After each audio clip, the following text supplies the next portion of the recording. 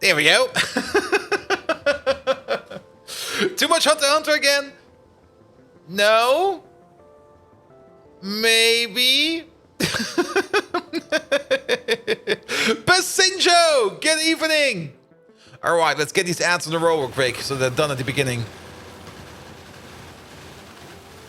There we go, there we go, there we go.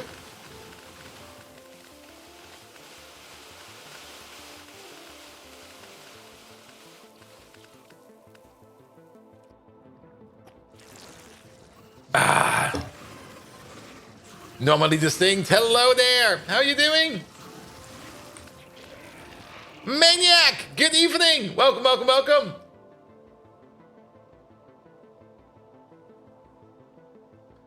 Good, good, good, good, good, good, good, good. All right, all right.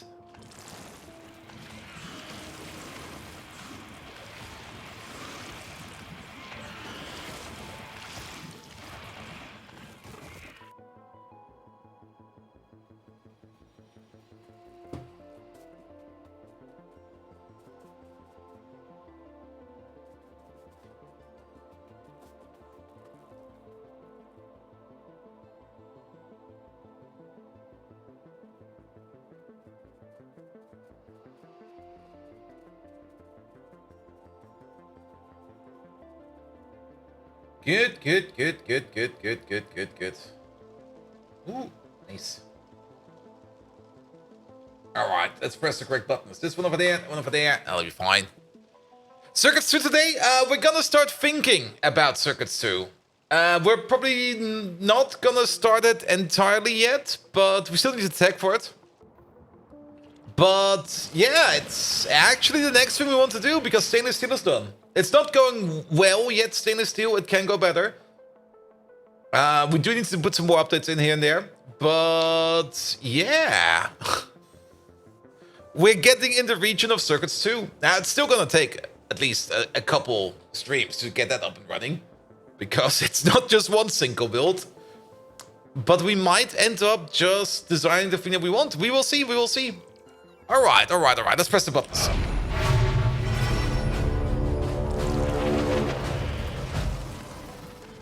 Good evening, Twitch, and welcome back to Factorio! Let's go! Good, good, good, good, good, good, good, good, good, good. So yeah, last time around, I let this run for like maybe an hour or so. I actually wanted to let it run during the day today, but at some point at like just after lunchtime, I got like this very innocent call from a good friend of mine. I was like, hey, Bolt, can you do a debug session with us real quick? Like 10 minutes max? Yeah, we finished that like half an hour ago.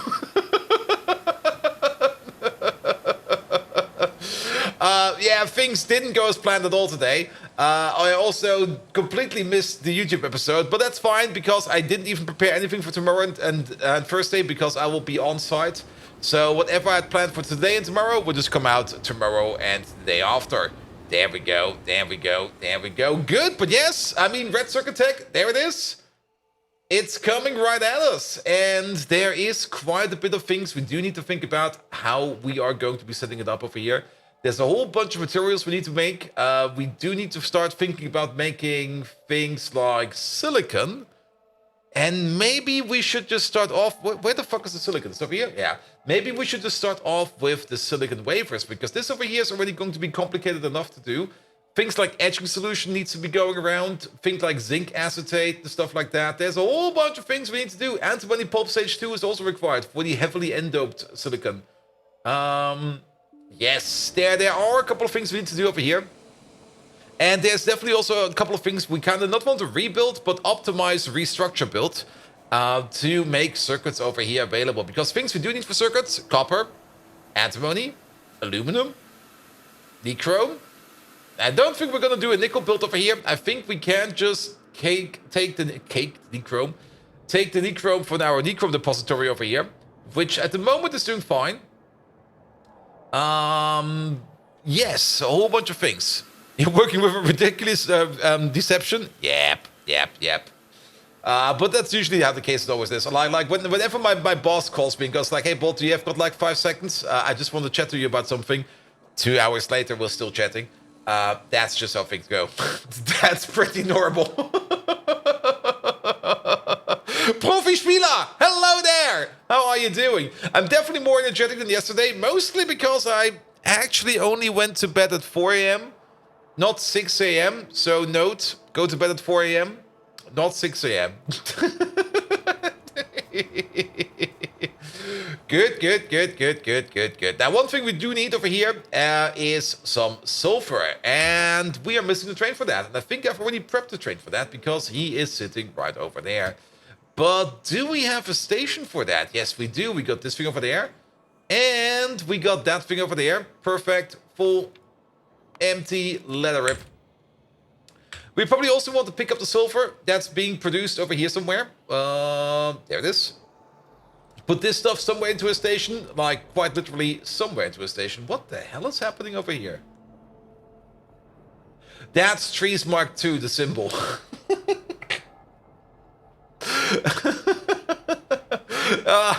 Yeah, that was a bit surprising and didn't expect that.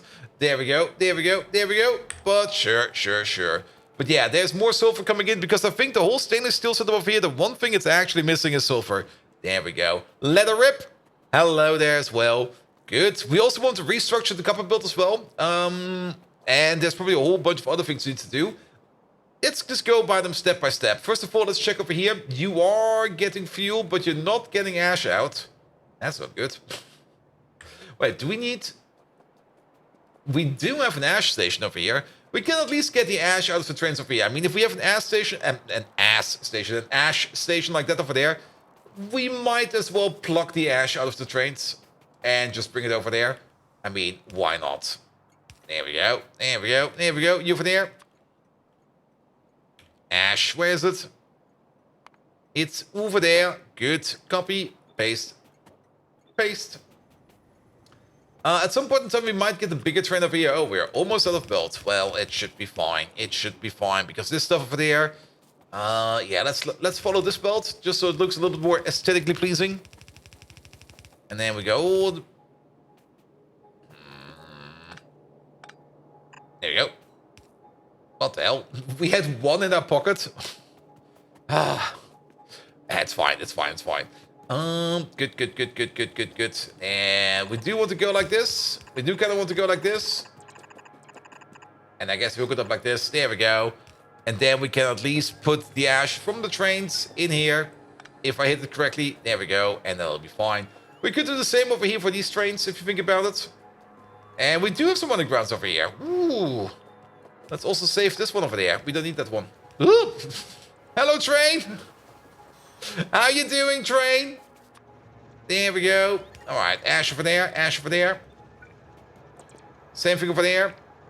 Ash over here, and... Can we maybe pull you down a little bit more? Because it makes more sense to do this like somewhere over here. There we go. And while we're at it, we need you over there, and you over there, and maybe even... No, let's start over there. Over there's fine. Good. Okay, we are kind of running out of belts, which is fine.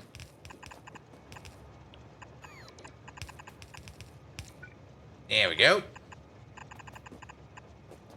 And Ivari, hello, Ivari, what the hell is that emote? Is that a big giraffe?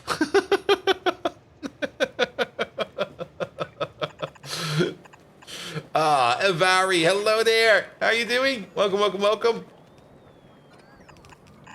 Good. All right, put that in there. That'll be done. Good. At least they can work on that. Let's find ourselves a train to take it back. We definitely need to load up on a whole bunch of stuff over here. And it'll be fine afterwards. Good. There should be a train down here somewhere. I saw one over here. We are gonna take you. And Profi very good. Enjoying your last week of vacation. Ooh, nice, nice, nice, nice. Yeah, today at work, it was definitely better than yesterday. Monday, ugh. Why do I always hate fucking Mondays? I'm not quite sure why it is, but Mondays are always absolutely terrible. Today was actually pretty good. We had a pretty productive debug session, but we also kind of figured out that things again are not going as they were promised us. So we're kind of feeling like wizards again, or scientists. We're just trying to do stuff, and we kind of realized, yeah, it's not even working remotely as we expected to. But at least we got it to work better now, and at least that is something. There we go. There we go.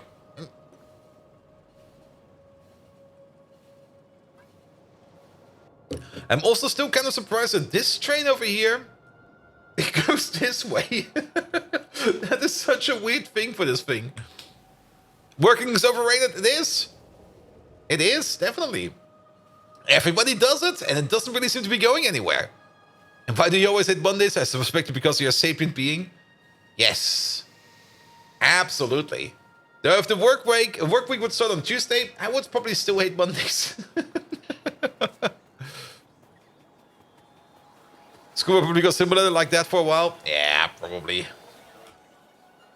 There we go. All right, get stuff in there, mate.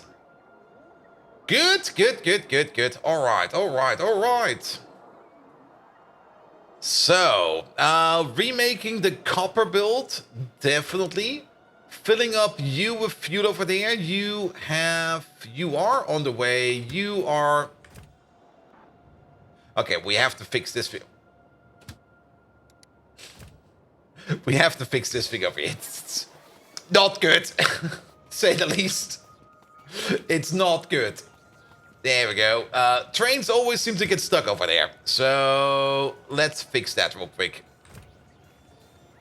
I keep thinking you need cargo wagons to autofill for your transport train. Ooh, and 12 class school year. So yeah, math will be living hell. Math is one of those things that at least once you understand it, it's the easiest thing ever. And then you get to things like correct spelling, and you go like, what the fuck am I even looking at over here? How does this make any sense? Wally! Hello there! How you doing? But math. Oh, math is fun. I mean, what is currently... I have no recollection anymore what current high school math is. But I do remember, like... The last things I did in school was, I think... Was it just vector algebra? Which was not even too hard. It was pretty straightforward. With a 5 on your last report card? Ugh. Then you just need to exercise more. There we go. And there was a squiggly red line as 4. It always feels bad when the autocorrect doesn't know what the fuck you're trying to say. Or you're typing something in, you do know what you want to say, and then you go like for the autocorrect, and the thing you want to say is not even on there, and you go like, is that not a word? And the advantage that maths holds over spelling is that it's not constrained by multicultural histories. Yes. Math is always true for every language. That's the fun part about it. Good, good, good. Same is true for math. Ah, Rainbow Guy. You gifted something out? Oh. Maths, what was the dinner? Yeah, for dinner it's like we bought like 5 eggs and 6 chickens, and then we divide them by 2 because we got 3 people coming in. How much is the rotation speed of the Earth? What? All right, how can we fix this thing over here? Every now and then we get stuck over here because these are 2 provider stations and trains. How do trains end up looping in here? The only train that gets stuck over here, or could get stuck over here, is this train over there, which just left. That's the only train that... Oh, and these over here. Oh. Oh, yes, all of those as well. Oh, I know exactly how to do this. It's gonna be horrible. It's gonna be the worst thing ever. It's gonna be amazing. There we go. Pick this up real quick. Come on, come on, come on, come on. All right, we have to pick all of this up, pick all of this up, pick all of this up. There we go. Good, you go this way, you go that way. This thing still exists, yes. Good. You connect over there, you connect over there, you connect back over there. Excellent. All right, so it's gonna be slightly horrible. I have to admit. There we go, then we go this way. Okay, and now we need to figure out how do we signal this fucker up. Definitely chain signal over here, because wherever you go into here... Oh! My toes! Wherever we go into here, it's gonna be a bit weird. Which is fine, Here we go, put you over there, that's gonna be the exit. Then all of this is fine, all of that is fine, and actually this over here is everything we need. With one exception, we do need to turn these into chains. So we got the common rail over here, which is marked as yellow. And if you want to enter the yellow block, you have to enter via a chain signal, which means whichever train goes in here reserves a path all the way to where it can leave. Now, we can do this a bit better. We can do this like this, that, and this. Now, we have a block over here and a block over there. This means that a train can arrive over here and a train can leave over there. But the trains will now no longer go to these requester stations over here, but they will actually go to this piece of track, go around, and then go where they need to go. Except when they want to go over here. That's the only place which we can't reach right now. Ha. How do the bottom two leave? Via this piece of track over here. They go this way, down here, and off they go. That should be possible, but this one over here is still causing some issues.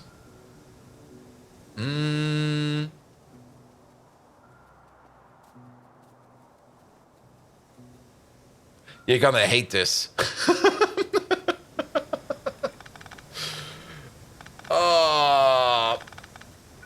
Off we go.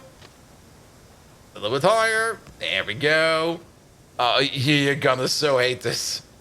It's gonna be the worst thing ever. I love it already.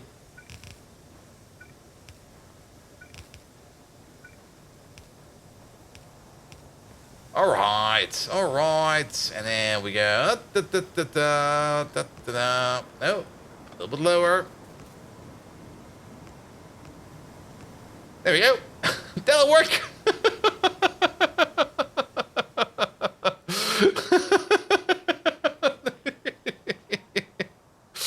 That will work.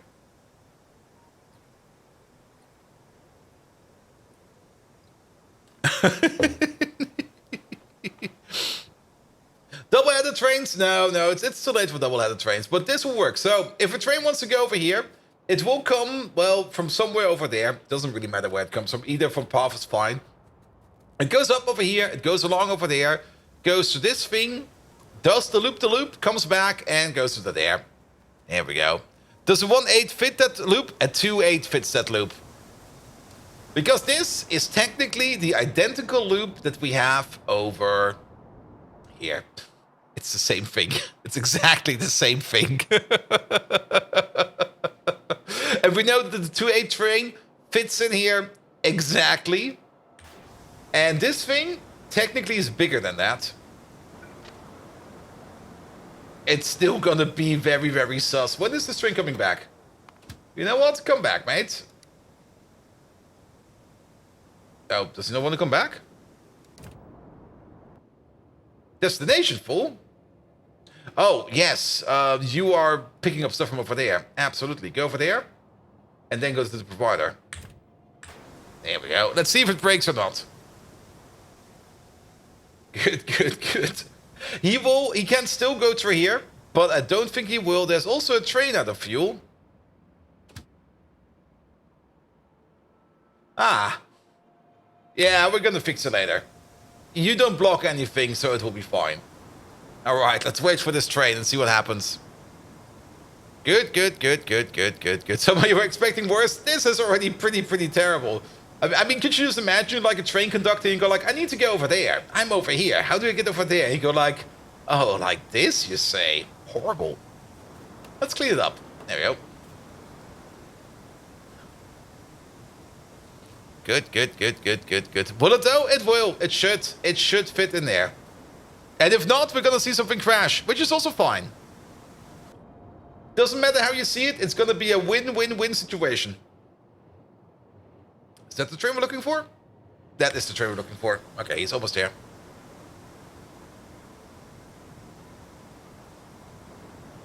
Good. I'm actually gonna stand right over here in the corner. Here he comes, he's sneaking in. Goes up, goes over. Oh, he's going that way? That's also fine. See? Works like a charm.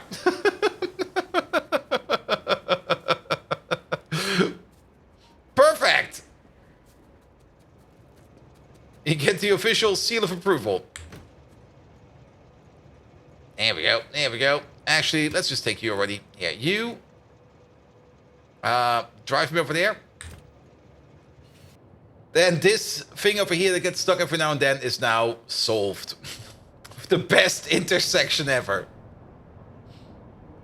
It works, but it's ugly as fuck. Yeah, the other way around, we would have to dig around. We would have to move the deposits and stuff like that. I don't really want to do that. This works. This works. Good, good, good, good, good, good. But yeah, we're getting very close to red circuits. The technology, we're basically researching it. Optical fiber is definitely one of those things that requires Kevlar and copper coating. It also requires quite a bit of copper if you look at that. We're also going to need a bit of glass.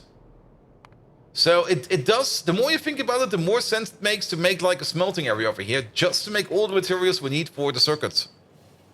So uranium isn't far away. Uranium, we had it in here. There we go. We can almost get it right after. But uranium processing is over here, and this is also where we get the first nuclear reactor, but we do need to make, well, nothing much for it. We could go down nuclear, but the preferred path is still to go to this one as soon as possible, because this one gives us so many good benefits. Though it's a little, it goes past nuclear, so yes. And then once we have nuclear, technically the way is paved for chemical science as well. So that is not too far away anymore. It is on the horizon, but that could still mean jack shit, because it could still take like days. And Crystal, how you doing? And Sea Viking, hello there. There we go, there we go. So you made the loop one track? No, don't think it's required. All right, here. We got a whole bunch of coal dust. Well, it wasn't all coal dust, but you'll be fine. Also, you go back to requester. There we go. But the reactor takes like 2.5 cells per second. Really? That many? Thomas Wahl! Hey. Hey to you as well. How you doing? Good, good, good, good, good. First nuclear reactor made of piles of graphite blocks in squash court of a university. Oh yes, I remember that story. Like where that one student just made his own little nuclear reactor, like in a cellar or in a garden or something like that. It was like, you did what? Yes, it was quite easy actually. What? There we go. There we go. There are a couple of things we definitely do need to do. The titanium over there we also need to do. It was a breeder reactor. Yep. No, as part of the magnetic project with uranium. Ooh. Alright, alright. Okay, we do need a couple of things over here. One thing that is important over here, which is not too hard to do, and we should quickly do, is the hot air setup. And the hot air setup is over here. The hot air setup, we're just going to redesign it a bit. I mean, we can take all of these things over here. These are more or less all the chunks that we need. But we're just going to redesign it a bit and make it nice and gorgeous. because we do need a hot air build for all the materials, because making plates with hot air is, what is it, like 30% more efficient? 25%? I think 25% more efficient, which is worth quite a bit. All right, there we go. Which means we have to pluck this stuff a little bit out of each other. And actually, wait a minute. We got stainless steel. We do got stainless steel. And you know what we could start working with now? Next-lit power poles. They only require stainless steel, refined concrete, which I think... Are we making that in here? Wait a minute. Oh. We are. Only 1,000? We need more. But we should start going into next-lit power poles. There we go. Start requesting the stuff for that. Now, of course, things that are missing, well, yeah, maybe order up like 200 of these. And then 200 of these. As well as 200 of these. We don't really have a train for that yet, but we can set one up. Do we still have space over here? Is there... Wait a minute, we have to look at the leg list. Yeah. Luis Gulmer Sato Franco? No, that's not your name anymore. You over there, you are going to be... the... What's it gonna be? The stainless steel, well, just look for 1-1 requester for now. And we're gonna call you the stainless steel 1-1 requester. I don't think we need anything bigger than the 1-1 train for now. There we go. And then we go all the way over there. Also, what's the limit not set up for there? Wait a minute. Let's have another look at that. Is this hot air setup working at full capacity? It is working at an optimal ratio. And Fernie, hello there. There we go. Okay, the train limit is being set. There we go, because we do have you down here. There we go. Kine, no, you are the stainless steel 1-1 provider. And this thing over there is not even capable of providing a 1-1, which is fine. But stainless steel is coming in. So we are ready for that. One thing we do need is another train. And the 1-1 for now is fine. We can still upgrade it later on to a 1-4 and then maybe to a 2-8 or maybe something in between. We will see. We will see. Now, what's tragic about the nuclear Boy Scout is that the experiment locked him out of his dream job. Oof.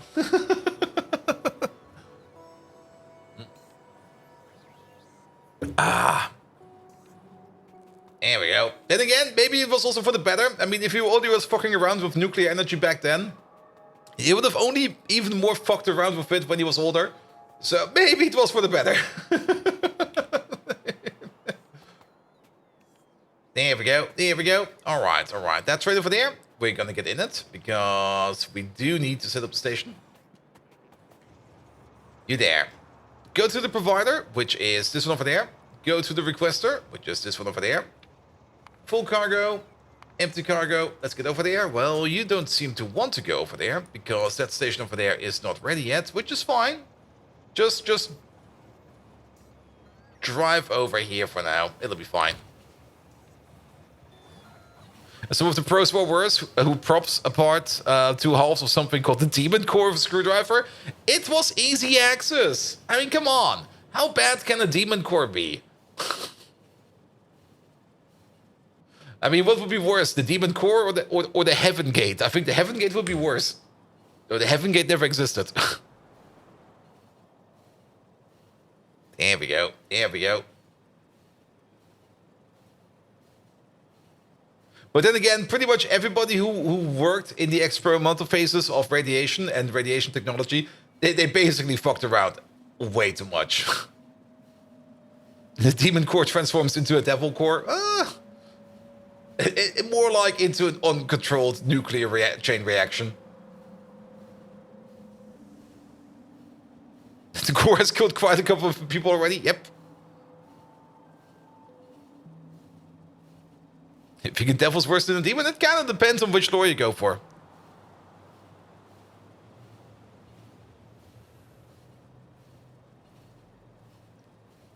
There we go. There we go. And why isn't science a whole just fuck around and find out? No. No, no, no. It's fuck around, find out, and save it. Write it up. If you don't write things down, if you write things down, it can be considered science, even if you're just fucking around. There we go. There we go. That goes into there. There's a whole bunch of the stuff over here. It'll be fine. It'll be fine. All right. Yeah, let's keep it on the belt. For now, it's fine. And let's just hope that we get some more stuff in. I mean, it is coming down in very small pulses at the moment, which is fine. I mean, as long as it keeps going like this in a consistent value, I'm very happy about it. It is kind of impressive to see, though, that all this iron over here is just being turned into non-stop stainless steel. And that's so much processing just for stainless steel. Pretty impressive, though. I do like that it's now working like a charm. Good, good, good, good, good, good, good. Need to reconfigure the combinator for 1-1 trade. I don't even think that combinator is configured. Yeah, it should be fine, actually. It is actually perfectly configured. 2000 is what we can fit in here. So, it'll be fine. It'll be fine.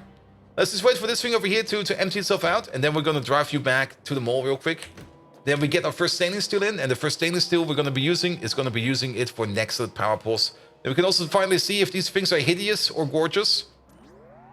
And we can make probably a very nice grid with these. And we're probably going to make a full grid with these. And then just have like a power pull grid with these. And it'll be fine. They are significantly bigger than the other ones, though. 13 by 13 compared to 7 by 7 over here.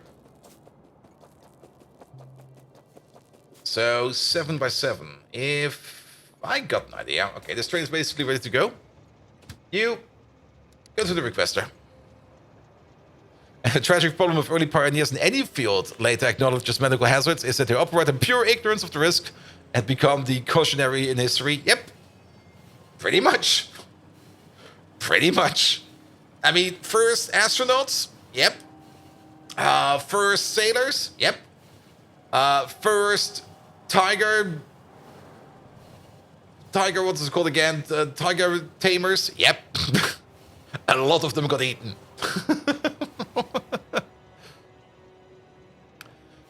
In your opinion, the cost for the next power pulse is not worth for what you get out of them? We will see. We will see. I mean, they're not that expensive with what is in here? Like about 1,200? With this, we could make 1,200 excellent power pulse. That's already more than enough. I mean, how many power pulse did we actually make over time?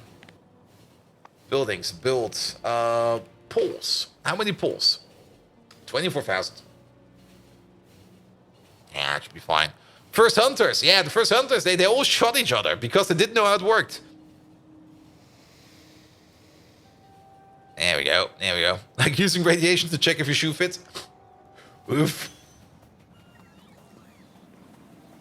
And I mean, to be perfectly honest, if you were ever at university and you did any kind of the science education classes, doesn't matter which one, if it's chemistry, physics, or any one of them, they, at some point in time, each and every one of them has like something like a lab where you have to try things out for yourself. Everybody's fucking around over there. Everybody. And the worst of them are usually the people that teach you what not to do by showing you what not to do. And then they laugh hysterically. There we go. There we go. Do home labs count? Probably as well. There we go. All right. Yeah. Bring me 100 hundreds. There we go. All right. We got 6 of them. Oh, yeah. They look like little Empire State Buildings. I kind of forgot. There we go. There we go. I'm not even quite sure if we can even make a nice pattern out of these. I mean, we probably do want to do something like this.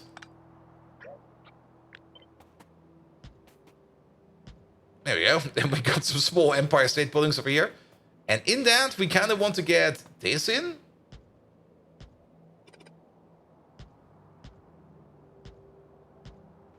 Which could work like that.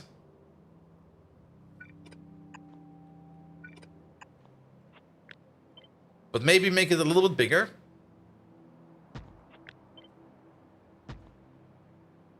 There we go. There we go. What do you want to build? A more optimized hot air build. That's the target for today. Nah, that doesn't fit correct. And we might also want to make a better grid compared to the old grid we were using, which was more or less this one. I mean, if you think about it, if we want to make it compatible to the old grid, we would probably have something more like this.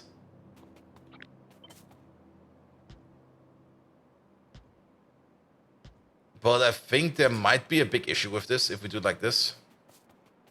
I'm just spitballing over here for a bit, just like to check out what we want to do over here. Nope, not like that. I mean, this fits, and this also, of course, fully fits. Do we have one of them in our pocket? You're not that big, are you? No, you're kind of small. But things like the deposit is kind of big. That fits a full deposit and stuff like that. Let's just go over here real quick and take a copy of you. There we go. Yeah, things like this do fit quite snug in here. If we just, I mean, these are the biggest buildings. By far, these are the biggest buildings. So if we go with this and keep maybe that as the basic grid, maybe work with that. You can fit 3. In this one, I mean, we can definitely fit 3 if we do it like this. Oh, in this one we can. In this one we can easily fit 3 if we keep it this size. Over here, we cannot. You might think it fits, doesn't it? But actually, no, it doesn't. There we go. The tar processor. The tar processor should be the same size as the smelting unit. But just to make sure... Yeah, here, same size. Exact same size. These are not the biggest buildings. The biggest building, actually... Yeah, there is one that's actually bigger. There. There. What the fuck? Why is it so big? Yeah. Could we spend this with these? No. No, we cannot. There we go. A chemistry teacher blew the tiles off the ceiling with hydrogen oxygen mix. Yep. Yep. That's a good chemistry teacher. That's how you do it. There we go. There we go. So let's maybe work with this. I mean, we also have all the range around over here for inserters and stuff like that. This feels fine. This feels correct. There we go. There we go. There we go. All right. So we want to kind of rebuild this thing over there. We need 8 of these. That will be something like this. Sure. And you know what? If there's a little bit of airspace in these, I don't care. Let them have a little bit of airspace. It's always nice to have a little bit of space in these builds because things will get convoluted either way. All right. And then we need 1 input and 1 output. We could... Ooh. I mean, technically, we could do an input like this. We could do an output like that. We got all the space for that. We can use inserters for all of this.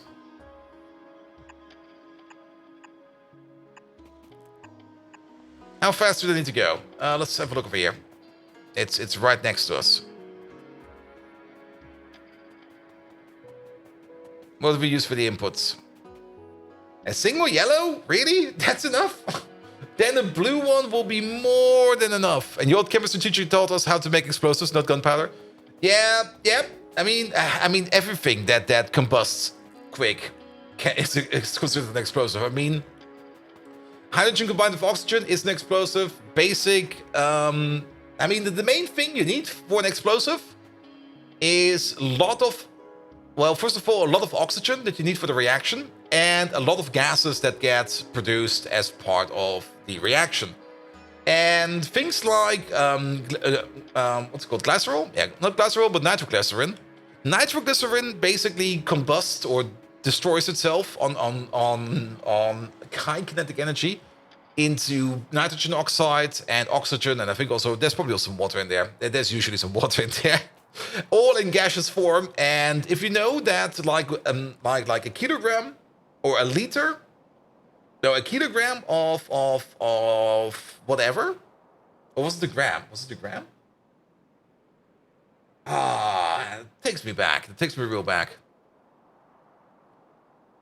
Yeah, I think a liter of a liquid is equivalent to 24 liters in a gas form.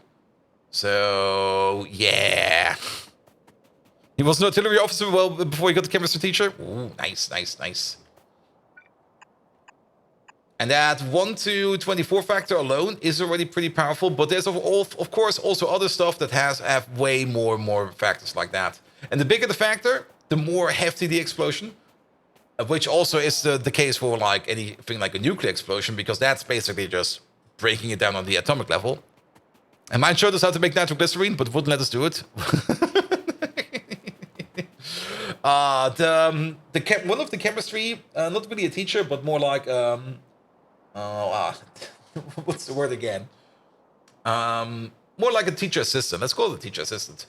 He basically taught us organic chemistry at examples of like sarin gas and stuff like that, and it was like, oof, yeah, that stuff is vicious. That stuff is real vicious. If you understand the chemical reaction of sarin gas and things like what's it called, mustard gas. Oh, mustard gas. Ooh. Evil stuff. Like, it's so fucking vicious. But the chemical reactions for that, well, you can just look them up wherever you want to. I mean, today you can just look them up on the internet, of course. But just understanding why that stuff is considered a war crime, yep, it is. It absolutely is. I mean, what the thing, mustard gas. Mustard gas in itself doesn't really look that harmful, but the thing that's really dangerous about mustard gas is, if it comes into contact with water, it basically decomposes itself into hydrochloric acid, or HCl, as we all know, which is an acid.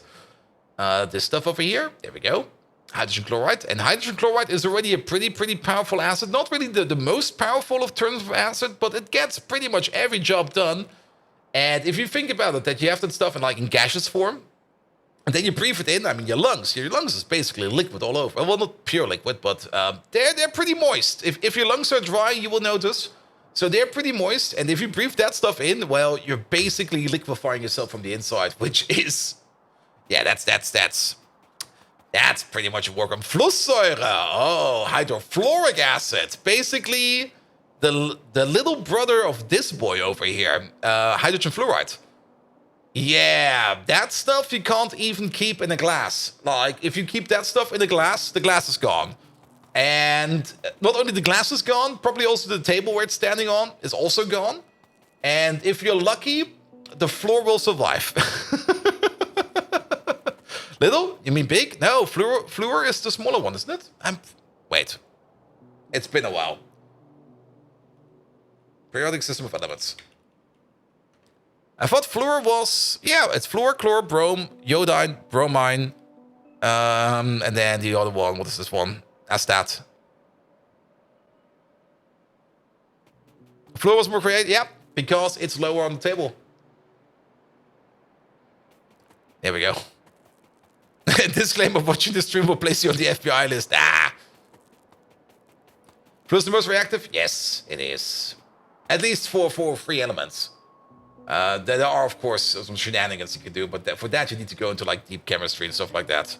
But for basic chemistry education, yeah, fluor is one of the most reactive ones.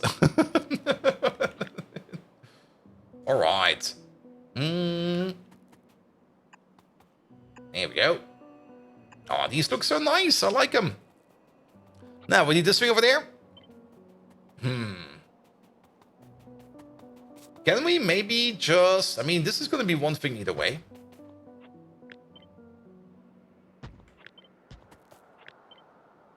Spotch these around a bit like this.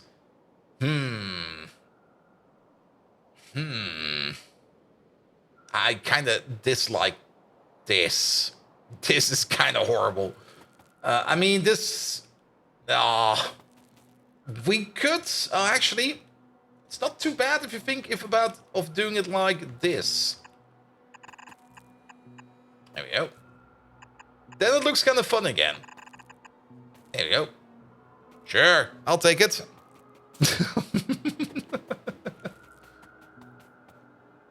Good. And then in we go. In we go. We don't need these then. In and in. What are we building? We're building another hot air making machine, but this time around we're gonna make it a little bit more nicer. Like with a bit of a grid orientation and stuff like that. Because we do need more hot air. It's definitely required. And we kind of want to make this in a somewhat nice build. Good, good, good, good, good, good. Then we also need to integrate these coal power plants. These are required as well. I also hope that my washing machine does not start to bounce away. If I have to run away, that means my washing machine is bouncing again. I'm still not quite sure why my washing machine just starts to move. I mean, I've installed it correct way. I mean, it's even. So they usually only start bouncing and jumping when something is very, very wrong with them. But I think it's fine. I think it's fine. Do you have a brick in your clothes? I might be overfilling it. I definitely underfilled it this time around. So it might be overfilling. Means the drum isn't balanced. I also bought a very cheap model. I have to admit to that as well. I mean, the thing I bought is probably one of the cheapest washing machines out there. Because basically I just was like, I need a washing machine. You'll be fine. I'll buy you.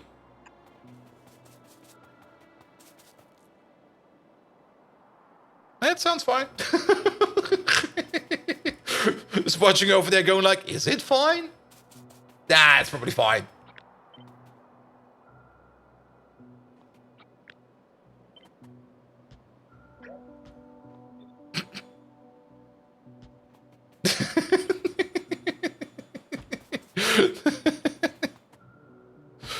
The machine my mother has is 24. It's not 24, work like a charm. Yeah, the washing machine my parents had is also like, what was it, like 30 years old before they replaced it? And they only replaced it because it kind of broke. And they were like, okay, I think it's time to replace this one. Yeah, it's fine. I don't hear any shattering. It should be fine.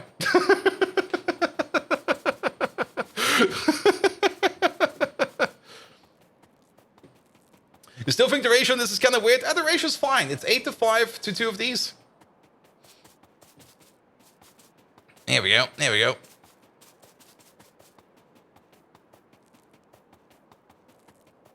You see some small weights, like on the they do at the tire stop. Yeah, I mean, if I put something heavy on top of it, it might just be fine. all right. Let's focus on this. I'm losing so much focus over here. Yeah, one thing that's of course a little bit annoying is the gas pipes over here.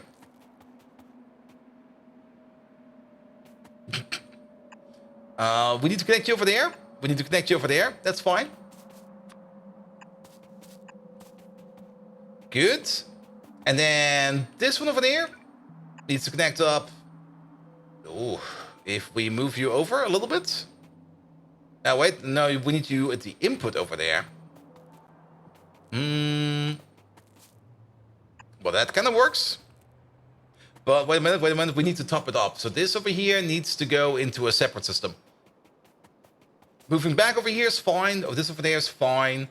And then bricks coming over there, bricks going over there. We do need this machine over here as well. There we go. Which needs to be somewhere.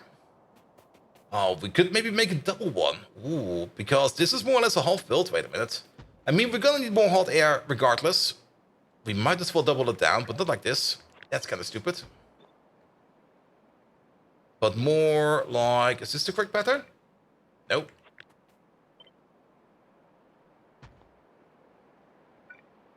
That's the correct pattern. More like this. And then put these over here in the middle. There we go. Hot air? Yep, hot air.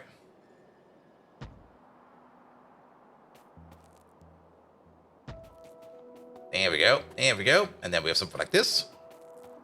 Poof, poof, poof. This is where the very hot bricks are coming out. They need to go back in over there. And they need to go in back over there. We could, of course, 50-50 split them in there. And then 50-50 split them out again. Might make sense to do something like that. We do need a bit of a buffer. That's the thing. We do need a buffer for these. And then from the buffer, we can move them somewhere.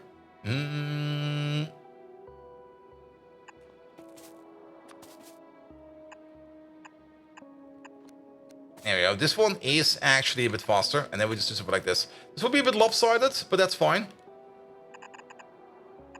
But you go into there. And then let's make you a little bit shorter. Also, let's maybe move these around.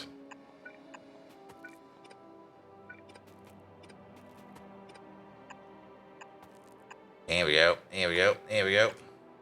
Gonna make a nice hot air build. And then the same for you. There we go. Do something like this. Do something like that. We somehow managed to miss you again. So that takes the cold bricks, turns them into warmer bricks, and then we take the warmer bricks and turn them into the hot bricks. The hot bricks then go into here and go into there on both ends. Can we maybe do something similar over here? But that would be very weird. And almost, well, not almost impossible. I see a very stupid way of how we could do something like that. Well, not like that. No, actually, it will actually be impossible. How much are you going for? This should be fine. I mean, if we go to the old smeltery over here, we got 3 of these sitting around, like one over here, making hot air all the time. One over here, making hot air all the time.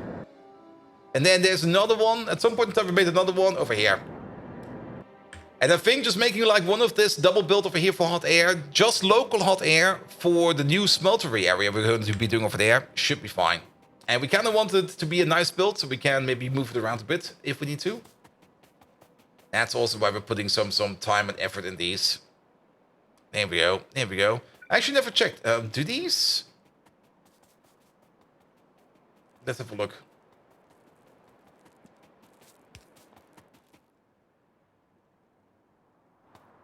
Do they come with a lamp?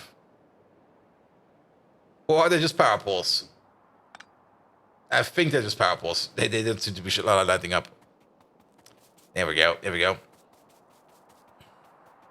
And how do stone bricks make hot air? Well, you heat up the bricks and then you push air over the hot bricks and then you get hot air. It's so weird. I mean, this is how we do it in Pi. Nothing more, nothing less. This is just how it goes. There we go. There we go. There we go.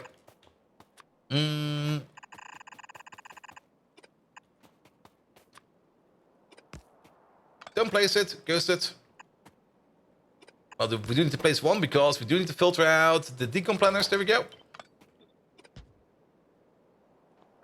And then you, and you. And even better, this thing over here can go straight into there. And this thing over there can go straight in over there. Maybe put it in the middle, because putting it in the middle like this just looks a tad nicer. Aesthetics are important. There we go. In and in you go. There we go. There we go. Yeah, we do want some loaders at the end over here. Mostly because things will be going fast. And we kind of want to optimize the belt if possible.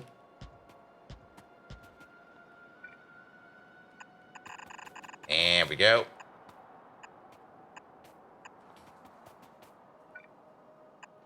And then we do the same thing over there. I'm gonna turn this into a nice build.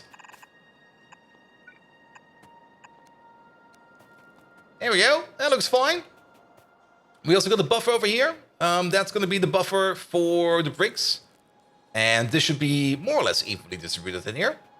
And that looks good. That looks real good. Now, the only thing we, of course, need to do is reheat our coke oven gas, which we can do over here. We can put in one. Very happy and proud. It's going to be not good. One smaller and more effective. There we go. What's it called again? 4,000 liter tank. We're not using Happy Tank. Happy Tank is actually even in size. We need something that's uneven in size. We could maybe just go with... Are you uneven in size? You are. This one would be better. I mean, we do want some big tanks, because only big tanks are fun tanks. There we go. And then this is going to be the output. Excellent. Good, good, good. You and you. And get ourselves a pump. Never mind. It's gonna be over here. Which is fine as well. There we go. There we go. Flip you around. Put you over there. Excellent. Excellent. Yeah, it's looking good.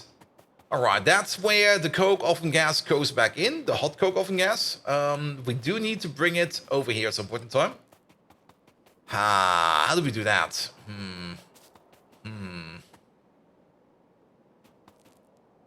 It would be not much easier if we actually... It would be easier. Sorry, we have to redo this real quick. Put them on the back. And then this thing over there. Put you over there. This can stay. That's fine. But then we get you, you, and you. Put you all the way over there. There we go. There we go. There we go. Time to farm some IS3. IS3? IS3? Oh, yes, IS3. There we go. I haven't done integrated strategies in a while. I kind of want to get back into it, but like, I had so much sanity in Arknights this week. Good, good, good, good, good. All right. And then we can use this to go like this. We go like that.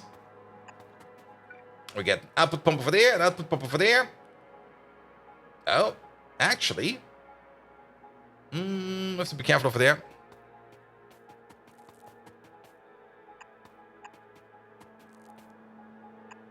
Here we go. There we go. Here we go. All right. This will be fine. This will be fine. That will get the stuff all the way down here. Then we get the less hot stuff. The less hot stuff. Wait a minute. Yeah, that's correct. I was kind of wondering, like, why is this off? But that is correct. That is correct. The less hot stuff goes back into these things over here. And those things over there, we could maybe still rotate these around. Actually, no, it goes into the middle over here. That's where it goes. And this is the cold stuff coming out. Okay, okay, okay. We can definitely combine these two up. That'll be fine. And then combine these two up. That will be fine as well. So your output needs to go into that input over there. And actually, if you think about it, you can easily do that by doing this. It just fits. It just fits. I love it. There we go. That all goes into there. And then this output and that output needs to go into there. We already have got you connected to this one and you connected to this one. So basically this output needs to be coming into there somewhere.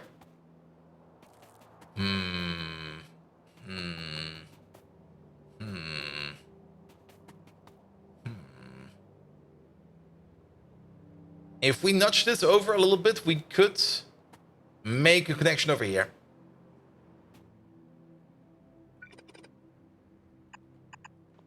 And then we do stuff like this, that, this. You go all the way over there, that, this. There we go. And we do the same nudge over here. We don't need this connection. We don't need that connection. Those can go. Same for these crossover connections. These are not required. They should not connect up like that, because then we have got like distinct pipe systems, which is going to be very important. Also, this connection is not required, nor is that one. And then we also don't need you. And we don't need you, nor do we need you. Excellent, excellent. And then it's over here. We go this way, we go that way, we go over there. In. Go to the top, in. And around we go, and that's that. All right, now everything over here is hooked up together. Now, we do have one issue. We do need to have a pipe that connects from the hottest gas to the next hottest and the one below that, because we do lose gas over time. So we do need to keep topping it up. And putting in hotter stuff than we actually need is fine. Putting in colder stuff is going to be an issue. As we can see over here, we do have... Where is it even? It should be in here somewhere. We should have an overflow pipe in here somewhere filling up. It's over here. There we go. An underflow pipe, actually. Not an overflow, an underflow. So the hottest gas over here underflows into the next hottest. And then also should... Now, I don't think we need to underflow any further. I think only the next underflow connection should be fine. Yeah, only one underflow connection is fine. There we go. There we go. So go back over here. From the hottest gas over here, we need to underflow into the second hottest gas, which is this one over here. Right over here. And look at that. We got this connection. The perfect connection. There we go. Just put that over there. And then the system will never ever empty itself out. Good. Lovely. Oh, this is great. This is real great. Oh god, we need molten salt over there. Oh, I forgot. No. Not molten salt. Oh. Oof. Yeah, we're gonna have a bit of a salt loop over here, but it's not gonna be that big of a salt loop. If we have a look at one of these over here in action, I don't even think there's anything like... No, there's not even a tank or anything like this. This is just basically a pipe going back, and that's it. And we're gonna do exactly the same. That's all we need. This. And filling this pipe up with molten salt will be enough to spin it around. There we go. There we go. There we go. We can do the same thing over there. And the same thing over there. Good, good, good, good, good, good, good. And yeah, I think the ratio of these oxygen pumps is a little bit over of what we actually need. But to be perfectly honest, that's fine. I like how this looks. This looks pretty nice. A news monthly comfort, get an AoE heater, Lumen, and a relic. Every enemy in heater range takes dot damage. Ooh. I have to check it out later on. Actually, I know exactly what I will be doing tomorrow on the train. Good, good, good, good, good, good, good. Perfect, just add bricks. And then this thing over here will make infinite hot air. I'm still amazed how big this thing just gets. Also, the hot air output over there, we're just going to pipe it down or something like that, or do something over here. We got all the space over here to work with. Getting the hot air out from over here is not going to be an issue at all. Good. Let's put some lamps in. Also, funnily enough, we can hide the lamps over here behind the electric coils. I mean, we don't really want to hide lamps, but technically, I mean... does fit quite well. Alright, we can't really copy paste the thing over. Technically we could if we mirror it, but I'm just gonna... It's not that many power poles. We're just gonna place these real quick. There we go. There we go. There we go. Look at that. And that's done. Good. Good, good, good, good, good, good. Yeah, the new poles, we just unlocked them. The first thing we did was stainless steel. And we now get a really nice build like this. Beautiful. It is, isn't it? Washing machine, don't fly away. I can hear you over there. I even set the spin speed like on the lowest. But still, every now and then you just hear it like go brrrr. Dual stage hot air. Yeah, it's basically one of these. Where is it? In a double pack. And that should be fine. That should be fine. Good, good, good, good, good, good, good, good, good. Now, of course, there's more hot air to be done later on. This whole build only gets more improved when we get the better outlet gas processing. But for now, this is fine. This will do exactly what we need. All right. Okay, still sounds fine. As long as I don't hear it bang against the wall, it should be fine.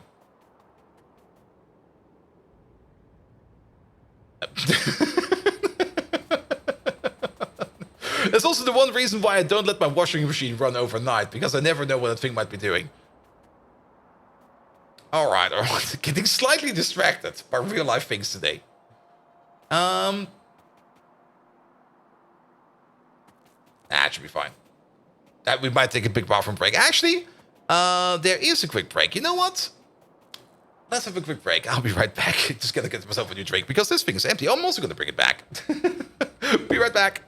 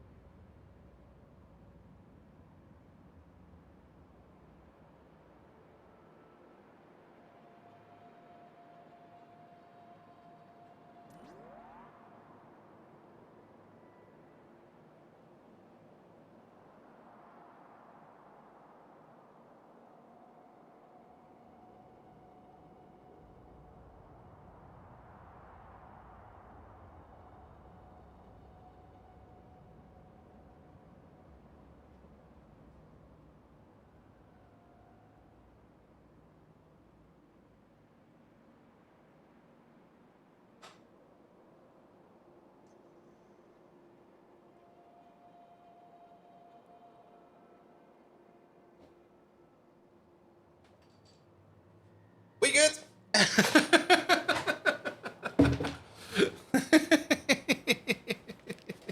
Giving a strong talk to the washing machine. I observed it at its hard speed, and it didn't even move an inch. It's good. And yes, drinking a soda every now and then, and do want to drink a cola. But only every now and then. Good. All right. We can now fully focus on this. I'm sure that the washing machine is not up to any no good anymore. Also, itchy nose. There we go. Much better. Good. So, what else do we need over here? Actually, the only thing we need over here is nothing, isn't it? Oh, no. These things over here, these are vicious. They make 50 pollution per pop. Which means we got like 28 of them. That means we make 140 pollution over here. No, 1,400 pollution over here. Per minute. Which means we do need to offset it a bit. And that's where these come in. And I think we can actually very nicely... We can make the grid just a bit bigger. Let's get the grid out a little bit more. I think it's over here. Nope. 2 further down. 1 further up. There we go.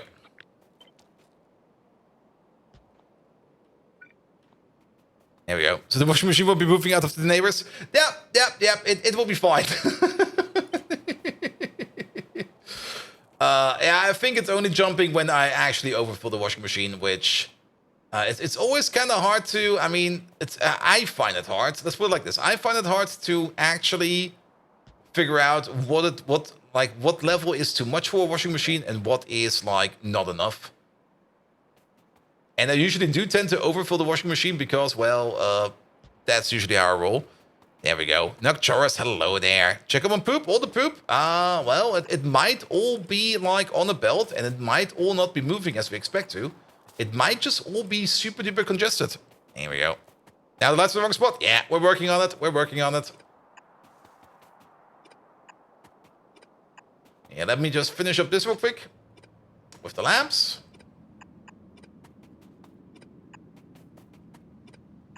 There we go. The most critical part of the build, the lamp layout. I mean, it looks real nice now. And it's always nice to look at something nice. There we go, and these down here are fine. Good. Alright, we can get rid of those. Alright, the poop. You want to see the poop? Well, the poop is over here. And like I said, these creatures, They've been holding it in for at least a year. As, well, the pipe is congested, which means they can't go to the bathroom because the bathroom is congested. And, well, they have to hold it in. Their face is about to explode. Their cheeks are full and blushing red. Maybe a little bit of brown in there. But they have to just hold out a little bit more. They just have to hold out a little bit more. We do have, wait a minute, wrong button, there we go. We do have 80,000 over here in storage, as well as a little bit more over here and a little bit more over there. I think also a little bit more over here and a little bit more over there. And then also we got the liquid poop machine, and the liquid poop machine over here is also completely and utterly full. We got about 80,000 units of liquid poop ready to go. There we go, there we go. Good. All right, and now we come back to these. Yeah, do something like this. And that. And we just surround this build with all of these. There we go. There we go. We're gonna need it. That should also be more than enough pollution control. Is that the same distance? It is. It is. Now, one thing we should not forget is we do need to push in some coke in over there. And we do need to get the ash out, but we can't just use a loader for that. We got some space in there for a loader. There we go. And now the big question is, how much? It's 36 of these sap plants.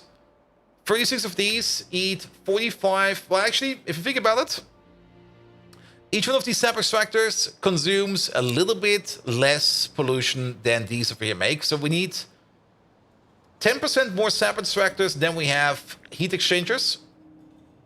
We got 20% more sap extractors than heat exchangers, so we're perfectly fine. There we go, there we go. And nothing new here, just making hot air on both stream. Yes, but look how nice it looks. It's amazing. And actually, oh, you know what we can even do as well? Oh, it's just going to get better. Like, the more I look at it, the better it gets. We do need one of these. There we go. That fits right over there.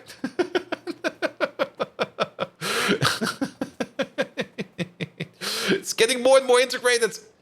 All right, all right. Upper sets on each side, move one tile up. Why would we? This is fine. I mean, the coke belt goes in like this, and then the ash belt goes like this. Unless, can we? I don't think we can use loaders on these, actually. No, we cannot. Well, we can use loaders for the input. We cannot use loaders for the output. But that is fine. That's fine. We can just do this and that. No. Maybe do it the other way around. Do this and that. Oh. Maybe do this and that. There we go. And that should be fast enough. Yeah, do that. You over there? We're still going to filter you to ash. Just to be safe. Why no loaders? Because you can't get the burn result out of a building with loaders. That's why. I'm also casually getting more copper, and I'm casually converting an XML into CSV. XML into a CSV. That should be pretty straightforward. Unless you got one of those XMLs that is like completely and utterly broken. I mean, you can basically do the worst kind of shenanigans with XML. Here we go. Here we go. Those will be the inputs. And then we can even do something like this. I mean, XML is a very nice language just for like modeling information together. But I do know a couple, especially university professors. Actually, the one university professor everybody hated at my university was just the biggest fan of XML, and everything he did was XML. And we had like this advanced master course in semantic web data 2.0 AI, yada, yada, yada, which was basically, hey, I'm going to teach you how to program in XML. And I was like, dude, get fucked.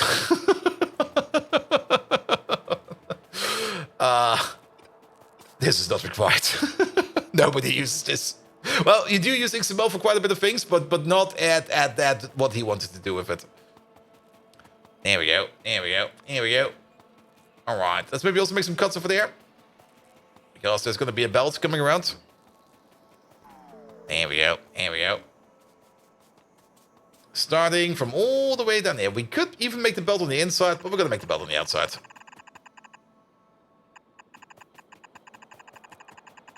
Good civilization frameworks? Yes. I mean, yes. Just use any kind of good civilization framework and yeah, you're basically done. And I mean, storing data in XML? Absolutely. And even just having like logical data or just like structured data in XML? Absolutely. You can do some amazing things with it, but the things he kind of envisioned using XML for was a bit like, we're going to use some mechanical inserters over here. Oh no. Oh, this is the worst ever. Well, mechanical inserters will be fine over here. These machines will hopefully never be... No, actually, they will never be fast. Or too fast for these inserters. Build actually needs mechanical inserters. Oof. Also, we might have to be careful. How many is this? This is 18. That means if they're running at crafting speed 1, we make less than 1 per second. That's fine. That's fine. Though, next issue. If we have 36 of these, we make almost 2 per second. Actually, we make more or less 1.8 per second. Is 1.8 something we can sink in one of these? That's the big question. So if we go to, say, SAP, usage, you over there, you eat 3.3333 per second. We good. We good. There we go. And in you go. Perfect. Yeah, this is real nice. I like this. This is so lovely. There we go. There we go. There we go. All right, biomass will be coming out from over here. We need to move that somewhere, and I guess we'll just be exporting the biomass. It makes biomass on the side. That's fine. That's fine. We could even turn the biomass into... We are probably going to be turning the biomass into ash, but we're going to do that station side, not facility side. Good, good, good, good, good, good, good. Perfect. One of these, please. Before we finish this thing up, let's do one more thing. And you saw the Angels and Bob run the other day. So many byproducts. Props to you for sticking to your pipe for long. Yeah, I mean, usually when you got like all those byproducts, there's usually always some kind of recipe or some kind of thing in the game where you can just sink them into. At the beginning, it might be a little bit annoying getting all those byproducts, and you might just end up having to just store them or do something stupid with them. But usually there's always something that helps you deal with the byproducts. All right, this one over there, 2, 4, 6, 8 pieces of coke per second. That's also going to be 8 pieces of ash per second. That means... Are there flare stacks in Angels? Yes, there are definitely flare stacks in Angels. But one of the big prime products in the Angels is slag. And I think crushed stone at the beginning. Crushed stone you can turn, I think, into brick. Or could you maybe even pave everything with it? I mean, you could just pave the world pretty much with stuff coming out of Angels. I do remember that. Here we go.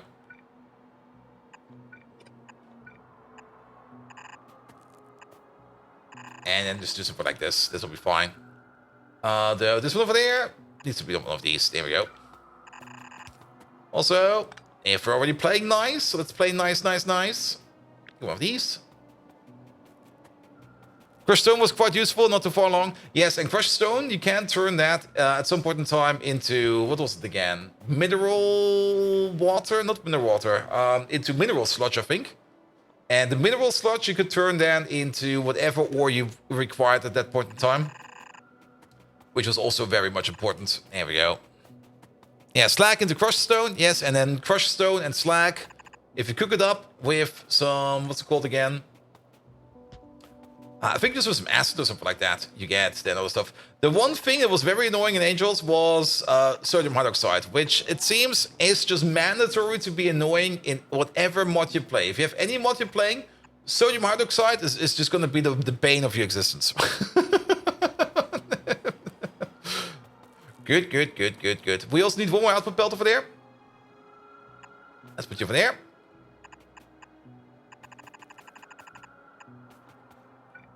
There we go. And then we got inputs on one side and output on another. Good. And there we have it. How much hot air is this thing gonna make now? It should be fine. The problem is, I get the sound of my washing machine over here amplified into my microphone, amplified into my head, and I go like, wait a minute. Is everything fine over there? It should be fine. I checked. There we go. There we go. There we go. We got 5 of these running like hot. Ah, there they are. 5 of these running like non-stop, which means we make 10 warmer stone bricks per tick. That's actually exactly what goes into one of these. Oh, nice. So we actually do make 300 hot air per second. This thing over here, 300 hot air per second, non-stop.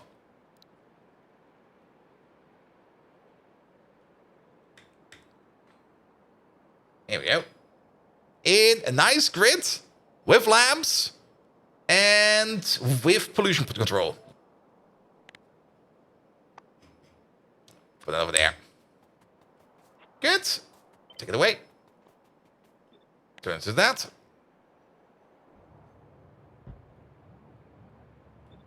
Nope. Where's that thing? Which one was it? Just make a new one. It'll be fine. There we go. Also, let's maybe get rid of all of these. Because they're just in here messing up inventory.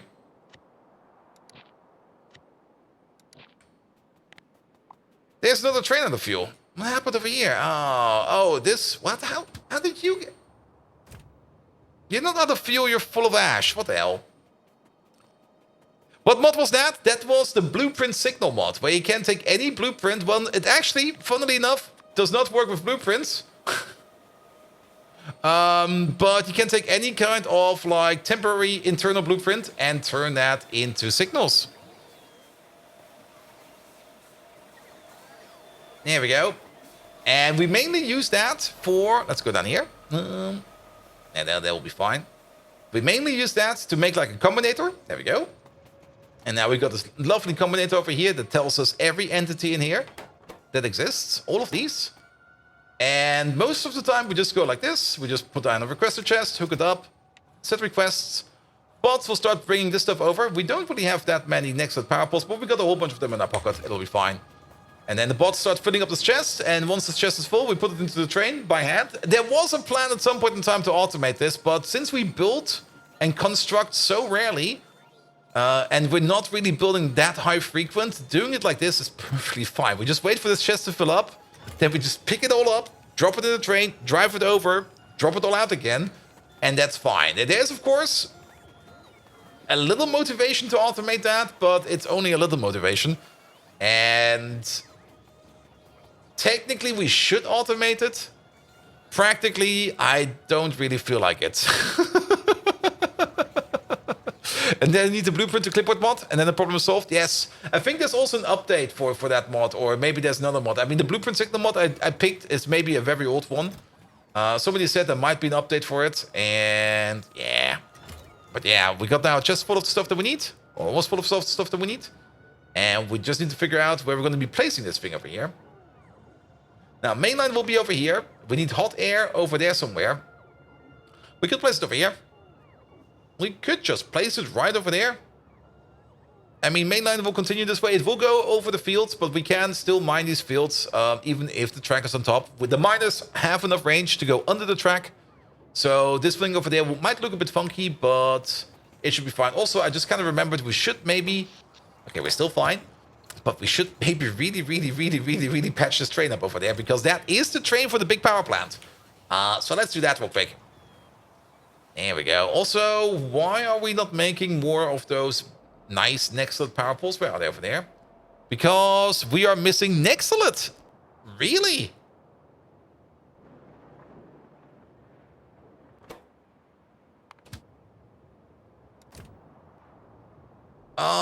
You're probably not set up correct. Here, go back to your provider.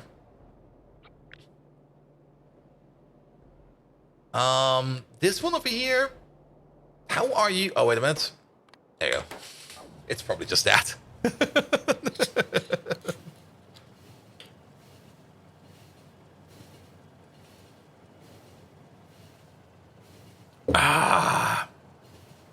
Caffeine. There we go. There we go. Good. Oh, yeah, actually all the way down there. That's fine. Out we go. In we go. Yeah, he's actually good for fuel, but he's kind of full for ash. So let's drive where he lives and maybe have a look at why ash isn't working correctly. Maybe there is an ash output system in there, and maybe it's just backed up or something like that. Could be the case. But let's have a peek. Let's have a quick peek.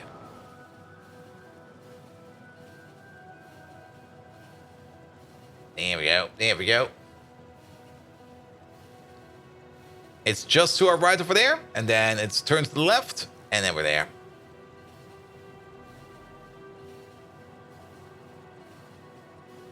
Good, good, good, good, good. So, did we not set up fueling for you? We did!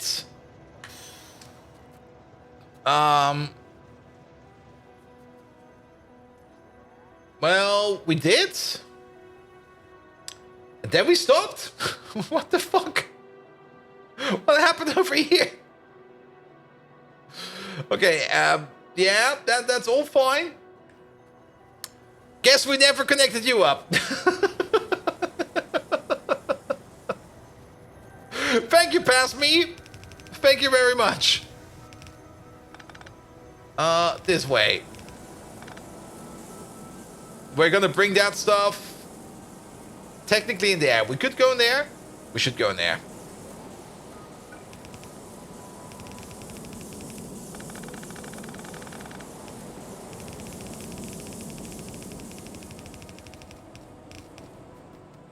Go up and around.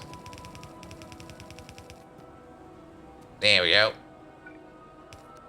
Good. Problem solved. Good, good, good, good, good, good, good. All right, then. Let's go grab ourselves a train and go to where the new smelting area is and try to find a nice spot for the hot air. We also need to figure out the train. There's a train over there we can take. Then, when we got the new spot for the hot air, we're going to build that one down. And then after that, we're going to work on the copper real quick, because we do want to make a nice copper build. And after that, we're probably going to take finally a look at antimony ore processing, the higher tiers of that.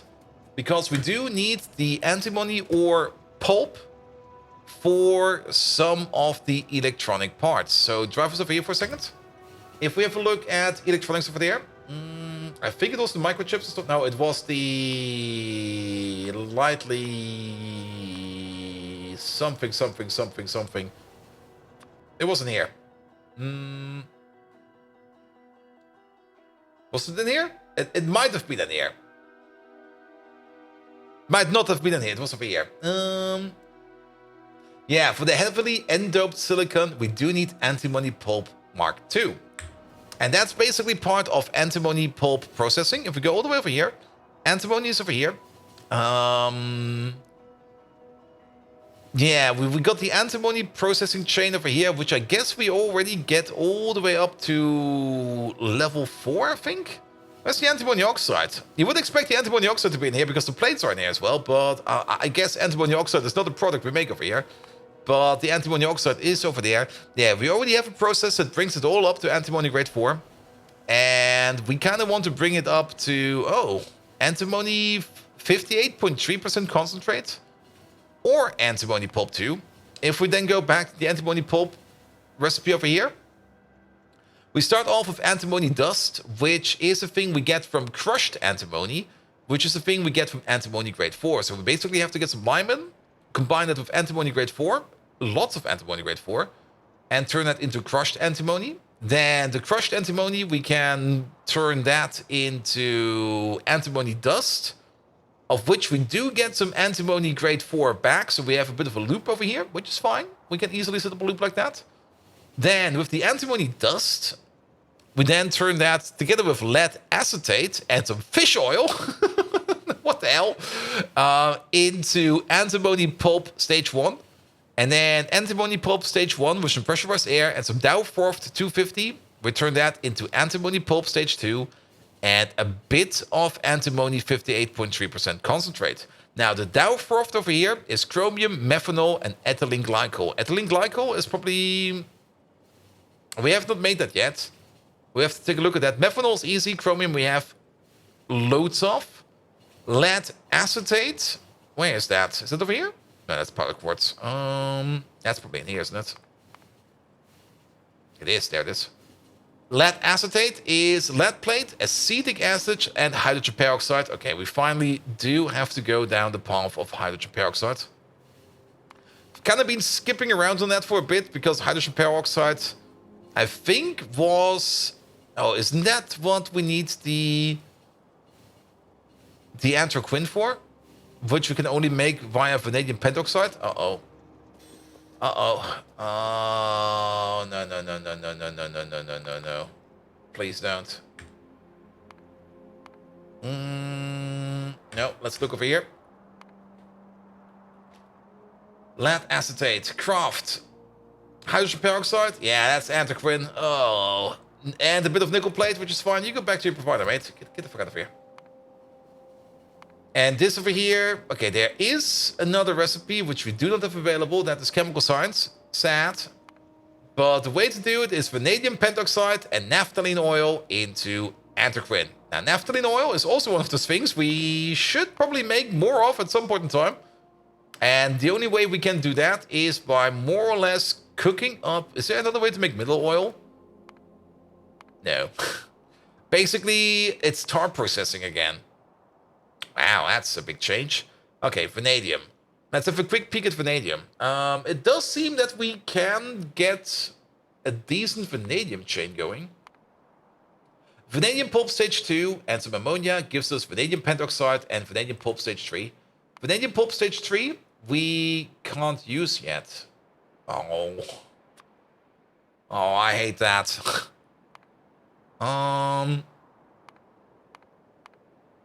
Any other ways we can make vanadium at the moment?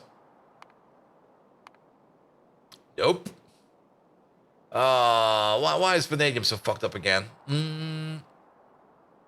I mean, once we get to vanadium pulp stage 3, we can get into pressurized vanadium pulp. And from there on out, we can get to vanidates. And from vanidates, it's going into... Did they... Wait a minute. They changed up vanadium quite a bit, didn't they? Yeah, vanadium precipitate. That's how we make most of our vanadium. Problem deferred. Heavily end-doped. And when do you get the PA? The PA? The PA?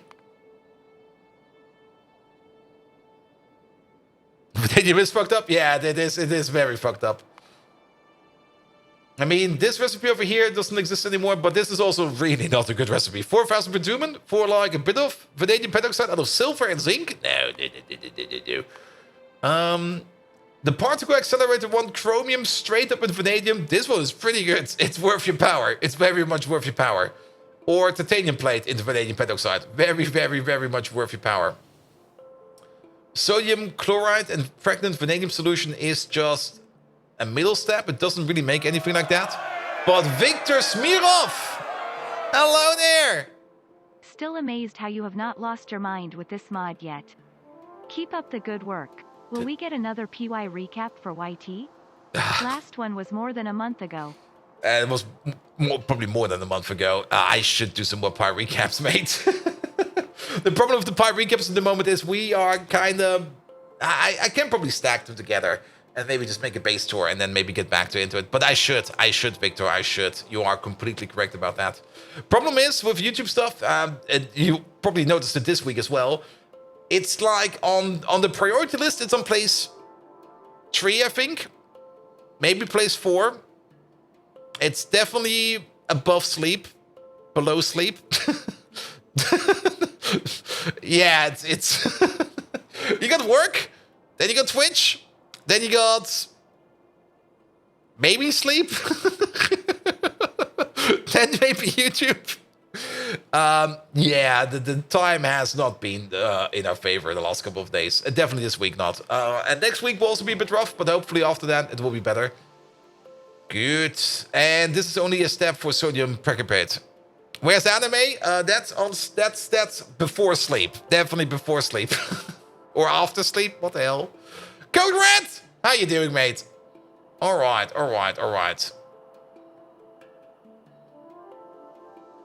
Oh, okay. When do you get the particle accelerator? It's so much easier. Yeah, let's actually have a look at the particle accelerator, because actually the particle accelerator is not too far away.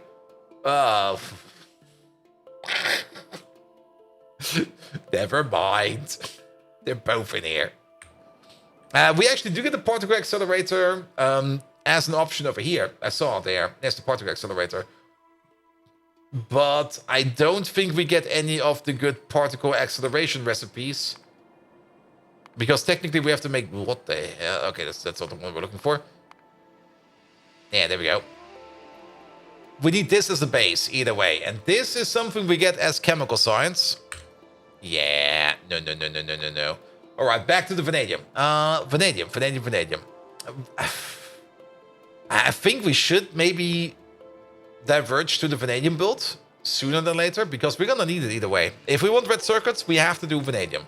There's no way around it, because we do need it for the lead acetate, which we could technically also make out of C-Mix, but I guess that is probably way too late.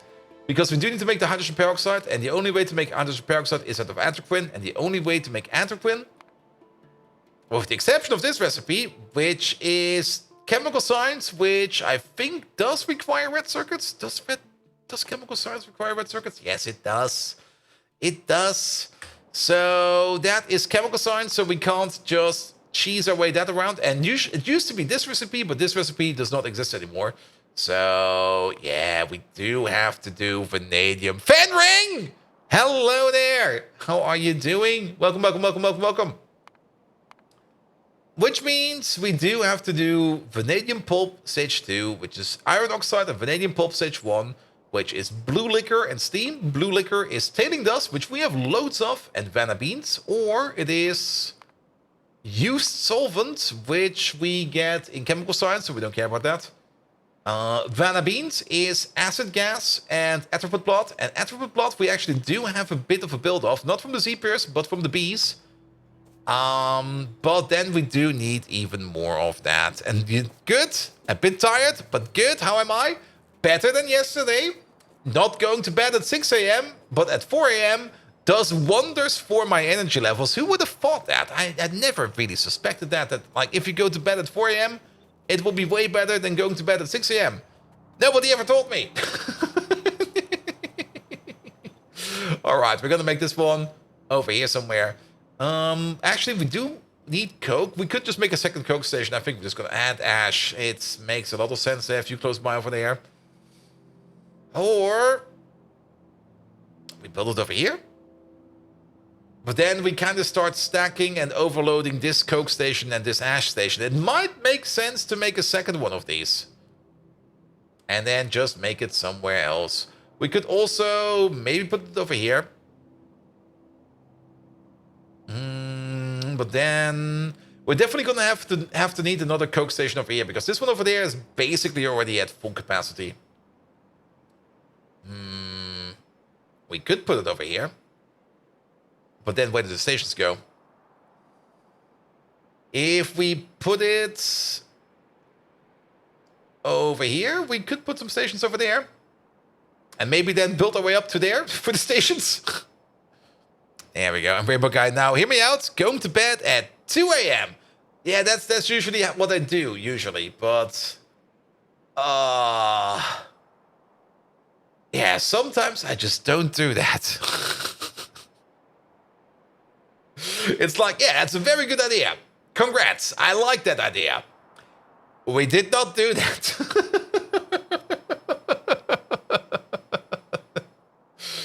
Let's put it over here. Over here is fine. This is where we're going to make more hot air. I like this place. Good, good, good, good, good, good, good. I can breathe and do other things. It doesn't need to be on the list. Look at this. Oh, he's full even. Like, full. And there's like another 5,000 here. There is so much stainless steel in here. Oh, stainless steel is good. I'm actually kind of thinking of actually putting it over here, the station. And you know why? All of these stations over here, they could do with a refueling station. And if we put a coke station over here and an ash station over there, which will sit not on the field, it will be slightly next to it. Perfect. Then, yeah, let's do that. Let's put you over here instead. Where we originally almost intended to. Let's find a nice starting point, like over there. And there's a rail track going down over here. So, technically, yeah, it will be fine. I think I placed it. I placed it twice now. We could just make this one go down at some point in time and then go back up or something like that. Or technically, this is just a bit of two-way track to get down here. That's fine, that's fine, that's fine. Good, but on another side note, I mean, I think only 4 more nights and I might be done with Hunter x Hunter. I mean, I'm now at episode 24 of like 151, or 25 even. So, basically 5 more nights. Basically, I'm done by the end of the week. Good. Oh, this looks nice. All right, we have no coverage over there, but we're going to take the coverage from over there, put it down there. Good. You over there, once you're done, you go back to your requester. Organic solvent is also one of those things we need to work on a bit more. And organic solvent is also technically more atropine blood. And we did prepare something in the past for atropine blood, which is sitting... Where are those fuckers? Over there. We are preparing over here the ZPs. ZPs are pretty good for atropine blood. And, well... We got like 2,000 in the chest over here. And I think another 2,000 over here. Yes. That's also the reason why these over here are not working anymore, because they're backed up. So we have all the things that we need to do to make a big ZP farm. The only thing that we might need to double check upon is the stuff of the stone wool over here. We are making it over there, and we do have got quite a bit of it, but it's technically only being done over here as part of a byproduct.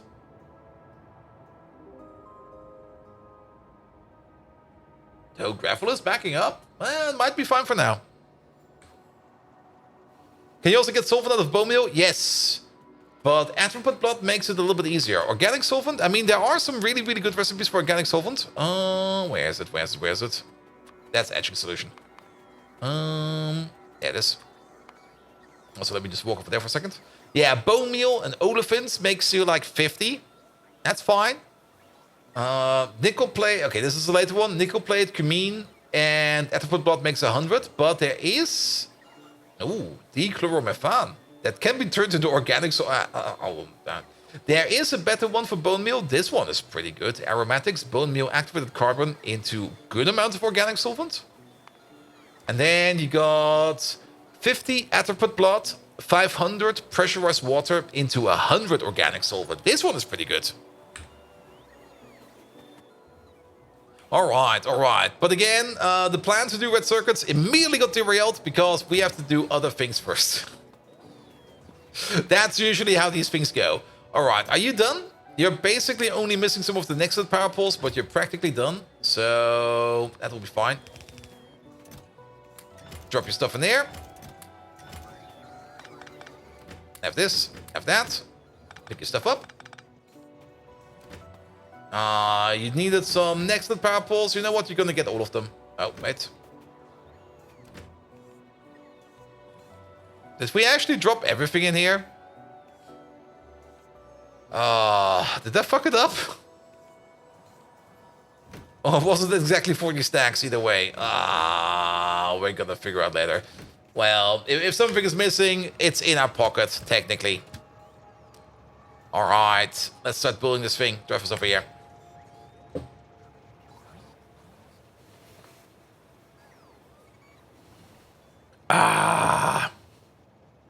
Caffeine. But yeah, arthropod plots. I mean, where the bee butchery is over here. There we go. This is where we butcher bees. And we butchered quite a lot of bees over here. We do bring the arthropod plot over here. And we got a total of 80,000 over here. And then another 60,000 over here, give or take a little. So we got 140,000 arthropod plot. Which will get us somewhere, but we're also not really making it that often. Because you can see over here, these slaughterhouses over here for the bees. They're not going that fast. Like every now and then, we get a couple of bees. Like there's another two, there's a couple. The bee overflow production is still not that high. Which is fine. I mean, the maggots are slowly backing up. As the moment like the maggots fully back up, I think production will be speeding up a bit more. But as long as a couple bees every now and then go back into the slaughterhouse, that's fine. That's perfectly fine. And also as long as we don't run out of queens, but we are pretty darn stacked on queens. So that's fine as well.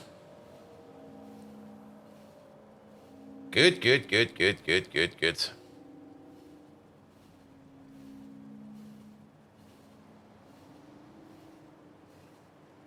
All right, let's make that hot air making machine. Yeah, park it up for a second.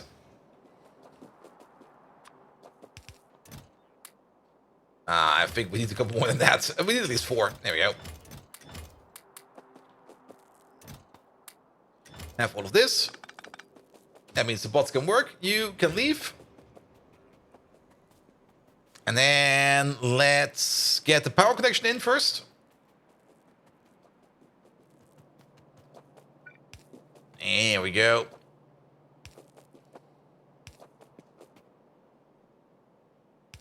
Okay, let's nudge you over by 1. There we go. Good. Also, can we... Not really. Can we cheese you down by 1? There we go. Then it looks a little bit nicer. Good. We got power over here now.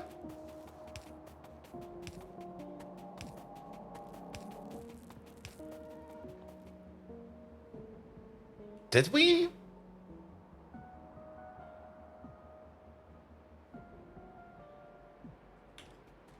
That'll be fine. That'll be fine. I'm not quite sure if they actually brought over things like the modules for these machines, but I don't think they did actually.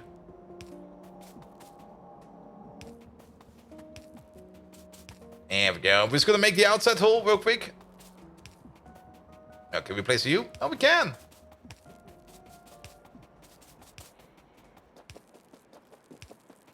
There we go. There we go. And then we can put down the construction beacons. One over there in that corner, and then one somewhere down here. Like this one over there. Let's see if we can get you all the way to the other side. I mean, this building, is it more or less square? Nope.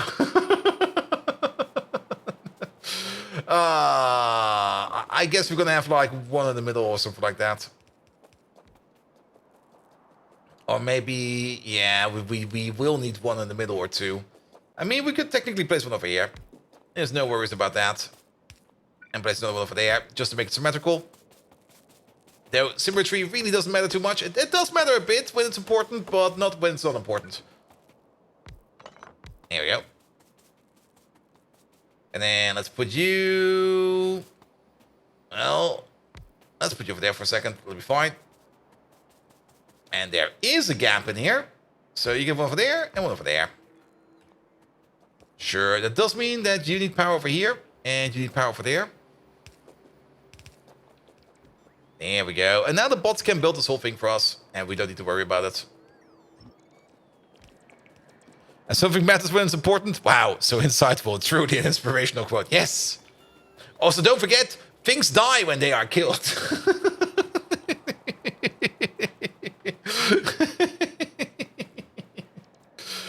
Truly inspirational. High level philosophy with Bolt. There we go. There we go. Now, we do need some of the... Okay, what do we need over here? We got... Actually, we should still have you in there. We can actually look over here. There we go. We need 72. 72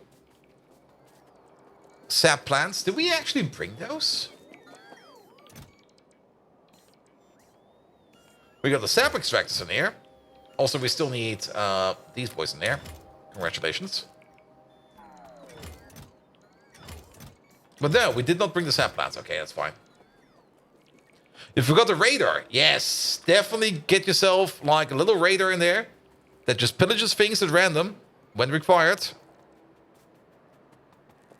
And something mattress when sleep is neglected. Yeah, put you over there. Yeah, they'll build it soon. There we go. There we go.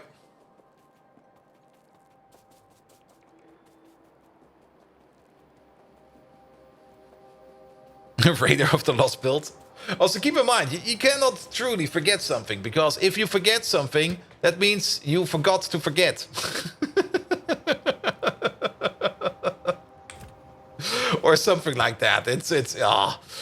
Oof. Actually, we need to be over here. Yeah, just drive me over there and then skedaddle. Because if you've forgotten something, then how can you remember? You've forgotten. There we go. There we go. There we go. All right. Oh, yeah. The iron is required over here for the ferrochrome. We might actually need to make this an iron requester. It's probably not going to be an iron provider. It's probably going to become an iron requester. Which is kind of weird. But I guess it's fine. Nope. We've arrived. Boop. But don't you normally find you forgot when somebody reminds you of something? Yeah, but then you have not forgotten anymore. Then you've remembered. So it's not forgotten anymore. So if somebody tells you forgot something, you go like, no. I remembered now.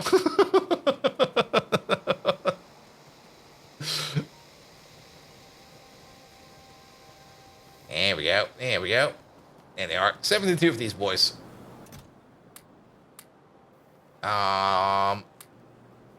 Nope. Maybe. That's 81. That's 66. That's 83. Getting close. That. Okay, one more. Boop. 72. And there's one on the floor. I think there's one on the ash belt. I heard it plop down. I have no clue where it went. Does it maybe go on this belt? Yeah, it is. Yeah, put you back. Boop. And current and past bolt clearly forgot, but future bolt now remembers. Ah. Good, good, good, good, good, good. Ah, it's always fun to go in the old part of the base over there. We still got the original aluminum field over here. And start the base spaghetti buffet tour when? I mean... You mean when do we pick it all up? Or when do we basically show off the starter base spaghetti over here? I mean... it's a place. I mean, things that are still operational in the starter base. The brick making machine. That's still a thing. And the science machine over here for logistics science, I think it is. So it does not seem to be very active, which means it probably broke down. Which also, oh, looking at this, we're out of liquids over there. Wait a minute, let's have a look at that real quick. I gotta love the IS3 debuff that Ops uses skills in auto. Ooh. Pinecone gets it. Oh, that one, yeah. There we go, there we go, there we go. Yeah, we should maybe take a look at why one of our science built up here. It's probably the liquid issue again. And at some point in time, we're going to be rebuilding that boy over there. I mean, we now got a new liquid system in place, which I hope will be more stable, but we do have to watch it for a while to see if it actually does become stable or not. I do see liquids in over here. There are liquids in these pipes. But there's no liquids in those pipes. Wait a minute. Well, let's press this button first. Like having 000 or something is definitely not good. But I think we actually... Oh, no, no, no, no, no, no, no, no. What the hell is going on over here? Oh, really? Are you shitting me? This can happen? There's like a sliver of acetylene in this pump, which does not want to go into this tank.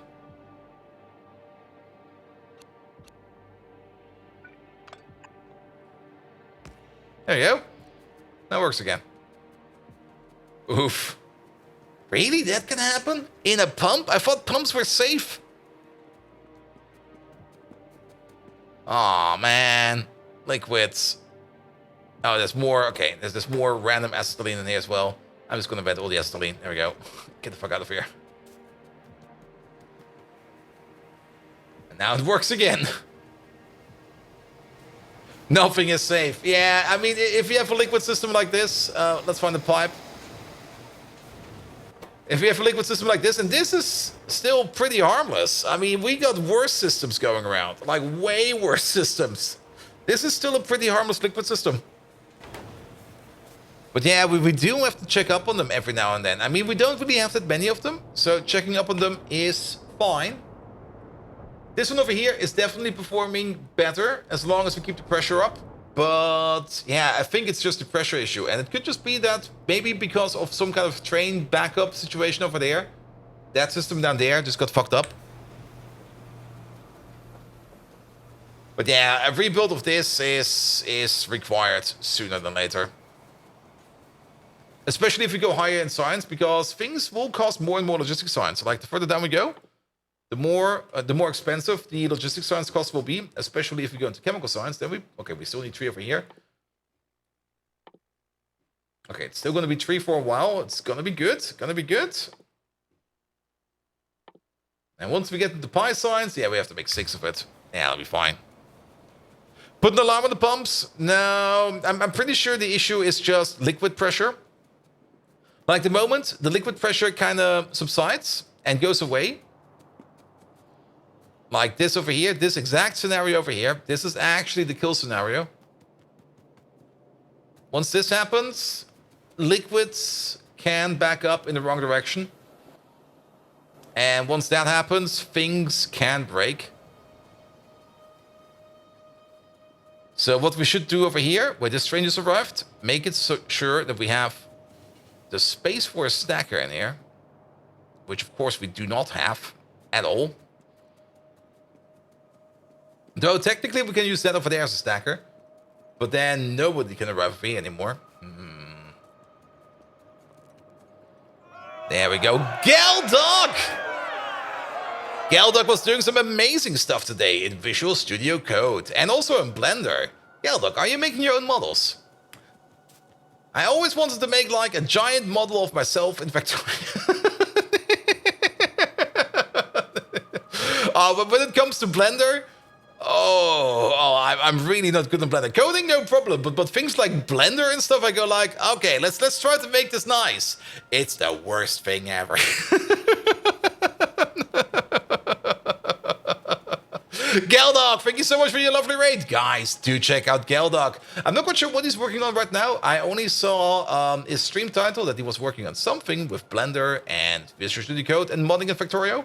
But maybe he will be nice enough to tell us exactly what he did in 3 words or less.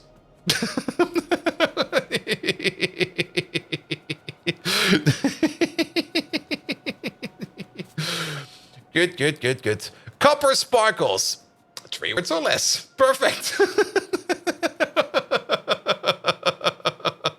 Also, for whatever reason, we're walking back home to the mall because I got distracted. It's fine. It's not too far away. At least then we can have a bit of a look at the old base over here, which is still partially operational over here. But it is definitely an ancient part of the base. He did stuff. 3 words or less. Very true. Very true.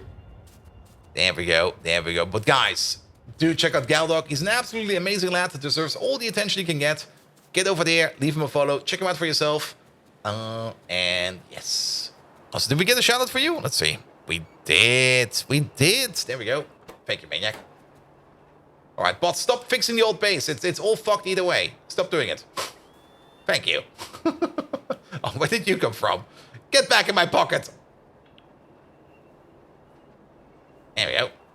Good, good, good, good, good, good, good, good. Yeah, we're currently trying to get slowly but surely into red circuits.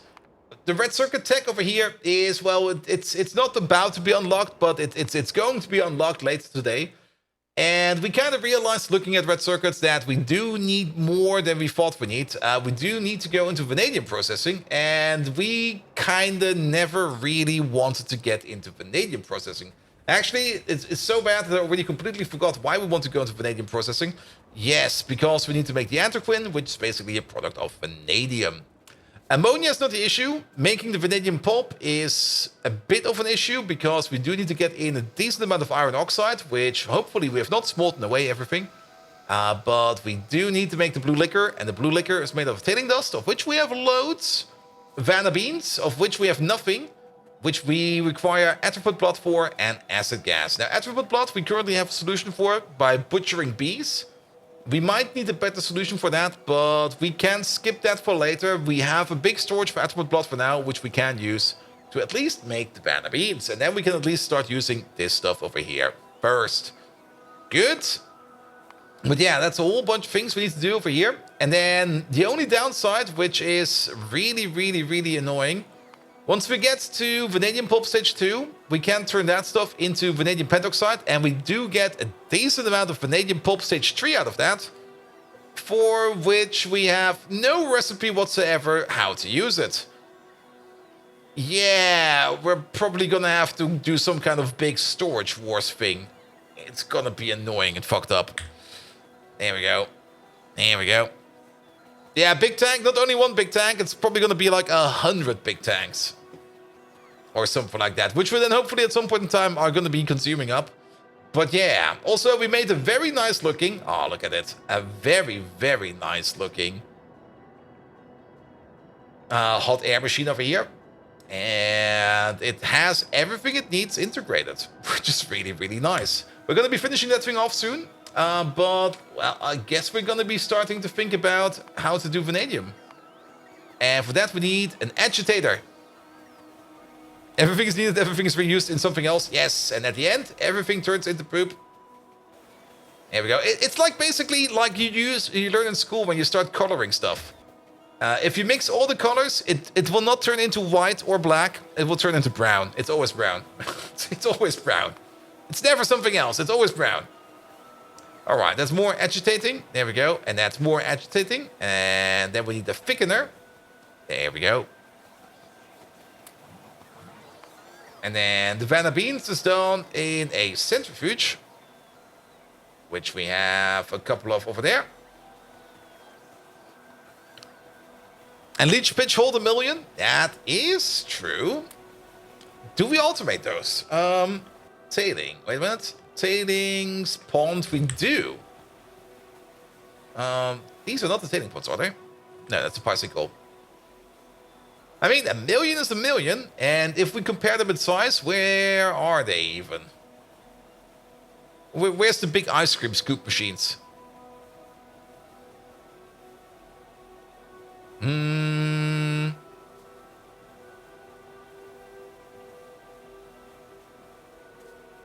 It must be around here somewhere. I already forgot this. Okay, what icon do they have? That's where they go. They look, there they are. And mix black in the color well enough, and it might become black. Really? Shit, did I do it wrong all the time? And sink also an infinite amount, yeah, but you don't really want to sink it. You put in so much effort into making that stuff, sinking it would feel like such a waste. There we go, there we go. Alright, where's the thing? Alright, that's a tailing pond. Holds up to 1 million liquids, or we can put down, well, yeah, we can, same space, basically 4 happy tanks, which is only 40% of that. But the happy tanks can't flow over. The tailing ponds can, and that might be a bit of an issue because, can you actually, did they change that? Can we wire these up? Oh, we can! Okay, then it will not be that dangerous. Well, I still buy it coming from over there.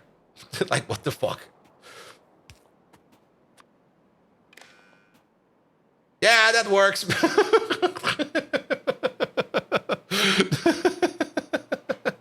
They do hold on to it. Just don't give back like a kid. Like, can you look after? Yes. Totally fine wire point. Yep. All right. It'll be fine. All right, let's have a look at vanadium processing. So vanadium pulp stage 1, vanadium pulp stage 2. Wait a minute. Vanadium pulp stage 3, yes. And then soda ash. All right, we need 1, 2, and 3. That's going to be one part of it. Then we're going to need the thickener to make the blue liquor.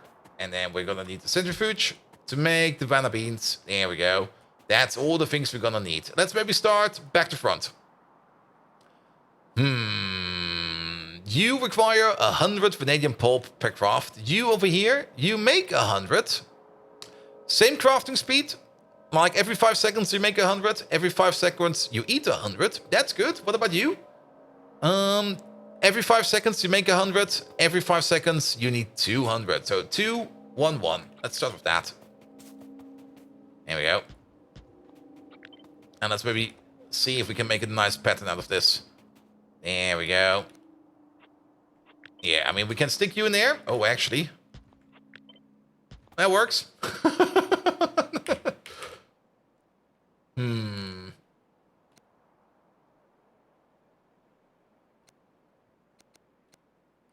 There's probably a good way to put these... Yeah, let's do it like this. Blue liquor this way. Steam this way. Sure. Also, do we need... we should maybe check. Do we get any hardware input out of these? Liquids and liquids. Liquids and liquids. Liquids and iron oxide. Okay.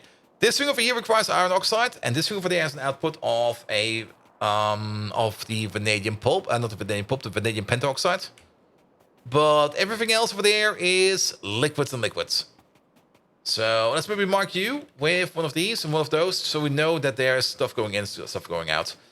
That will be fine for now. Good. Then, thinking about 200 vanadium pulp per craft or per 5 seconds. Vanadium pulp. That means we do need 200 blue liquors every 5. 200 blue liquors every 5 is one of these. Lovely. And then that requires 60 vanilla beans every 5. And you, of course, make 100 because... Oh, you make 100 every 20. Every 5, that is 25. Oh, that's even worse. That's even worse. Okay. So you make 25 per second, more or less. 80? No. I miscalculated. Every 20, or divided by 20, you make 5 per second. So every 5, you make 25. Damn, never mind. I'm being stupid. God dang it. 5 every 25. And we need 60 every 5. Oh, wait. 25 every 5, and we need 60 every 25. Just use 4 machines and go with it. We might just end up doing something like that. There we go. Ooh. Oh. Look at this. Yep. That's how it should be. All right, then again, you, yeah, 60 every 5. That is 12 per second. And you over there, you make 5 per second. So basically, it's a 5-to-2 ratio, give or take. A 5-to-2 ratio gets us very close.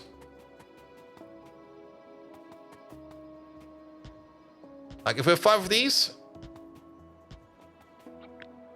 then we can have 2 of these blocks. But then again, if we start doing something like this, it would probably make more sense to have like multiple of these blocks sitting somewhere. Ooh. Wow. Ooh. I'm thinking about it. Oof. Double the whole thing up? Yeah, I mean, we're probably going to make this stuff like on the side, like not integrated into this build. And then just pump it in. And this stuff over here is just going to be integrated like this. I mean, it does feel kind of sexy. Speaking of clock, yeah, we might also do want to think about having a somewhat decent pattern about it. Speaking of pattern, how is this place doing? Thanks. There we go. And we do want to get it into one of these. Yeah, that fits.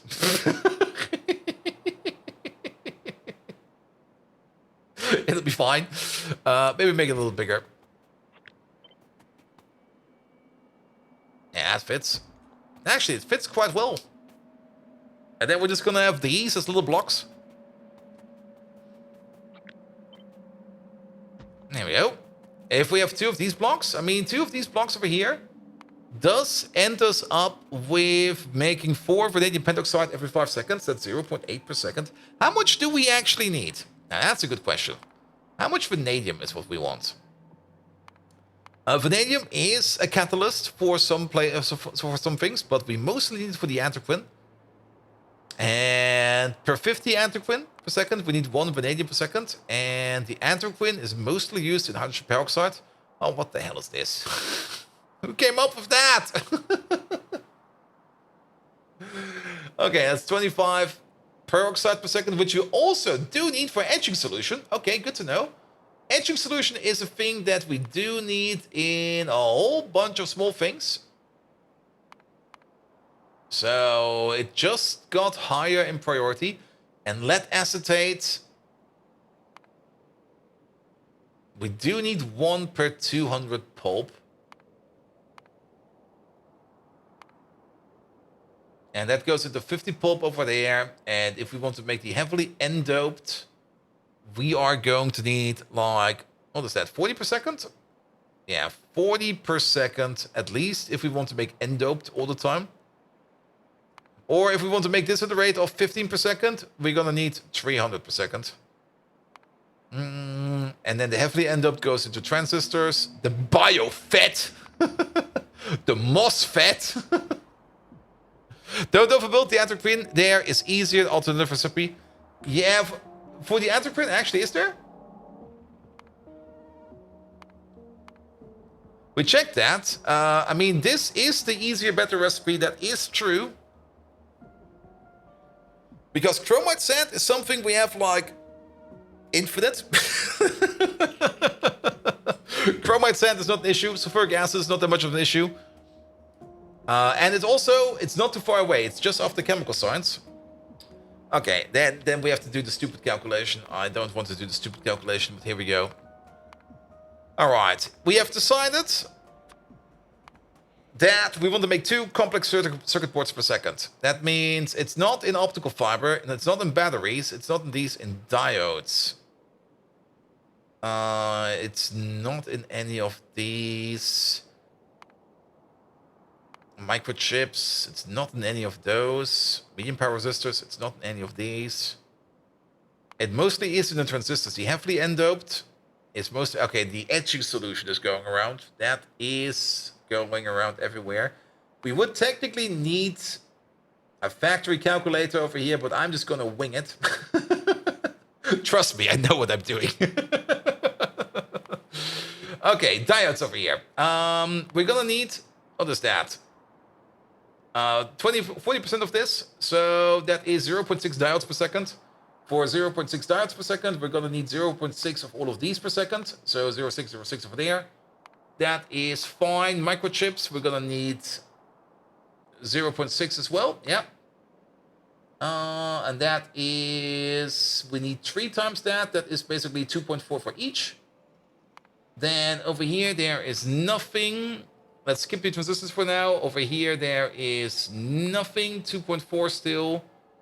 The toroidals also don't have them in them. 2.4 still. And then we actually already are at the stage of the MOSFETs. The MOSFETs, we're going to need 2 per second. For 2 per second MOSFETs, we're going to need 4.8. 4.8 over here, and 2 heavily end up over there. 4.8 over there means we need, let's just say it's 5. That's 10 etching solution per second, 20 etching solution per second. And then over here, it's going to be 22 etching solution per second plus the antimony pulp, which also requires a bit in terms of hydrogen peroxide over here, 22. Wait a minute, let's do the calculation if we're correct.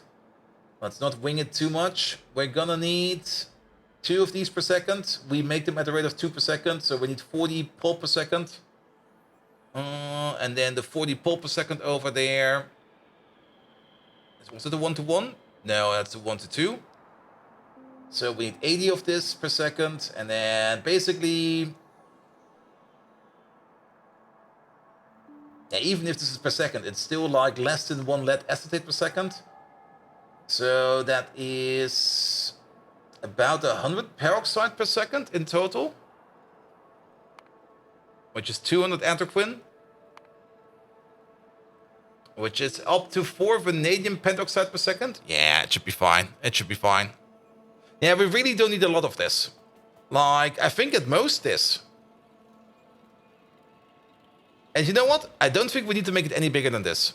Also, this over here, it's probably already too big. It's probably already too big. But I think this is fine. This over here, if we go to you real quick,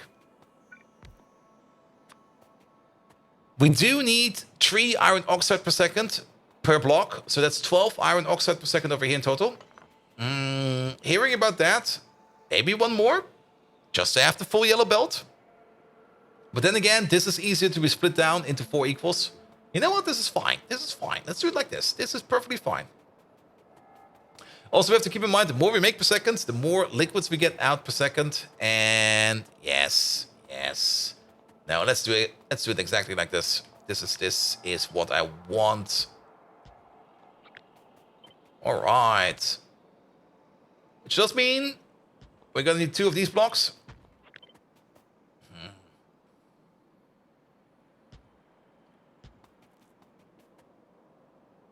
That feels a bit like a waste of space.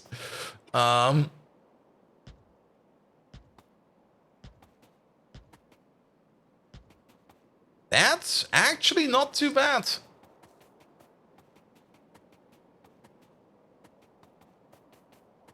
How much space is between here? 2? 0. So if we move you all down by 1, there we go. Look at that. Look at that. That fits kind of nice. And then we do the same thing over there. We'll probably need something over here. We don't know yet. There we go. And then this over here could be a vanadium build. Let's wire it up. Let's see what we can get out of this. This looks fine. Things like iron oxide. We can pull the belt of iron oxide around over here. Why not? Which does mean we're gonna need like 1 splitter over there, 1 splitter over there, and then 1 splitter over there. You going over there. You go over there. You go like this, that. Wait a minute. Ah, this one. I knew I forgot 1. There we go. We also get a nice equal split with this. There we go. That's where the iron oxide will be coming in. This over here will be the output of the vanadium. We could make the same thing over here in reverse, but let's maybe skip on that for a second. We do need water. How much water do we need? We got 4 of these. We could put some water pumps right over there. You are the water machines. We need 20 water per second per machine. We got 4 machines. That's 80 water per second. 80 water per second is exactly 1 water pump. There we go. Put you down over there. And zip, zip, zip, zip, zip. I guess we're going to place you over here. Yay, fireworks. Oh yeah, isn't it today like, what is it again? Austrian Unity Day or something like that. We talked about it yesterday and I was so tired I forgot.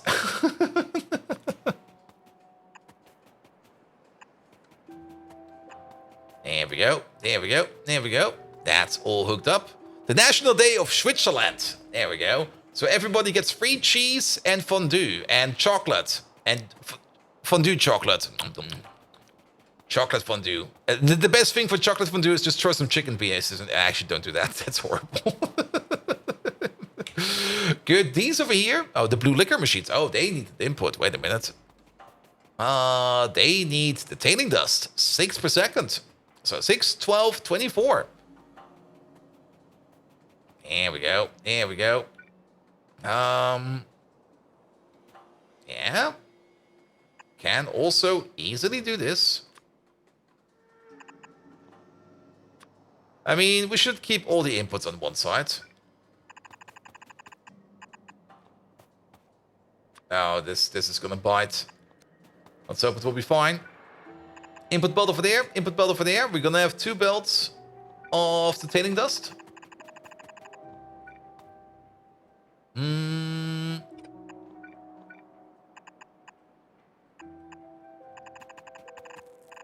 There we go, there we go.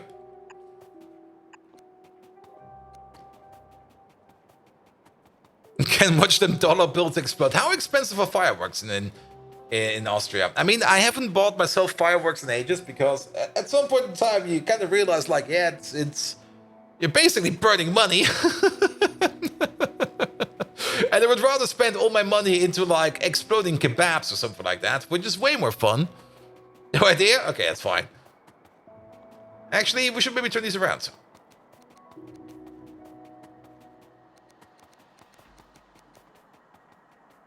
But the chin in the ears? Yep, same. Same. Yeah, let's turn these around. Then we got some more space to work with. Then we can even make this less of a wiggle worm. Though wiggle worm is always fine. There we go. 2 inputs over there. All goes into there. That will be fine. Then, we could almost do it like this. Actually, we can't. No space. There we go. It'll be fine. It'll be fine. We're just going to have a bit of a reach around. The classics. The classics. Here over there. Up.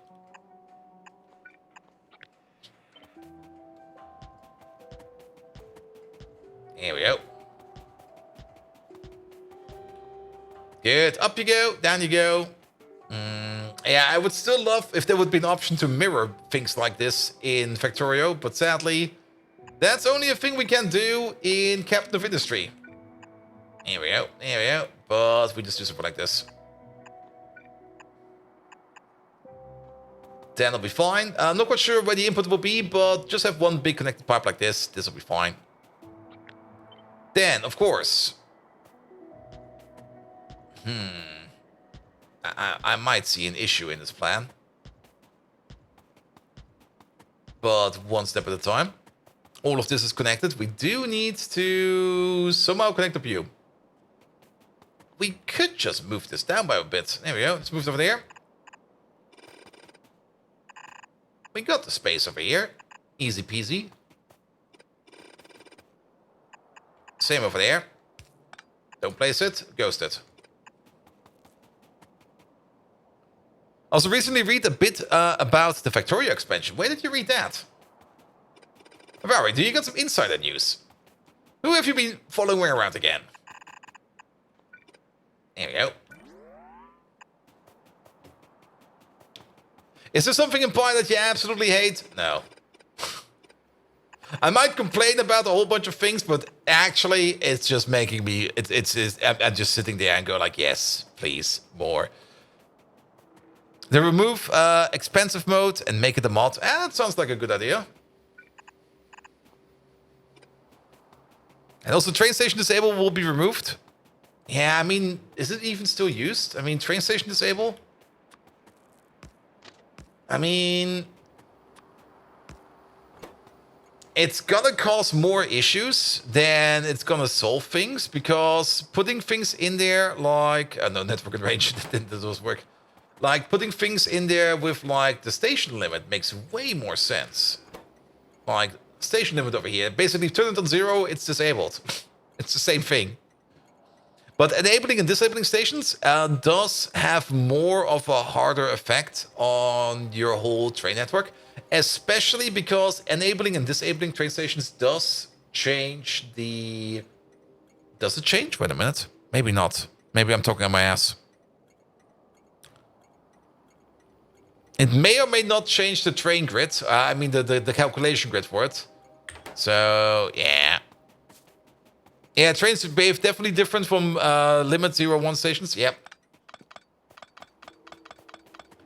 It's definitely not the same thing. You can make it behave the same, but it's definitely not the same thing. The main thing that's different, and that's a thing that you have to understand.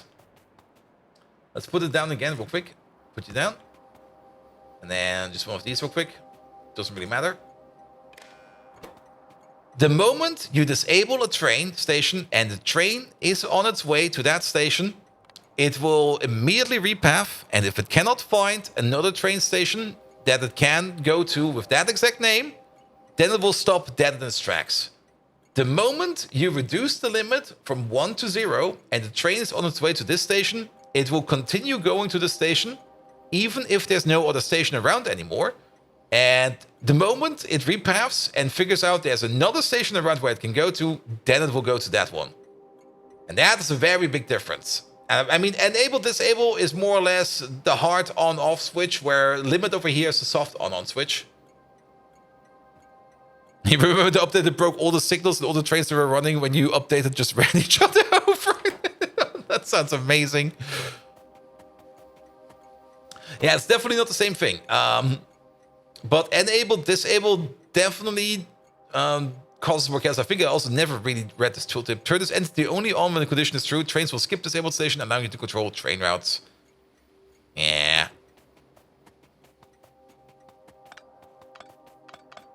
There we go. And disables for multi-station trains? Yeah. Yeah, I mean, you can't basically do everything with everything. You never run into the case where a station with a particular name disappeared and I just kept looking through the others? Looping through the others? Oof. Yeah. Alright, alright. We still also need an ammonia build over here. How much ammonia do we need? We need 20 ammonia per second per machine. What's our current go-to ammonia recipe? There we go. Oh, this makes 20 ammonia per second. Just put some urea in there. Perfect, perfect, perfect. Ammonia, ammonia, ammonia. Not over here. We're not doing ammonia over there. We're doing... Where did we have the ammonia build? Was it over here somewhere? Ammonia, ammonia. Was it down here somewhere? There it is.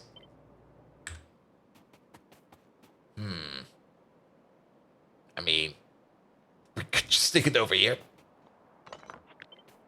Maybe just pull this out like a little bit. Here we go. Do something like... this should be the correct distance. Nope, it's not. This should be the correct distance. Yep. Yeah, just put the big ammonia machine right over there. Just feed it in some urea. Ammonia comes out. Here we go. There we go. Good, good, good, good, good, good, good, good, good. Oh, wait. Ah, there you go.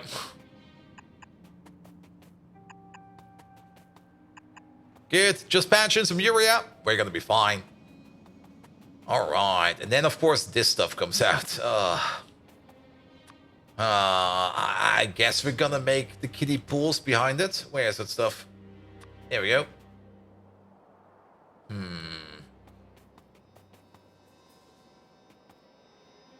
How far can we pull this pipe? Like, as far as we can. There we go. And then, where's that thing? Yeah, this. We can't even play. Oh. They're way too big. Oof.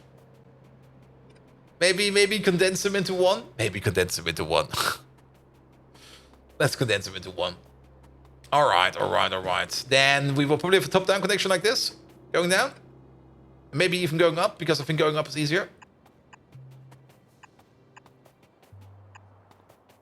Yeah, they do all the million. I mean, they do have the highest liquid density of them all. I mean, I was thinking about happy tanks everywhere. But I think we are just going to go with... Where are they? These big boys. But still, we're going to push this out as far as we can. Or maybe not as far as we can, but... At least connect them up to this area over there. Yeah, I'll put you over there for a second. And then, where are they? There they are. Like, put you over there. You know what's even more annoying? They don't line up. I mean, there's probably a good reason for it. And you maybe can make something nice in a pattern out of it, but... they just don't line up. It's just like, you fuckers. Let's have a look. We could do... Maybe just 2 ice cream scoops? We need at least a distance of 3.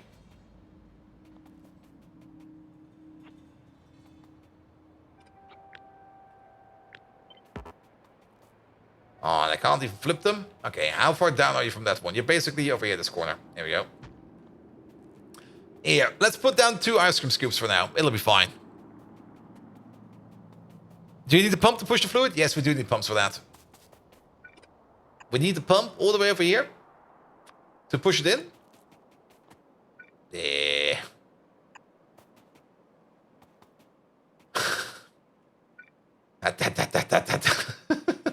Wait, we can move you down by 1. Boop. Perfect. Let's move you up by 1.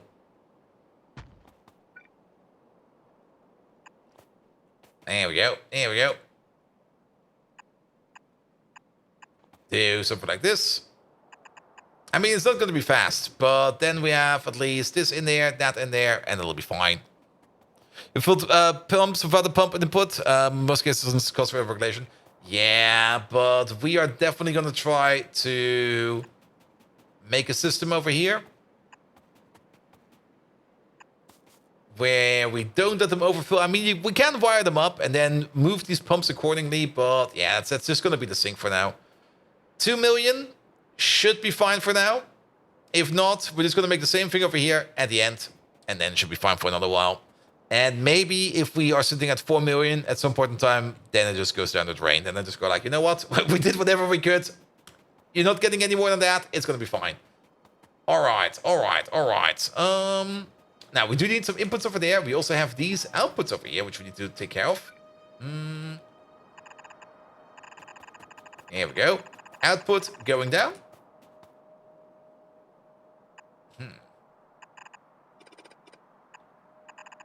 We actually do want to align you with that. Don't place that. So you are going to be aligned. There we go. That's fine. Let's place it down real quick. Have a priority on that side. Put down deconstruction planner. There we go. Well, that's also fine.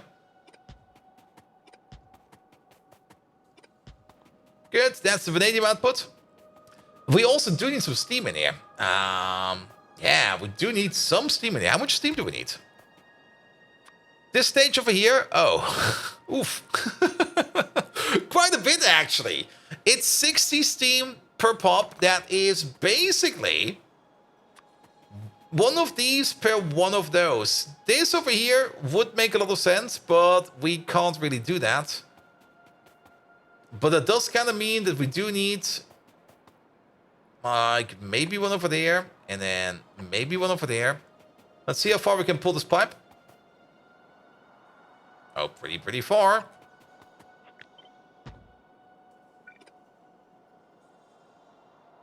But I think here's fine. I don't think we need to do it any further. Then you'll be over there. And you'll be over there because you hook up like that. Look at that. That fits. Lovely. And then we need one over there. One over there. And one over there. Good. Good.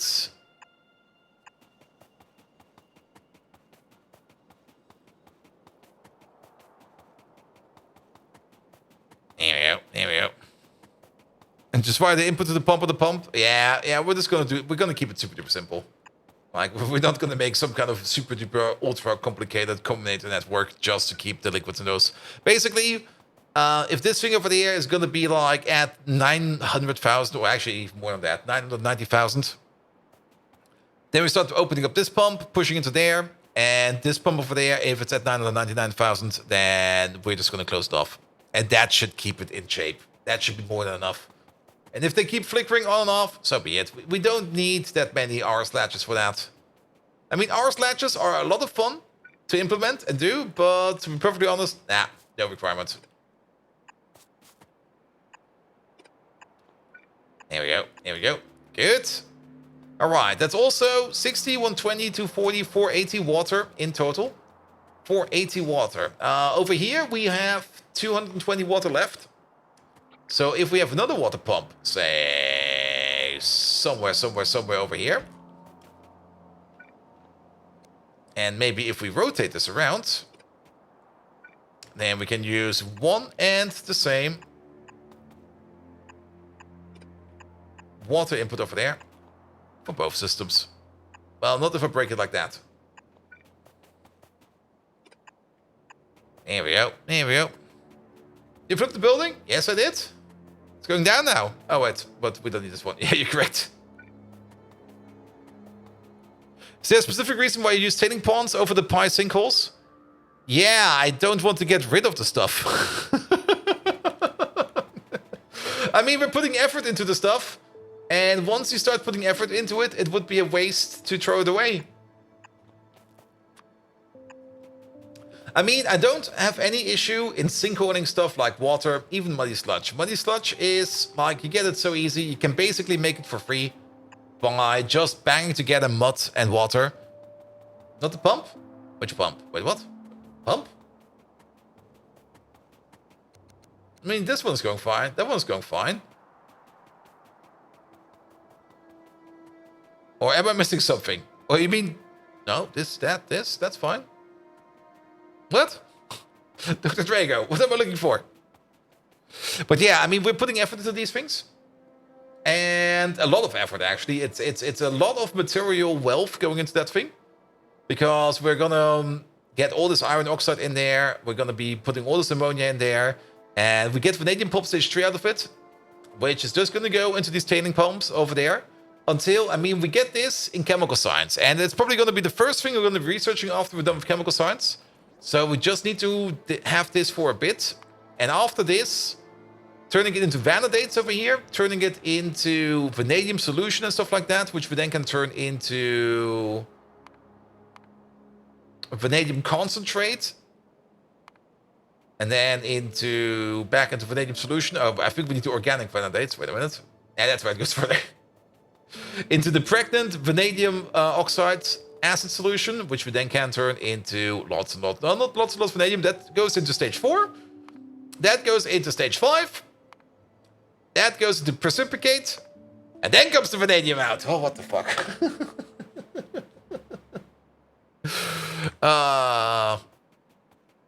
Yeah, the tailing pumps, they can overflow, true. And then they basically behave like a sinkhole with just a bit more of a mess. But yeah. All right. This over here. Okay, we're slowly getting there. This over here needs an input. Each one of these requires 4 urea per second. A single yellow belt over here is just barely not fast enough to do that. I don't care. I mean, technically, if we really, really, really want to make it fast enough, we could just have like another auxiliary belt going into there with an inserter like this, and then it'll be fine. Fallen Angel, hello there. How are you doing? Welcome, welcome, welcome. When you copied the pump, you also flipped the building you overwrote. Copied the pump. Oh, wait a minute, wait a minute.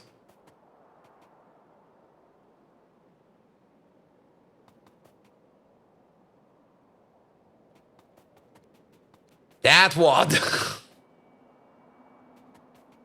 Ah. Yes, yes, yes, yes. We got there at the end.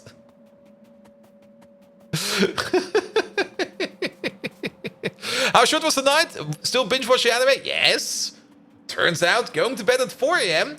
is way better than going to bed at 6 a.m. But today I do have to go to bed at I should go to bed as early as possible because I do have to be on the train tomorrow morning at, I think, 8 a.m. Ugh. So I'm at work at 10 a.m. Ugh. And then I'm probably just going to sit there and do nothing for like 4 or 8 hours because the workshop is not really that well optimized. Though I do have high hopes that we somehow get some kind of team dynamic going. I mean, it's not our team that is the Factorio, it's that other team that I will probably be sitting there and going like, hello, what are we doing today? And they go like, everything's fucked up. And I'm like, okay. So I might only binge a little bit, like a tiny amount, or I just go through the night. Could also be an option. Sleep at work. Newer power poles? Yes. Now that we have stainless steel, we have access to the better power poles. And funnily enough, we can kind of hide these lamps behind them, which I don't really mind too much. We've already made a very nice build with these. If we go all the way over here. There it is. We still need to give it the final touch up, but we did make a new hot air build that is just absolutely lovely. We just need to add a couple of bricks to keep the thing going. We still need to put in the output pipe for the hot air. That still needs to go somewhere. And we need this over here as the buffer for the coke oven gas. But this thing over here is a pollution neutral hot air making machine. In a perfect ratio. And it looks magnificent. Absolutely magnificent. And I really, really, really want to see this thing in action. We do need the hot air over here for things like stainless steel and stuff like that.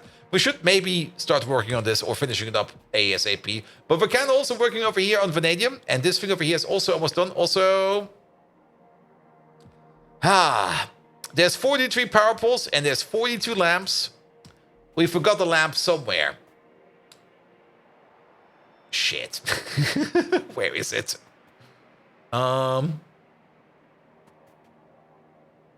Yeah. Could be anywhere. Well, we can check if we're smart. It's over here somewhere. It's over here. It's in one of these. It's over here. It's right over there.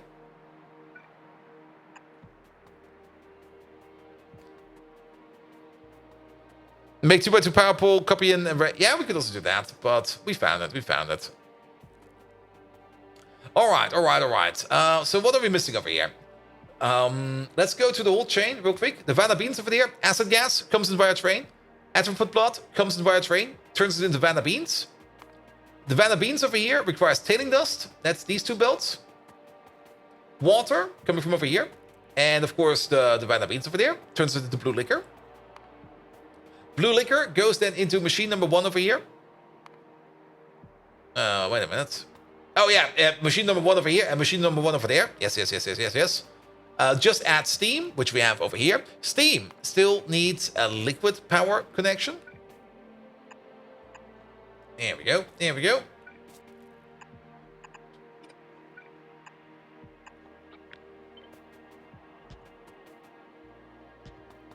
And now to think about it, wait a minute, we said liquid power connection. It's going to be part of the multi-liquid level system. So it's going to be more like this. I'm kind of looking if I can, yeah, this one, still this one. And if you think about that, Keep the pressure high. There we go. Might be a bit overkill in the pumps, but keep the pressure high. There we go. There we go. We don't need the top part. Bottom part will get input from somewhere. Perfect. We do need to wire up these. We could make this real quick. We wire it up later. We can wire it up later. We do need to wire it up so that once the provider station of the burn-off liquid is empty, these pumps over here turn off. So that the system over here never depletes. Because once the system depletes, that's when the system can break. And we don't really want that to happen. So this over there is fine as well. Good. That is the steam for you. Then you go into station number 2, where we need the iron oxide, which is this belt over there. A single belt of iron oxide coming in over here will be enough to feed up all of these. Then we need the ammonia. That's being made in these machines over there. We need 100 ammonia every 5 seconds, and we make ammonia at the rate of 100 ammonia every 5 seconds by just adding urea. So these over here are in a perfect ratio. And out comes the vanadium oxide, the vanadium pentoxide, which is going to be our main product. And the vanadium pulp over there is going into these 2 tailing ponds until we are good. Good. And 49,800 gorgeous gals, but where they are, I can't see them. They're imaginary, like everything else. Yay! Good. That's the vanadium machine. And the vanadium we mostly need for now for the anthraquin. Do we need the vanadium for anything else anytime soon?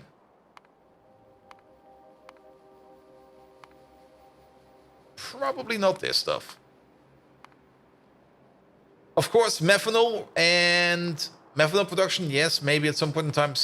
How far away is super steel? Right, maybe not this one. That's also not too far away, actually. But we mostly need it for the anthraquin for now. That's actually the only reason we need it right now. So we might not even export it. At least not for now. We might just make all of this to turn it into anthraquin, to turn it into hydrogen peroxide. Because that's the only use case we have for now. So actually, if you think about it, it would make sense to strap on the hydrogen peroxide machine right over here. Or maybe down here, or maybe up there. So let's have a quick look at the hydrogen peroxide then. Because that is one thing we do need off. And for that, we're going to need the filter. I think we have a filter on us. Never mind. I must be imagining things again. Filters. Pom. There they are. We're going into filters, and nickel plate will be coming in also. What the hell is this? 2.7 seconds? Why? Oh, that's like the worst. There you go. There they are. All right. Also, the anthraquin. Oh, shit. We don't have to forget about the anthraquin. We make that in a reformer. And then however it goes. And for that, we need some naphthalene oil. Oh, and then suddenly this whole thing up here kind of explodes. But let's have a look at that. Let's maybe start off with the reformer. That's over there. My inventory is full. Get rid of all of that. Give me the reformers. There we go. The naphthalene oil. Best way to make naphthalene oil is... really? We have to go down this path. Okay, middle oil, but middle oil is basically also pitch and anthracene oil. You know what? The naphthalene oil will be coming in via a train. That comes in via a train. Absolutely comes in via a train. Yes. We're not making a bill of that over there. Which means the only thing we need to think about is the anthraquin. We need 1 vanadium pentoxide per second per machine. We got 4 of these. 4 of these make 8 vanadium pentoxide every 5 seconds. So basically 1.6. That would mean we can make that into... Well, 1 makes it into 50. 1.6 makes that into 80 anthraquin per second. 80 anthraquin per second over here. We can turn into 40 peroxide per second. 40 peroxide per second. We can turn into... Ooh, really? Only? Well, we don't really need a lot of that. We only need like 0.4 of these per second. And then we're not turning it into sulfuric acid. That is way too expensive.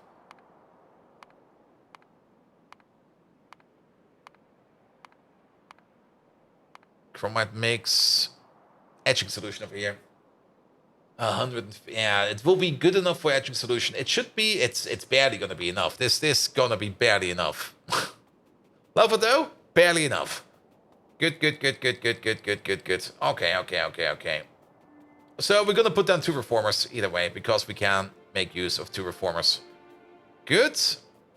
Now where do we place those? I mean the output is going down for now, which is fine. That does kind of mean that we kind of want to extend this thing over here a little bit.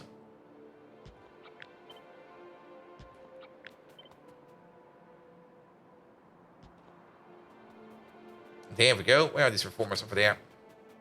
Oh, these are chunky boys. These are very chunky boys. We can place them.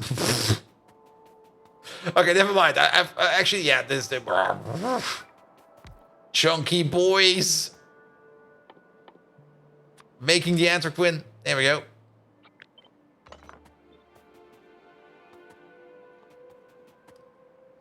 Good. And then we got this output over here at the end, which is going to be something different. You over there, the output priority is then going to be going this way.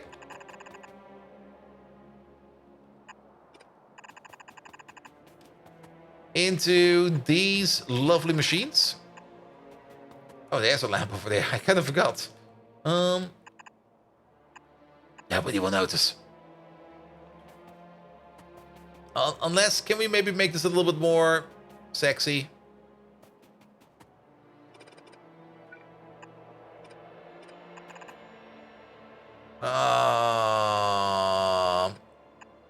We can if we just do it like this. There we go. A little bit more sexy.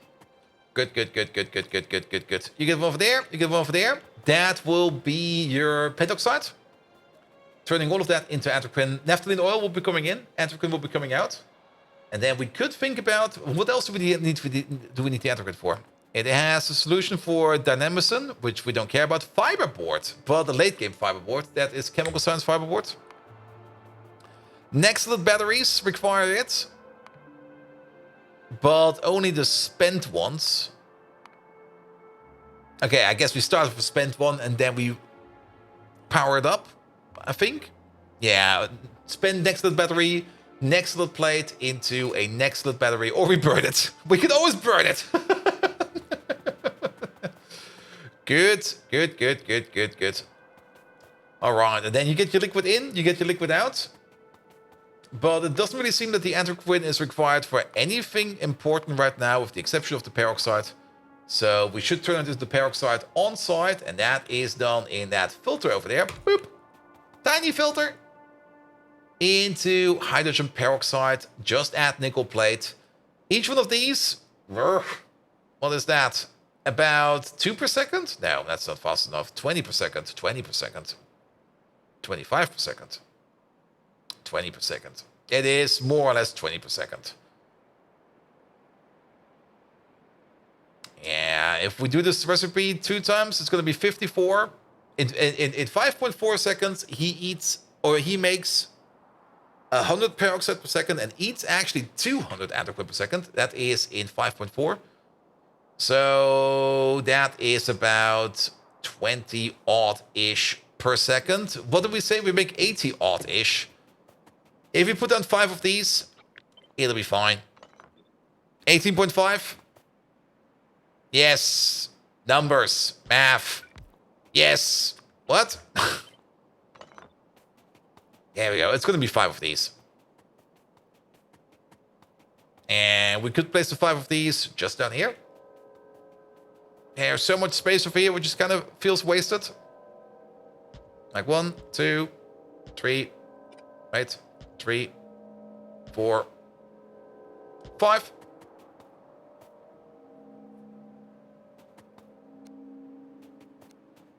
And out comes the peroxide. Something like that. We don't need to export this stuff for now.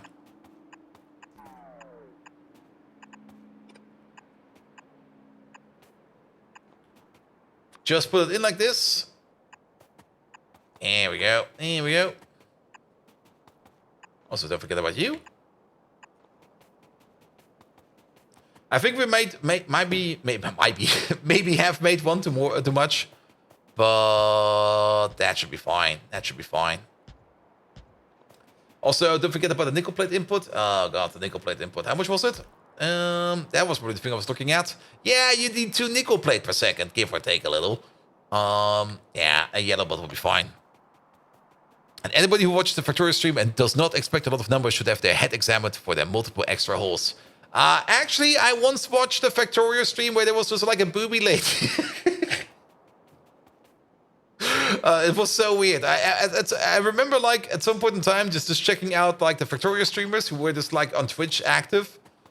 And there was this one female streamer. Now, if you want to stream with your boobs out, I have no issue if you stream with your boobs out. But basically, she was just sitting there, presenting her breasts, and an army of faithful followers, let's call them like that, were building the factory for her.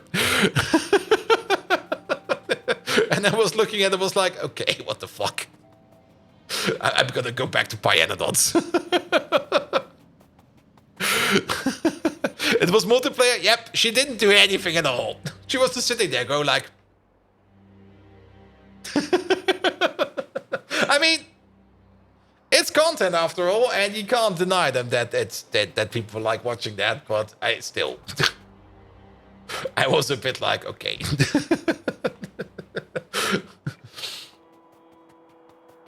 Service rented for game assistance? Yeah, something like that. 2 big numbers? Yeah, definitely had 2 big numbers. I mean, if you have them, might as well make them work for you. I mean, it's basically the same idea of like buying Factorio and making money off Factorio by just playing Factorio on Twitch. Can do the same thing with silicon boobs. It's the exact same thing. Good. I think this thing is done. This thing over here is now making peroxide. I'm not quite sure where the peroxide will be going. Either it goes into a train, or it goes into a machine that will be next to it. But this over here is perfectly fine. I think you also saw it, but directly dumped the hell out of there. Yeah, I was also just like, yeah. But there's no value here. I'm so sorry. Let's be honest. We're all here for Bold Vikings big numbers. Am I right? Yes.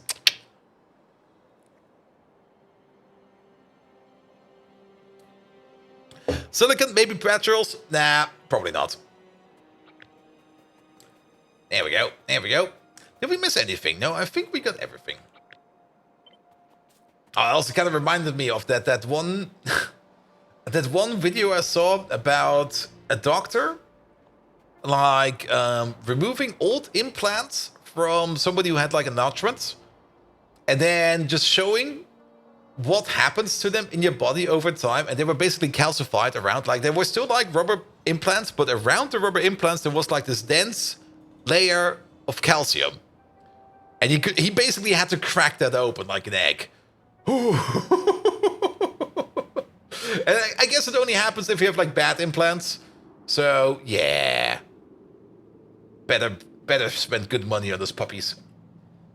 We could make this thing over here. I don't see any reason to not make it over here. Let's make it over here. It fits in right into this grid over there. Let's make it over there.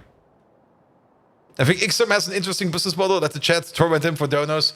Yeah, that's also a very known business model. It's also one of those things like, yeah, I see why you want to do that. It's also kind of effective. I hate it. I just hate it. I'm also not really the best when it comes to monetizing my content. But then again, if I don't really monetize too much, then I can let the exceptions stay low, which is also fine. And still, I'm more or less doing this mostly for self-improvement and having fun. That's the second big part. Self-improvement first, having fun second, getting free keys third. Step number 4 is moving costs around. That's actually the big trick. Like not even trying to make money off it, just moving costs around. You know how much I save on taxes because of this? It's amazing. Just think that those implants weren't made of cobalt, those would melt away in your body. Really? Oh, like cobalt gets absorbed in your body? Oof. Ouch. Won't be some hard poops. Good, good, good, good, good. All right, let's finish up the hot air machine as well. We got this thing over there.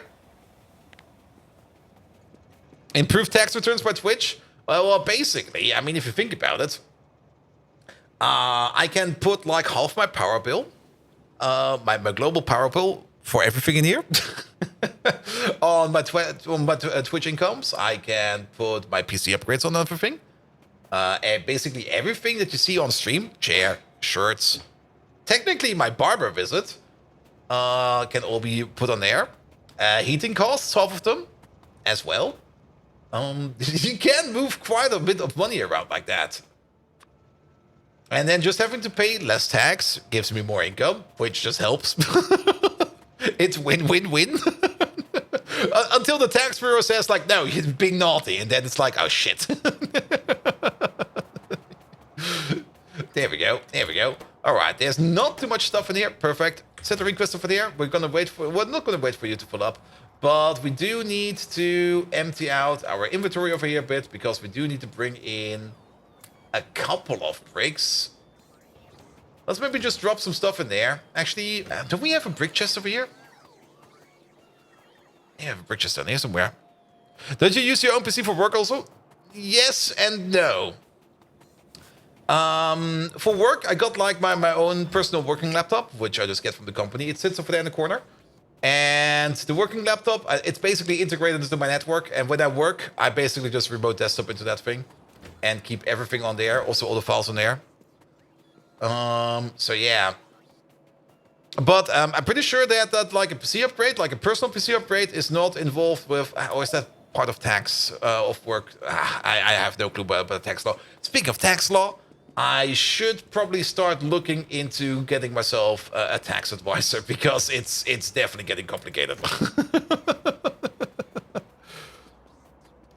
I'll continue asking both specific tax questions. Tax. I mean, doing taxes, especially in Germany, oh god, it's horrible. Tax advisors are basically creative writers. Yes. And you know what? If I don't have to do that, it's fine. Because I hate doing that. I just want it done with. Yeah, I'll probably look into that tomorrow when I'm at work. Alright, where do you want to go? We want to go over there. Actually, is this thing already filled up? It might already be done. Only missing is the agitators, but I got the... Oh, yeah, okay, that thing is basically done. There you go. There we go. There we go. There we go.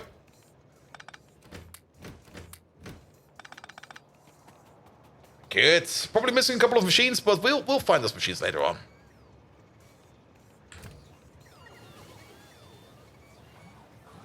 There we go. Mom made a good living at it for a long time. Yes, definitely. I mean, being like a tax advisor or something like that is definitely gonna be a very good job, because you're always like into it. You always know all the current up-to-date tricks. But that's also the thing, especially in Germany. Like tax law changes like basically every year. It does not change significant, but it changes enough that every time you have to do your own tax report, you have to basically get back into everything, look at everything again, how it's done, and that just takes a lot of time. It takes a tremendous amount of time if you want to do it correctly. Now, luckily enough, it seems my tax lady that actually is like on the other side, like on the government side, that is approving my tax report is like very lenient, and it goes like, yeah, you're fine, get the fuck out of here. Because when my last tax report came in, it was basically, hey, dude, idiot. You booked this on the wrong post and that on the wrong post. I just turned it around. It's now way better for you. Get the fuck out of here. And I was like, thank you.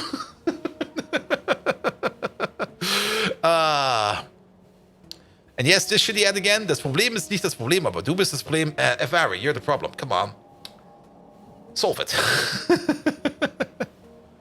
You got the person on the government side.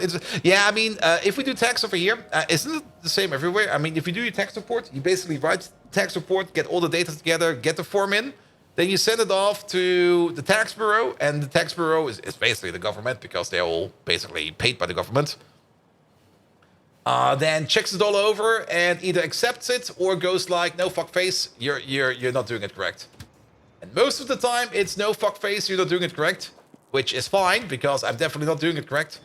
But you still have to like fully fill that thing out, then make sure they accept it on the other side, and then answer all the questions they have and stuff like that. And it's just ugh. I hate taxes. Captain Profit, my boss pays my taxes? Yes. And if you probably pay too much taxes. Usually you overpay on taxes. That's why you do the whole tax thingy, so you get your tax money back. And in the US, if you don't do the taxes correct, you get fined. And they know all the numbers and want to make sure you show them all. Yeah, that's the other thing. Like, you would kind of think, like, why is this not super automated yet? I mean...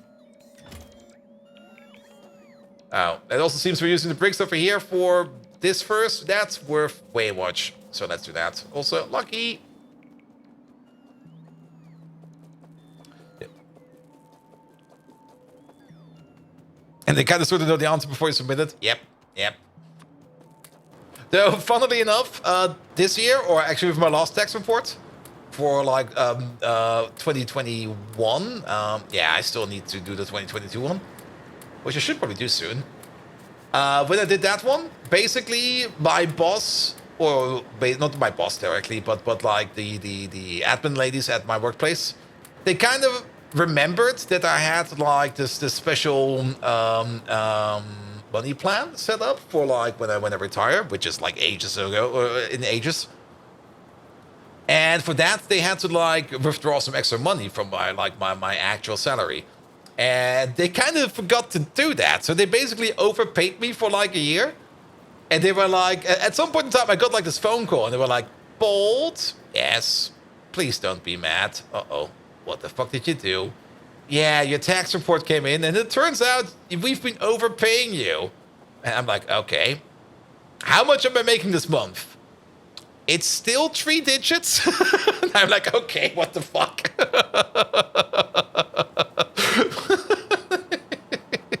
Good thing that I'm saving up money quite a bit. And I've got a big stockpile on that, which I'm basically saving up for an apartment. And I was like, yeah, it's fine. Afterwards, like the month after, it was good again. Only 3 digits? Yep. Usually it's 4. Very high in the 4. But yeah, I mean, for an entire month. Yep, for an entire month. Yeah, I mean, it was only for that 1 month where they were like, yeah, we have to basically take the part out, which we overpaid you. I mean, they overpaid me. So they had to take it out again. And they were like, you could also maybe try to just like send it back. And I was like, nah, just take it out. It'll be fine. Next month is normal again? Yeah, next month is normal again. All right. Mortgage at least needs 4 digits? Yes, I know. And technically I have enough for it to get myself a mortgage. Problem is, there's nothing I like to buy. I just go around and go like, okay, this apartment, that, this, and then the things I kind of like, it's going like, oh, that's fucking expensive. The phrase that I would have thought concerning was, it's still 3 digits. Okay, yeah, no, it was just, yeah, okay, I see what you mean. It was not that low. It was still in the high end of 3 digits. But still, it was a bit like, oh. Was a bit of a surprise. Definitely was a bit of a surprise. But yeah, looking actually for a place to buy, it's annoying. It's really annoying. Good. All right, we do need to place some of these around here again. So let's do that. If you got to keep the money at least, well, that's true. Yeah, put you over there. Oh, I don't have these in my pocket. That's why. Where are they? You haven't seen the paycheck in years? Somehow my checking account just doesn't run out of money. Yeah, same. I mean, also, that's the other thing. I mean, since I basically work from home, like all the side costs, I mean, not having a car, let's put it like this, not having a car saves you so much fucking money. Like if you own a car, if you have a car, you have to pay so much extra for that. And not having a car saves up so much money. There we go. There we go. Alright, alright, alright. What does the clock say? Okay, we're so good. And Kissy up! Hello there. Good evening, sir. It's been a while since it was last year, but I was missing your Factorio gameplay for sure. Oh, mate. Yeah, no need for parking, fuel, maintenance, insurance. The insurance part is the thing that's fucking expensive. I mean, as part of us looking for, like, a place to buy, I also kind of am thinking about of maybe just going a little bit more into the countryside. But if you go into the countryside, you just need a car. Like, if you're in the countryside and you don't have a car, yeah, that's not gonna work. But then again, then you sit there and you go like, okay, home place goes down, but car costs suddenly go up, and you go like, wait a minute, it still costs the same. There we go. There we go.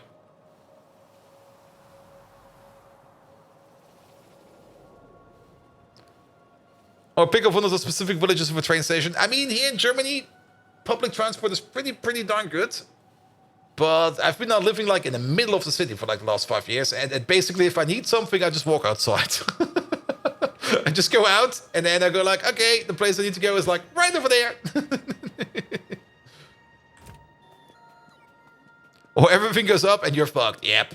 I'm still amazed that this place is still this cheap in rent, which is also one of the reasons why I have not even moved out over here at all. There we go. There we go.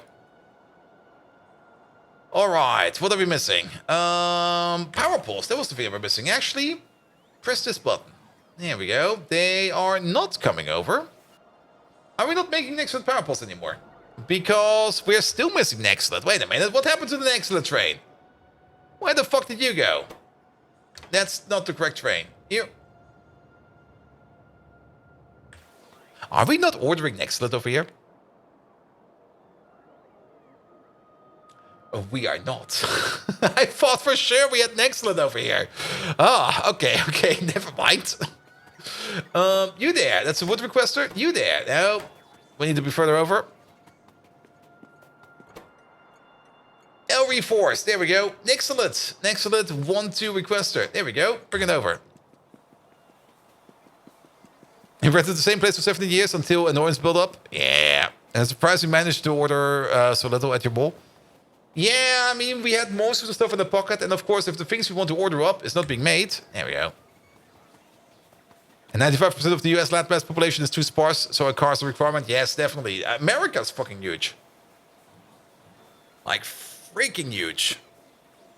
Unless, of course, you live like in places where you are really actually still. I mean, New York?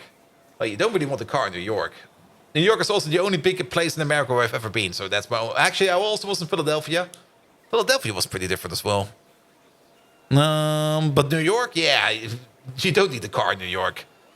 But then again, New York is also so big and so expensive. Yeah. And your city planning is also garbage, so cars are required over there. True, true. I mean, I've never really heard anything good about public transportation in America at all. So please correct me if I'm wrong. But every time I hear people that have to go around somewhere with the bus, it's always like, you take the bus? Oh my God, are you all right?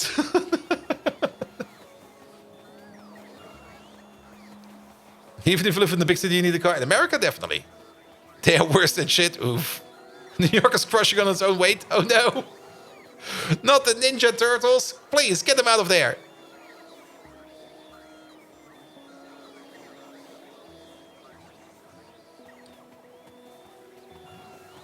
Oh, there you go. Public transportation is only good if you never want to leave the city.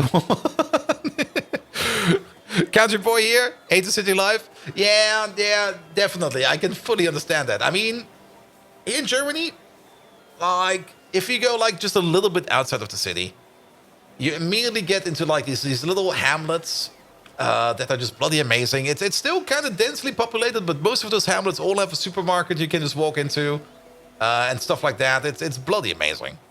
And even you got like perfect bus transport. Like if you want to go into the inner city, bus. There's a bus going there like every half hour at least. There we go. There we go. All right. Did we get our stuff yet? 15 power poles? We probably want a couple more than that. There we go. Can we maybe speed it up over there? Let's maybe pick up some nextlet for these boys to make it go faster. Yeah, give me those.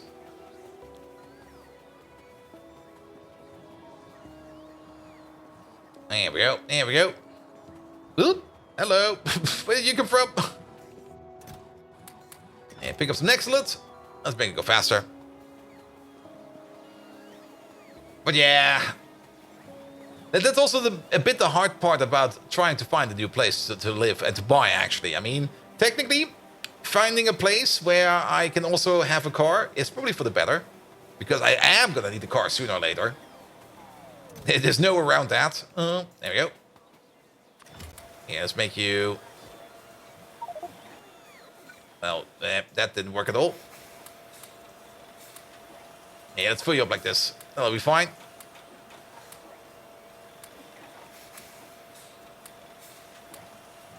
Describe public transport in Madison, Wisconsin as unworkable in most areas. Yeah, I'm pretty sure that some places do have way good public transportation. But yeah, I guess the gross average is going to be like very gross. There we go. Put that in there. Put that in there. That should be fine. All right. We got some power poles. Excellent. Do we need to pick up some more bricks? We could try to pick up some more bricks. How many bricks are left? We kind of put down the names, which is fine.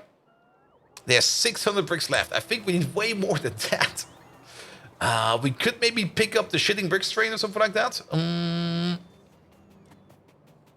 Can take the bus every hour to go to the city, both directions on the line, different ones, and only half hours apart. Nice, nice, nice. Did we get any more bricks in here? Well, we did. Loads of bricks. All right. Stop this for a second.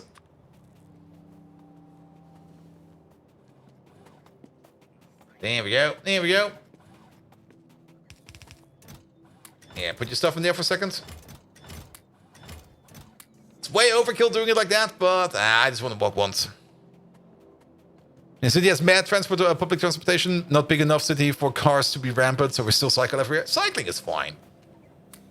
That's the only thing I miss from like not working in an office anymore. And that's also the only thing, the only reason for me to look for a new job, if I ever want to look for a new job, is like, can I go to the office by bicycle? Now, that's also a thing. I might just maybe even look for a place closer to my current workplace. Mostly because I really do enjoy working there. And why not get a place over there? And then I could go to work by bicycle. Again. But yeah, I'll have to see. I'll have to see. Good, good, good, good, good, good, good, good. Folks to work and home, that's also great. And 5 miles out, even getting to a small town, there's one stoplight and a population of like 1,500 people. Ah, that's nice. That's real nice. Also, was that a wall over there? Why is there a wall over there? What the hell?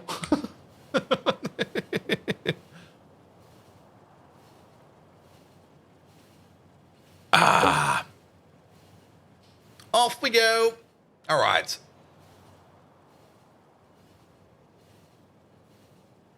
That's the wall of shame. What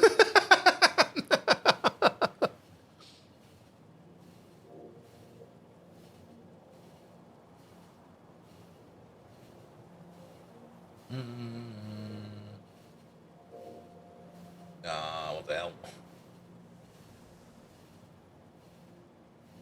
You have to have a car, but they have the issue of not driving enough to keep a battery wealthy. Oh yeah, that's maybe also an issue.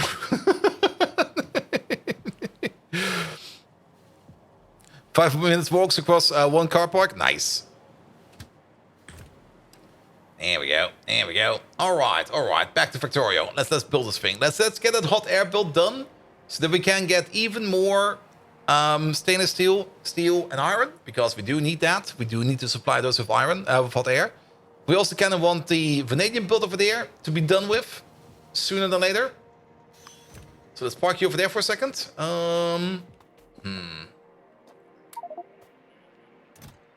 Let's maybe just drop the bricks in here real quick.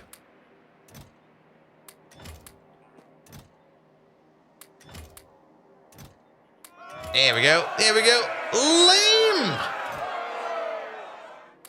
Hey there, mate. How you doing? Welcome, welcome, welcome, welcome. We've been blessed by the honk mother. Does she have 2 big honkers? I do hope she has 2 big honkers, because I only like honk mothers that have big honkers. And Bin Bin, hello there as well. Guys, we got raided by Liam G, an absolutely amazing lad of the Red Circuit stream team. And welcome, Liam. What have you been up to? Minecraft. Ooh, that sounds like fun. What have you been doing in Minecraft? I mean, over here, every now and then, I get like the tiny micro urge to play a bit of Minecraft. And then I kind of realize that I still have so much Pyanodons to play that I kind of don't do that. But at some point in time, we might switch over for like a day or 2 to Minecraft. Because there is something called GregTech out there, and a lot of people do kind of seem to like that and go like, Bolt, will you ever play GregTech? Where the answer is like, oh god, please. Oh no.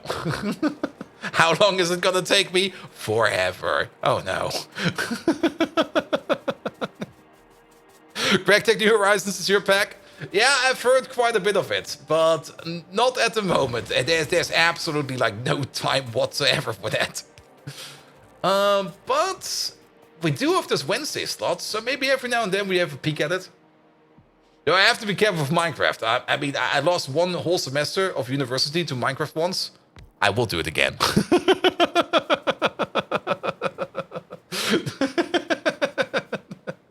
I will easily do it again. There we go. There we go.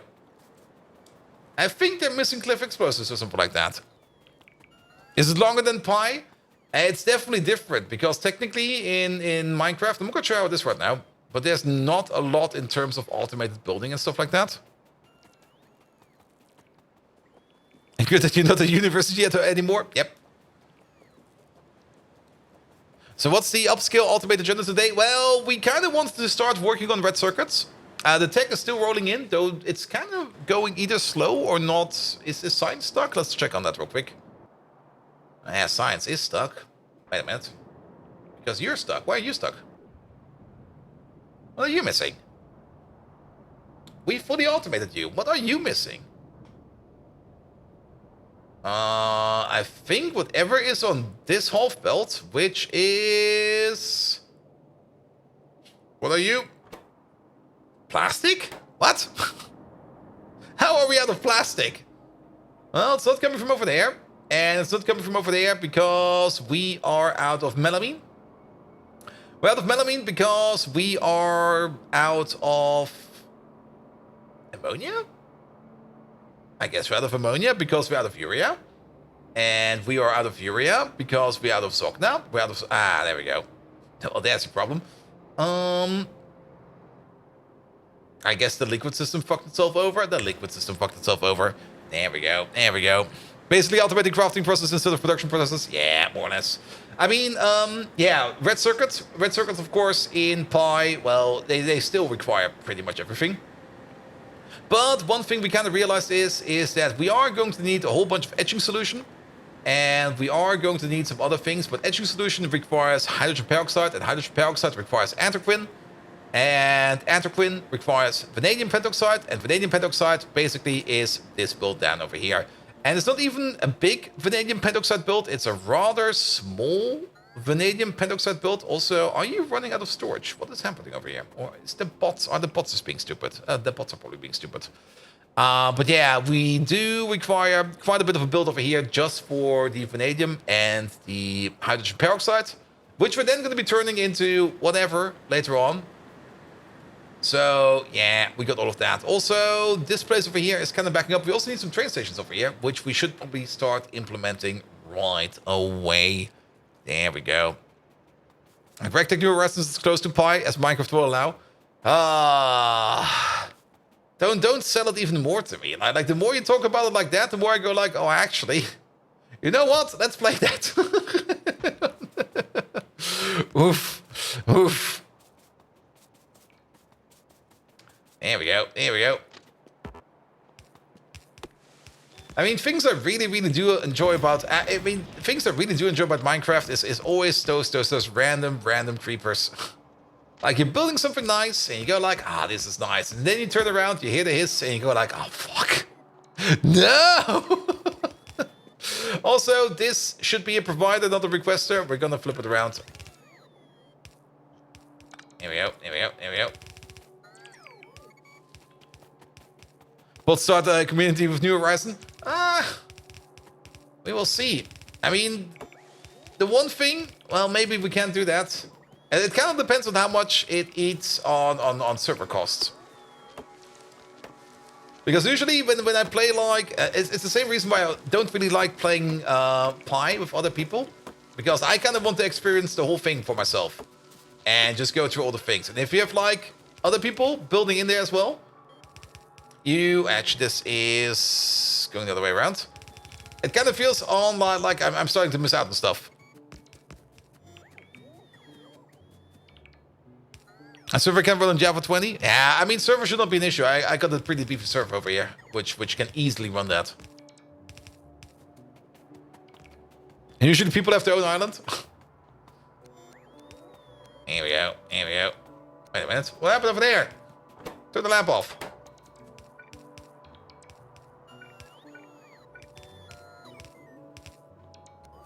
Here we go. And Toman, hello there! I see you hiding over there in the corner of my plant. It's still alive, by the way. It's doing good. It's getting bigger and bigger and bigger.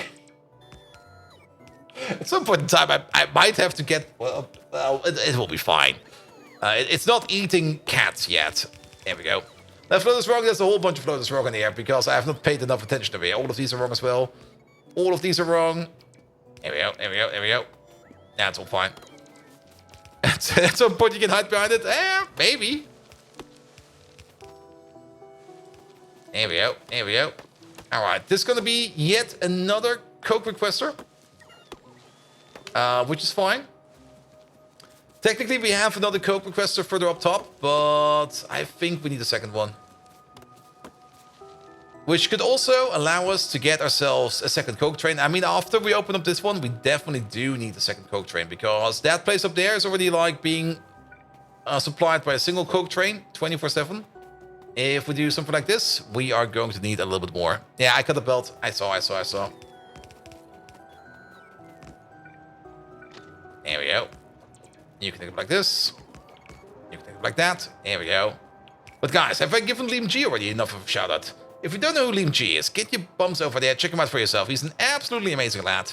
Does a whole bunch of Minecraft, also does a whole bunch of other things. Last time I saw him play something was Valheim. It was a lot of fun because he was dying all the time. I think he also went like day one to like the Death Skeeto Island and, well, if you know anything about those Death Skeetos, yeah, they're fun. They're fun. Okay, it's 20,000 per wagon times 8, so 16,000, under 60,000 in total. There we go, there we go, there we go. And then you open up. Good. Actually, I haven't checked up in Valheim in a while. I'm kind of curious to see if we're going to be playing it again over Christmas. So I'm not quite sure if that's actually going to happen. Maybe it will be something else. You put 160k in there. 160k is correct. It's 1,000 per stack of ash. This is going to be an ash provider. It's 1,000 per stack of ash. It's 20,000 per wagon. It's 8 wagons. That's 160,000. There we go. There we go. Because that's going to be the ash that will be coming from all the way over there somewhere. It's dying all the time, and you were laughing at all the things you couldn't have been doing? Yep. I mean, Valheim can be a very, very hard game. It's also a lot of fun, but it can also be a very, very hard game. Will it take an eternity to load? Yes, but it doesn't matter. If it's going to take a while, then it takes a while. Also, we do have to flip this one. Ah, shite.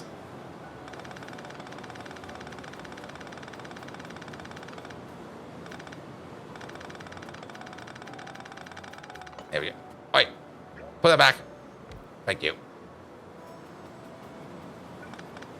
It doesn't matter. I mean, it's just going to be like a big storage. At some point in time, a train will come over, pick up the stuff, move it around.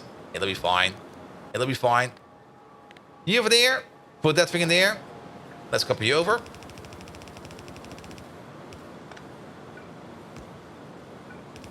No, that doesn't work like that. There we go.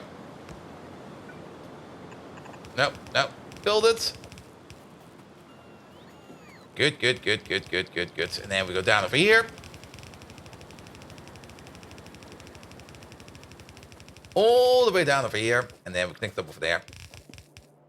What the hell? Oh, there's a cliff. Good. Ash output. Coke input.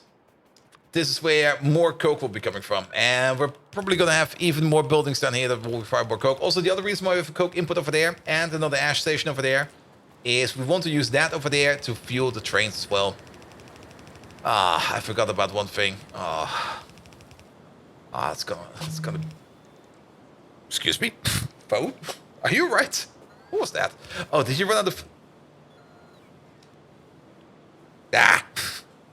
I forgot to charge my phone.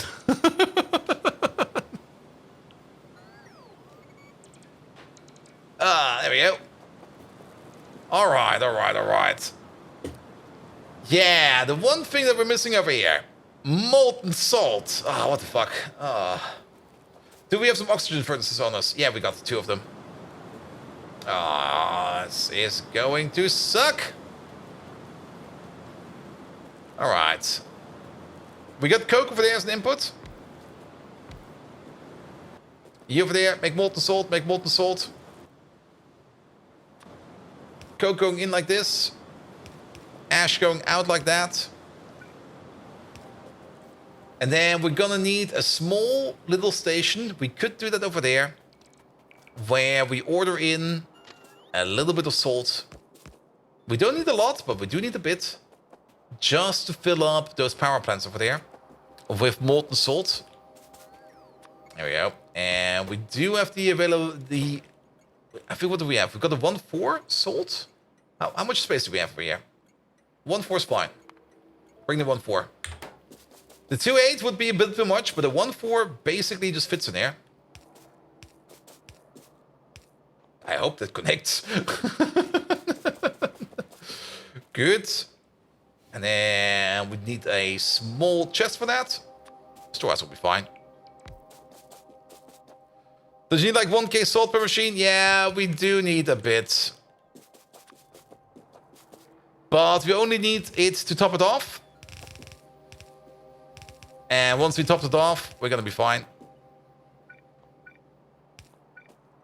Yeah, this is gonna be an absolute temporary build. Look at me. Since it's gonna be temporary, we're going like this. There we go.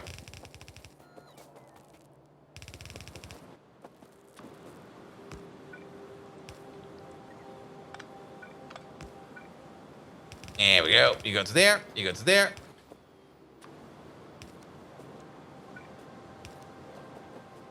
Good. And then just keep bringing that salt for a while. Then hook both of these up. That's fine. And then how do we fill this thing in? I mean, technically...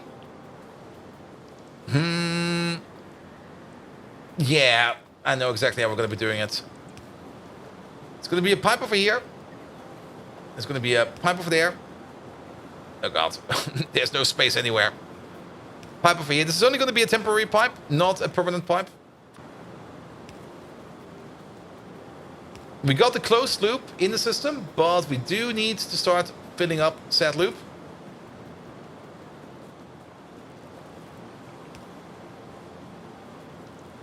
Here we go. And then make it as horrible as you can. Basically, this over here will fill up these machines over here, which will then fill up this machine over there. Once this backs up and this backs up, that should be enough in the system for it to loop around.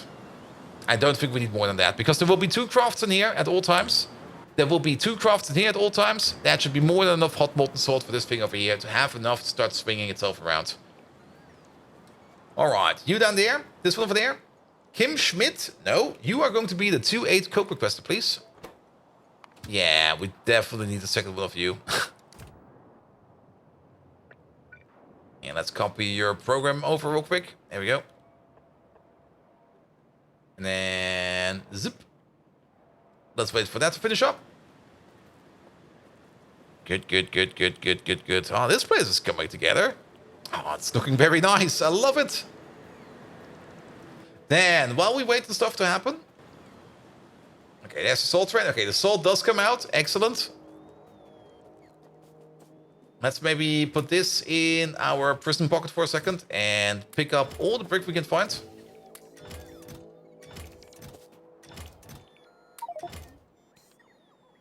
Put that in there as well. I don't think there's any more brick in here. No, there's...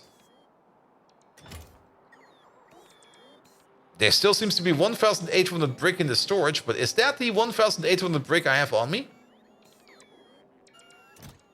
Or am I being blind? I could also be blind. There's a high chance that I'm just being blind. Romulus! Not a single tree. No, never, ever, ever. We're not doing trees anymore. Trees can just go out there and get absolutely fucked over. There we go. Get some fuel. Romulus, how you doing, mate? Welcome, welcome, welcome. I hope you didn't get it for a third time. There we go.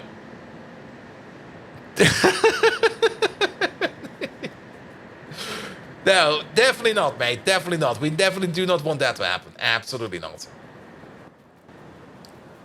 You're pretty well, other than broke as fuck. Yeah.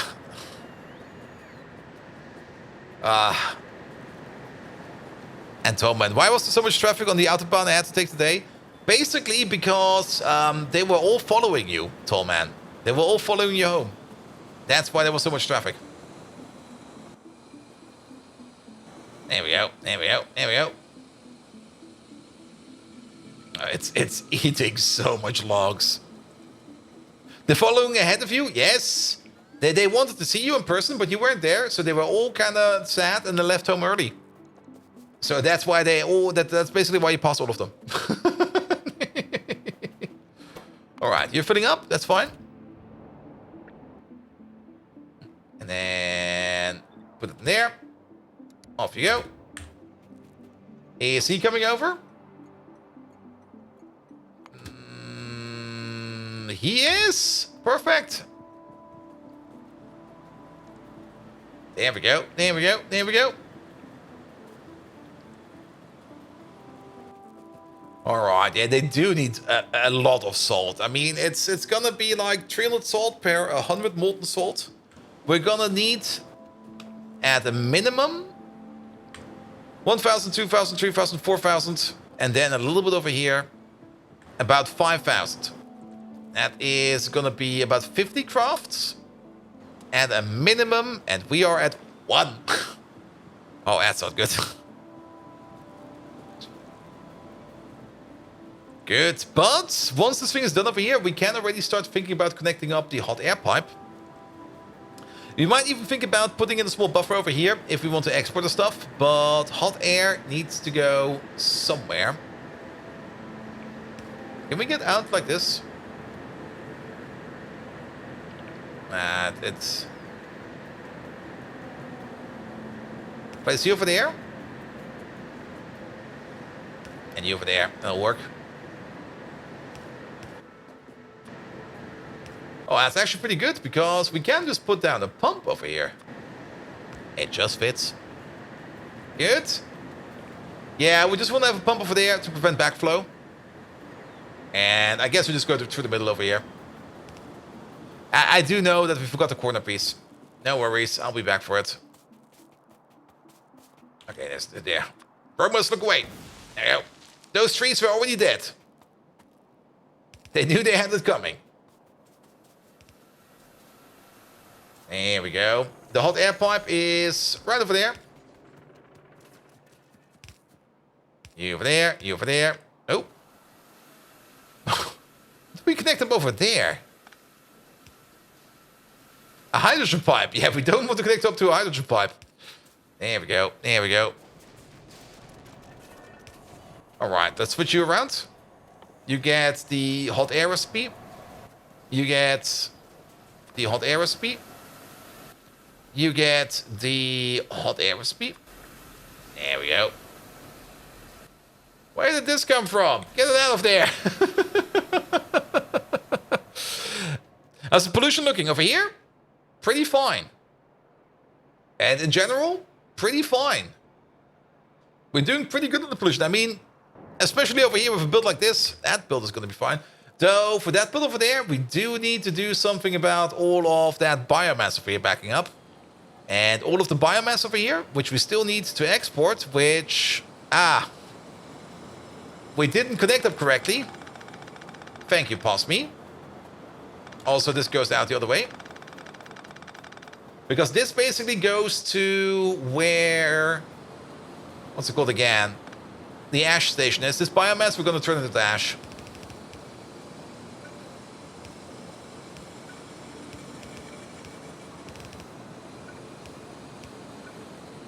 There we go. There we go. But we're going to turn it into ash all the way down here.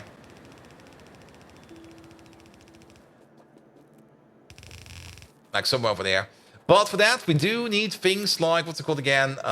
Gas refineries. And we are going to be making, what was it again? Shit, I forgot. Biomass. Actually, not biomass, sap. Sap is the thing we're looking for. Sap. Yeah, we're making 23 biomass every 3 seconds. Basically 8 per second. 8 per second biomass. Turning that into flue gas. We could also turn it into raw coal. That's actually pretty effective. But I don't really want to turn it into raw coal. 2 of these. 2 of these turning it into 150 flue gas per second. Give or take a little. Which also goes into 2 of these turning it into ash. Alright, let's pick those up real quick. Yeah, you. Drive us back to the mall real quick. There we go. Should be fine. Should be fine. And then one thing we still need to do over here is connect it up with some coke oven gas. But I kind of want the molten salt over here to be ready in these machines first before we hook it all up. And Venezuelan, hello there. How's life? Decent. Can't complain. Actually, I should complain. Could be covered in more honey. Yeah, honey. Wait, what?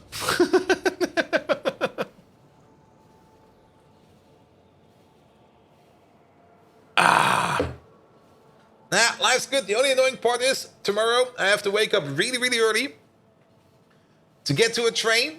So I go to the office to go to a workshop that is probably not even remotely productive. I have still no clue what I'm going to be doing over there, but I will probably be doing all kinds of other fun stuff. Then there will be food. Then there will be more food. Then there will be drinks.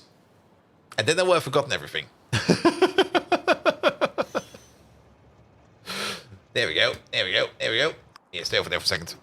Food is good. Yeah, I mean, the only reason why I go into the office is if there's free food. That's the only reason.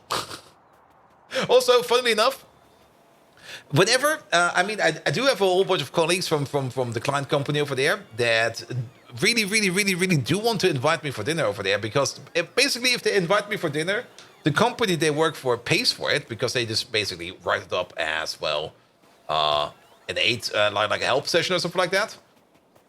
Doesn't really matter, or like a business meal or something like that. It really doesn't matter. But they do have this policy that if you invite people for lunch, they have to spend, or they can spend up to, I think, $20. No questions asked. So whenever we go to the cantina, basically the meal in the cantina is about $12, and then for the remaining $8, they basically go to the candy store next door and they go like this, that, this, that, this, and that, and they just pack my tablet of candy they want to eat, like during their own work at during the day. Which, of course, I also get a fair share of, but yes. And he was going to have to go to the office, but there was a fire last week. Oof, I hope things are fine over there. There we go. Also, unleash these spots over there. We wanted to pick up a gas refinery and some filters. We got the filters in our pocket, but the gas refineries over there, I think they are. Are those gas refineries? Gas power plants. No, that's not the gas refinery. The gas refineries are... where are they? There they are. Over here. And dangerous sleeping on the train was not waking up as you stop. Yeah, that's true. I also don't really want to do that. There's some suit and needs to be sanitized. Ah, that's fine. And probably like this everlasting smudge corner where you go like, yeah, over there was a fire. And you go like, what? Really? All right. With this, we can at least finish up this part over there. Do we need more bricks? Maybe, maybe not. But let's finish off this part over there. Oh, the agitators. We still need some more agitators over there. There we go. There we go. Oh, yeah. It also backs up more molten salt in there. That's also very true. But yeah, it's getting in here soon. And if this all over here backs up like once, it should be fine. Still 60 UPS? I mean, the base is not that big. Is it? The problem when you're playing Pyanodons, you kind of lose all kinds of comparison for size. You go like, is this big? Is this small? What the fuck is this even? How big is this? And you go like, it should be fine. But if we just check it, like from down here to up there, we are sitting at 2,500 tiles by 3,500 tiles, which is basically a quarter of the size of the base of the last playthrough. Yes. The biomass gets stuck? Yeah, we're working on it. But if we look at UPS, we still got quite a bit of UPS time. We only had like 5 milliseconds per update. We still can add like a whole 10 more milliseconds to this. Basically easily tripling the size of the base without running into any issues yet. And that zoom level, you don't even see the biters. Oh, they are there. But the ore fields are definitely bigger. I mean, if you zoom in, you do see that there's actually quite a bit of them. But sometimes, I kind of like the generation. Like, sometimes you get, like, these patches where there's, like, seemingly nothing. And then sometimes you get these patches where there's, like, everywhere. Absolutely everywhere. Good.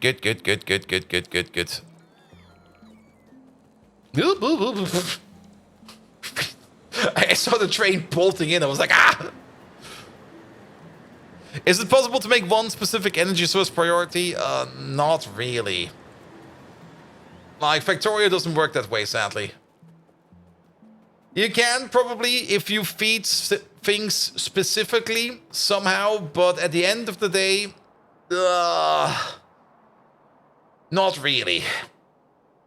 Some mods do allow you to have like buildings that have like a natural higher priority list. I mean, every building has a certain priority in the power usage. For example, solar has a very high priority. I mean, solar power will always be used. That's why solar power is always a good thing to put in. But sometimes buildings will be a bit harder to distinguish each other, especially if you only have, for example, steam turbines. If you only have steam turbines and you want to say like these over here, I want to prioritize those. Yeah, it's not really that well possible in Factorio. There we go. Yeah, put you, I guess, over here. You over there.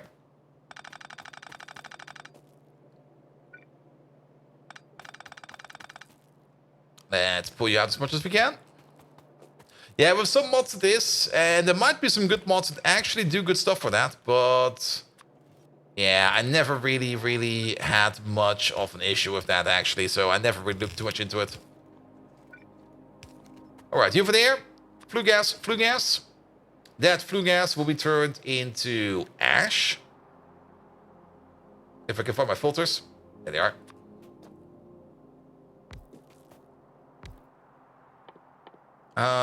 Turn on the dash. You over there. Then where's the good power poles? This is also kind of annoying. The next good power poles are not with the other power poles. Like, oh, come on. Really? They're all the way over there?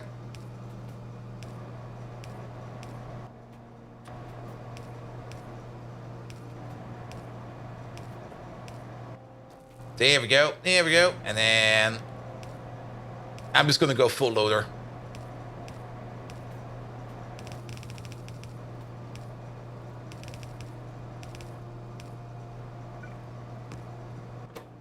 And then priority over there. Deconstruction planner. There we go. Done. That'll take care of the biomass. You can do it by producing accumulators and segregated power networks, but it's not UPS efficient. Yeah, you can definitely do it, but it's gonna be a pain in the arse. There we go. There we go. All right. We need a little bit more over here. And we definitely need a little bit more over there. So we need way more salt over there. The bricks over here are ready to go. The only thing we're missing over here is the coke oven gas.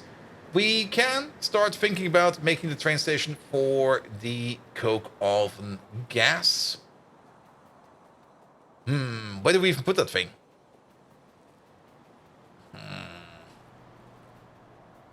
Kind of thinking over there, but that's not really a place where we want to put that. Maybe over... Nah, not over there. Sneak it in over there. Technically, practically, it's going to be over here once this thing is done. That's a good spot for it. All right. We also have some agitators on me. Wait a minute here. Agitators. Bots. Could you place these for me real quick? Also, it seems there's some power poles missing over here. Oh, there's a whole bunch of stuff missing in here. There we go. Is there also a little bit of a construction grid missing over there? No, that's all fine. There we go. There we go. There we go.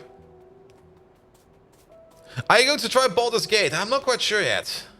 I heard something about a bear. And then after 100 hours, the game gets fun. I'll have to see. I mean, didn't they kind of change Baldur's Gate into more like a single-player hack and slay or something like that? I've not really been like keeping up too much with it, but oof. I mean, I will probably play it if I can import my save game for Baldur's Gate 2. Can I do that? Can I bring over my old save game?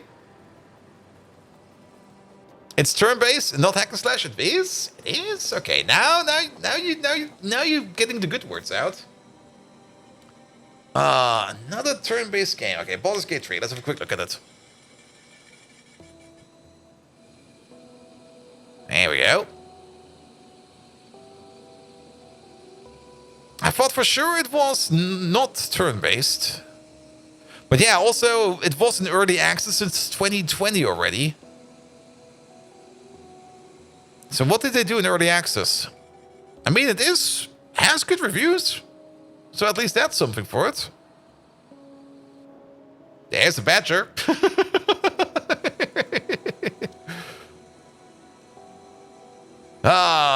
Also, is it based upon Dungeons and Dragons 5th edition? On what is it based?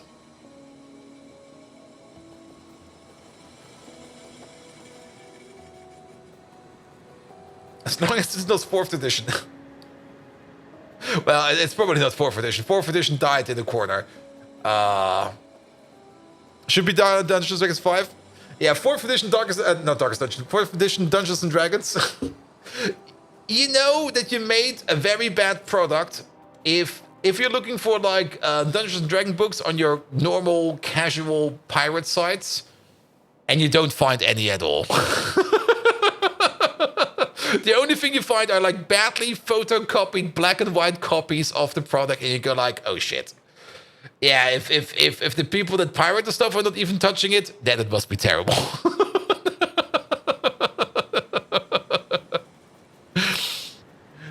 And it was terrible. I was reading some stuff in like Dungeons and Dragons 4, and it was just like, yeah, oof. But I've heard good stuff about Dungeons and Dragons 5th edition. I have not even touched it at all. The pirate metric, it is a valid metric. I mean, if people that don't want to pay for the product are not paying for the product and just not taking it at all, it's a bad product. It's a bit like the most stolen index, or maybe like the Big Mac index, like a value where you can measure how good a product is. I mean, most stolen product does mean it's a very, very popular product.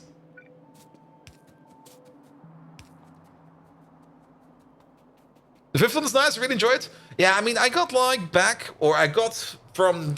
into Dungeons and Dragons when 3.5 came out. I did play like 2.5 and 2nd edition like in computer games, Baldur's Gate, which was a lot of fun. Though the taco rule set, I mean, I like tacos, but yeah, it was weird. If people aren't even picking it up when it's free, it's likely to be highly suspect. Yep. Very much true. Yeah, Taco was definitely... I kind of like that they standardized it quite a bit, but of course Dungeons & Dragons 3.5 was just this absolute broken mess. Fun, but absolute broken mess. And then at some point in time, I picked up Pathfinder, and I just completely fell in love with Pathfinder. Like, it was exactly the thing I wanted. Complex enough that you could make it super duper complex, but also simple enough that you could just ignore everything else and just roll with it. Taco, you mean to hit armor class 0? Yep.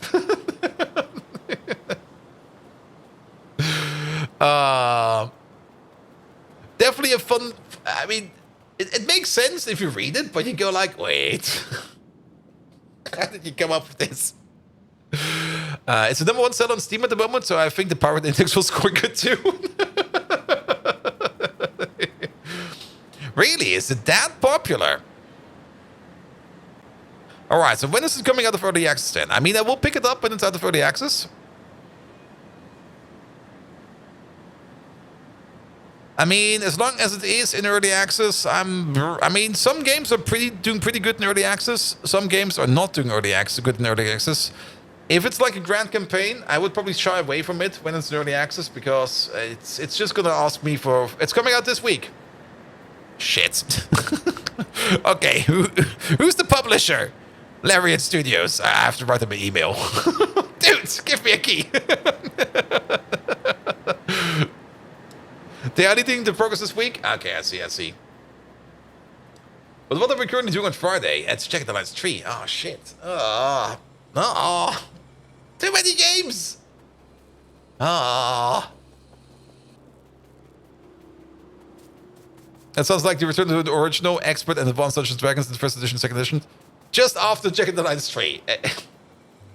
I mean, we could do that. Okay. 2 hours of Mechabellum, 2 hours of Jagged Alliance 3, 2 hours of Baldur's Gate 3. Then we realized it's Sunday morning, I've been streaming for 48 hours and I haven't eaten anything, and then I just die of a heart attack. Yes. Perfect weekend. Love it. There we go. Alright. Yeah, we want to have 900 in all of these. Just skip the last part? Sure. Yeah, probably for the better. You're not available Fridays for next week? Kind of depends. I mean, I will have to write some emails, stuff like that. I mean, usually, if you're kind of quick and good about it, you can get the key, like, almost instantly. Especially if you flash a Twitch partner badge, but I need to know the correct person to talk to. Maybe a Saturday stream again. We will see. Nah, there's too much to pick up again. I need more stream time. I need to up the hours for streaming. Oh no, not this again. Okay. We were very successful in distracting me today. Congratulations. Let's just muster on a little bit more. We're not going all the way up to midnight today. Like I said, I have to go catch a train at 8 a.m. And I do have to do some post-stream stuff. So just a bit more. I basically just want to finish up this thing over here. And once that thing is finished up, then we're going to be fine. But let's maybe have a look real quick at things we kind of need to do. I mean, the vanadium build over there needs a radar. Let's start with that. A cursed Baldur's Gate run would be hilarious. I mean, I'm pretty sure it can be something like a curse master in Baldur's Gate. Ooh, but then we have to pick a class and stuff like that. Ooh. Usually, when I play... And this is kind of funny, actually. Usually when I play RPGs, like Dungeons & Dragons, stuff like that, I usually end up playing a gnome illusionist. Because playing an illusionist, especially in a tabletop scenario, where everybody's more or less sitting at the table, is so much fun. Because you can go completely and utterly overboard with it. Like, you just go like, I cast illusion sound. What is the sound? It's basically a boombox playing heavy metal, and you... Then everybody goes like, what? You're doing what? Yes, I got my boombox over here. Or when you cast like an illusionary wall or something like that, you also just go around and go like, yeah, I make an illusionary wall of boobs. And everybody like, what? I personally would be very offended if you played the Bear fucking Simulator. I've heard rumors about that. Like somebody said, like after 100 hours it gets fun. It's will it help if you abstain from the beer copulation? Maybe not play a druid or something like that. Maybe just play a necromancer. Playing a necromancer in like a tabletop setting is also a lot of fun because you usually have like this small army of undead just following you everywhere. With the classic first edition, the advanced edition dragons for gnomes have advantages as illusionists. They still have that in Pathfinder. They still have that. In Dungeons and Dragons 4, oh god. In Dungeons and Dragons 4th edition, gnomes were monsters. They were degraded to basic monsters, and it was like, what? What do you mean a gnome is a monster now? Yes, it's a monster class now. Oh, you slap. No. Bad Dungeons and Dragons. Also, we kind of forgot the little train over here. Oh, we entirely forgot them. Yeah, go back to your provider. With developers who support summoning relationships, they must be about necromancers. I mean, necromancers is just fun. Especially if you if you're playing like a campaign and you defeat like the big bad evil guy of the act, and you go like, okay, I reanimate him. That's yeah, he's my slave now. What? Can't do that. Yes, I do that. We're best buddies now. I'm taking him to the bar. No, don't do that. Okay, what do we need? I got super distracted again. We wanted to pick up something from over here. Oh yeah, more agitators. Here we go. Agitators. There they are. Oh, wait, agitators are also requiring melamine. Oh, and melamine. We have to fix that one thing over there. Let's fix it real quick. And bold as the GM would be scary? Usually I actually am the GM. And yes, me as the GM is very scary because I do write my own adventures and I do write my own monsters. And usually go way too wild on the templates. There we go. There we go.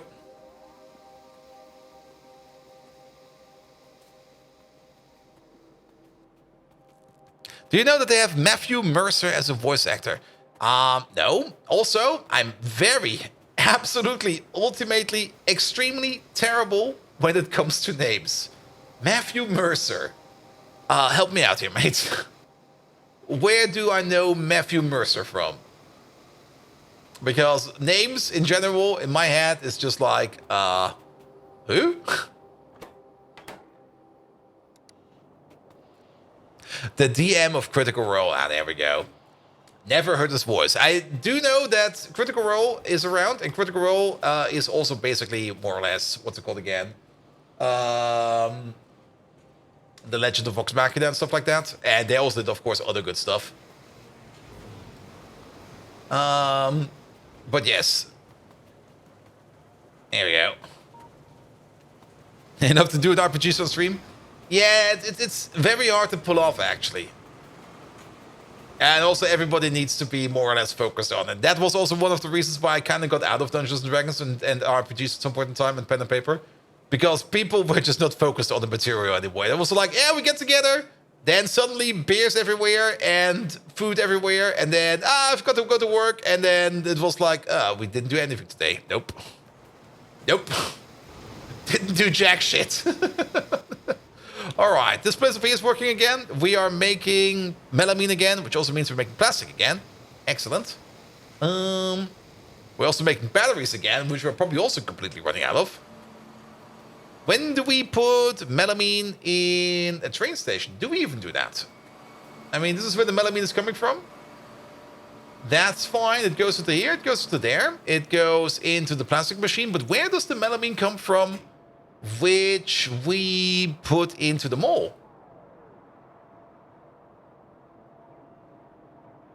There must be a chest around here somewhere. Or not? I'm slightly confused about this. Okay, melamine. Melamine over there. Melamine over there. It all goes there. Goes all over there. The best to do unless chat interacts specifically with the GM. And that could also be something that is... I mean, there's... RPGs, if you've got a good... Technically, the more GMs you have, and the better they're coordinated with each other, the faster it goes. Okay, you only made 20 patrol works. I think we never had any melamine over there. I don't think we have any kind of melamine input at all. So we should pick this all up. How much do we need for an agitator? But getting that high-speed, high-integrity setup going is also hard.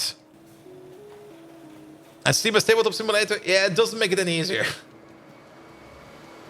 Also, visualizing it is also not the easiest. I mean, there are tools out there. There are some pretty good tools to visualize it. But they all take quite a lot of effort to make it worth your time. And also presenting it all to a stream is a lot of prep work. A lot of prep work. A tremendous amount of prep work.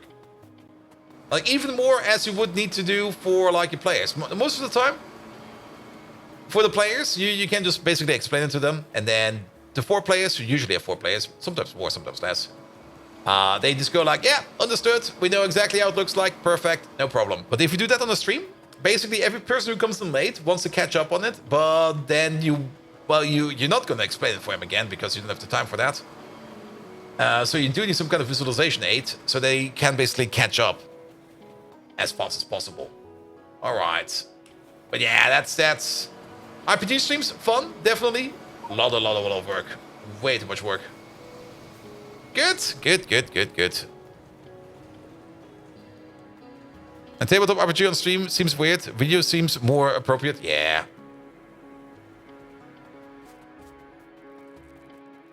I mean, technically, if you think about it, a good RPG session on a stream would be more or less identical to a podcast.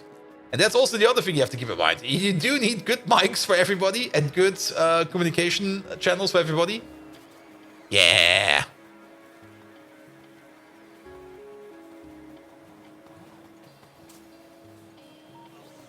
There we go.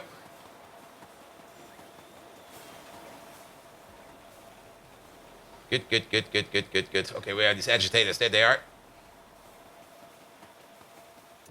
Good. But of that... That's the wrong one. Also, hey, they stole my stuff. You fuckers. Bellonair! Hello there. How are you doing? Welcome. Welcome back to Factorio. Guys, we got raided by Bellonair. What has Bellonair been up to? Let's have a look. Bellonair went to school today. Bellonair, good thing. I hope you're relearning your ABCs. Remember, ABCs start in the reverse order with CBA, and then comes D, F, G, Z, H, Y, N, X, O, R, T, Q, F, O. There we go. That's the correct order for the alphabets. Also, all the letters I missed, they don't exist. You can't use them. Always buy components? Well, not in this game. That's RimWorld, where you always buy components. And yes, you should always buy components in RimWorld. In this game, we are more or less trying to get to red circuits. And red circuits over here, the tech has been stuck a bit because... Did we actually fix that? Still looks kind of broken. Because we were missing plastic. Yes, and we did just, in fact, just now fix that. Plastic is being made again. We just have to wait for it a little bit. We can... Okay, you're completely empty. You're entirely empty. We have to wait for the plastic over there to come over. There we go. And school was really good. What is it about? That's school. What is that even?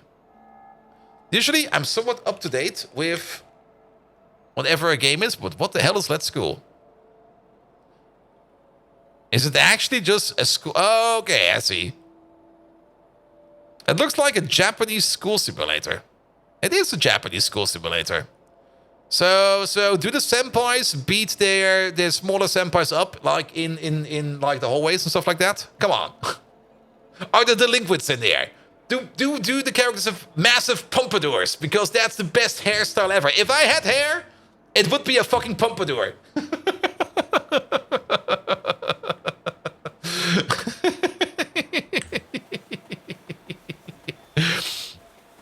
It's actually good management of building game? Really? Yeah, we've already learned that I don't have any time to play any other games at any point, anytime soon. Because it also seems that Baldur's Gate 3 is coming out like this week, and the counter for Senpai was Kohai. Ah, there we go. I was on the tip of my tongue, but I wasn't quite sure. You Can they have the reverse pompadour?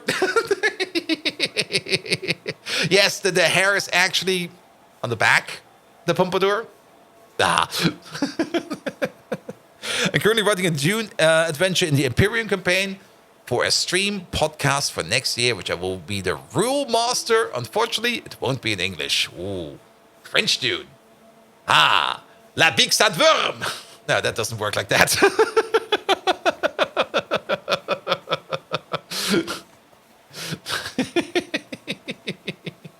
Just, Fallen Angel, just remember to put in a subway station with pictograms of all kinds of funny situations. That's the only thing you need. There we go. There we go. You could still make the beard pompadour. Ooh, we basically had that the last time around. There we go. And both there's a teaser for the VE Vehicles mod. What is the VE Vehicles mod? There we go. There we go. There we go. Also, what do we have over here? Okay, we should finish up that hot air machine. That should be done by now. Oh, vanilla expanded. Abbreviations, like every time. Like, if you don't know the context of the abbreviation, it could be anything. Ah, RimWorld. Oh, yeah, I mean, we already talked about my schedule today. I can't skip out on more sleep. It's impossible.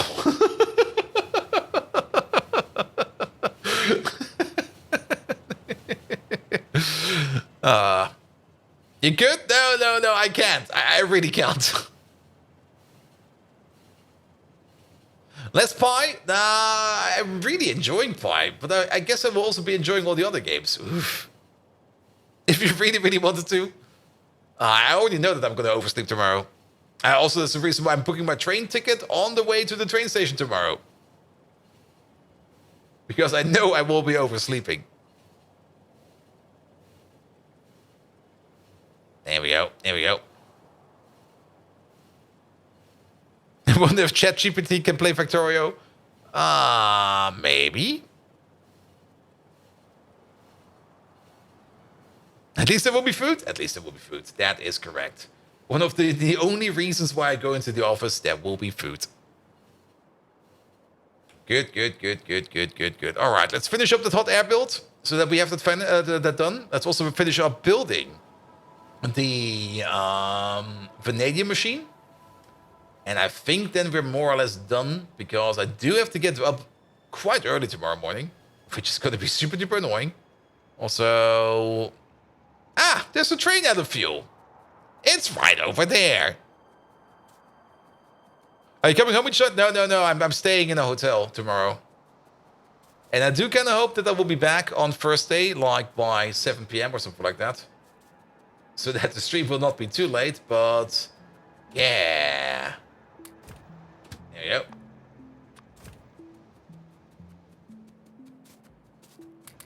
Off you go. And hot air build? Wait, you got politicians unlocked? No.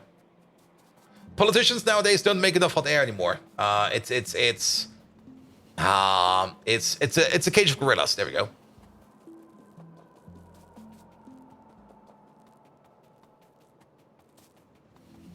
And ChatGPT can't even play Wordle. Oof. All right, this one is good. That one is good. This one's good. This one's almost good. This one needs just one tick more. So that's definitely the last shipment. Like, this shipment of salt is the last shipment of salt we're going to be processing. Excellent. And then we can repurpose this station over there into a station for the coke oven gas. And then this hot air place over here is ready to go. Good. Also, remember how I said we are finishing up the agitators? I forgot the agitators.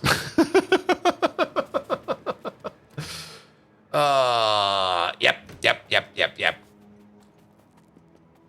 It'll be fine. Guys, did we give Bellaner enough of a shout out yet? We should give Bellaner even more shout outs because he's an absolutely amazing lad. He's part of the Halcyon Frequency team who are also doing the Rimworld Hot Potato every year. They also did another Hot Potato this year with, what was it called again? Dwarf Fortress, which also seemed a lot of fun, but I really wasn't too much into Dwarf Fortress, but they are absolutely amazing nets. Get over to Bellinair and everybody else over there as well. Leave them a follow. They're bloody amazing, each and every one of them. And I do hope I get more sleep tomorrow. I mean, I will be sleeping in a hotel. How bad will it be? It will be horrible. There we go. There we go. All right, we need to wait for you to... Actually, we don't... Well, we do need to wait at least a little bit because there will be a pump over there and a pump over there.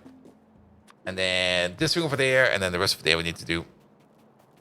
But does not falling off count as riding? Wait, what? Cheap hotel? No, it's a decent hotel. I mean, it's the hotel right on the opposite side of our client's main offices, which is this huge area. And it's one of those hotels where you know that people just come in, they sleep, they go out again. Beds are good. Breakfast is good. Nothing to complain about. It's just like in, out, done. 3 Sterne Landklasse? I think it is.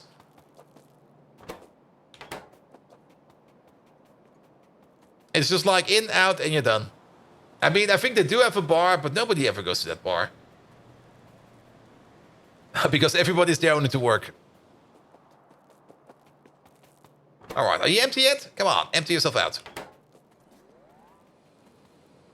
Alright, that thing is good. And then the more liquid we have in here, the better. Come on, be faster. I mean, we can't really make it go any faster. We don't have any red belt yet. Well, we could make it a bit faster. I mean, technically, we could make a second belt going in here. We could carry some stuff. Oh, no. By the time we're done building that, this thing over here will be done. Yeah, just give it a second or two. All right. Also, maybe rename you before we forget, because you over there, you're going to be the coke oven gas requester. There you are. You can already come over. That's fine. We might also want to put some power poles in here. Like one over there. I do like that they align like this. That's kind of nice. Good. And then place one over there. All right. That thing more or less ready to go. Are you empty yet? Come on. Speed it up. Then how is this place doing? This place is doing mighty fine. It is making a bit of pollution over there, but that should be fine. That should be fine. All right, almost done. Almost done. We can't actually speed it up a bit by doing something like stupid like this.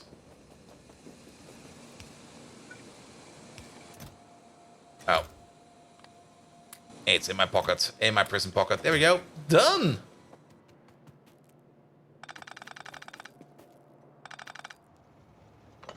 Perfect timing. You get over there. You get over there.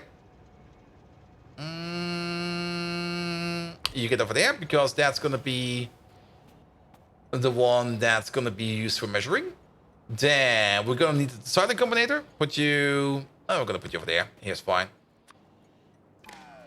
There we go. Set the limits. The station will be opened if everything in here is less than, say, 2,000.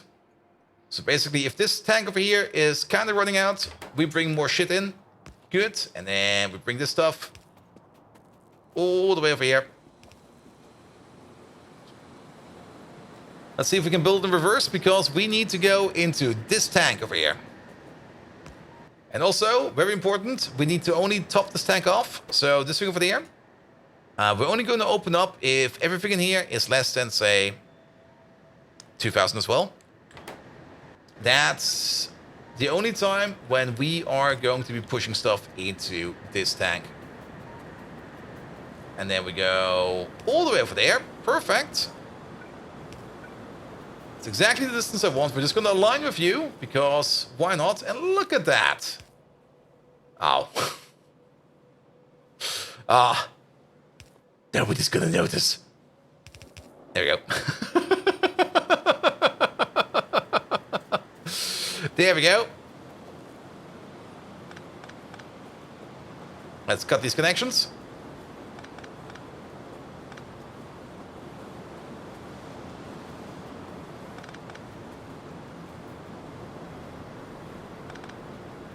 There we go. They should have enough salt in them so they can keep spinning forever. They should have their own closed loop. My inventory is full. Keep those. But maybe drop this and maybe a couple belts. It was painful to watch? Yeah, that's why we don't do that often. Yeah, I will keep my inventory clean.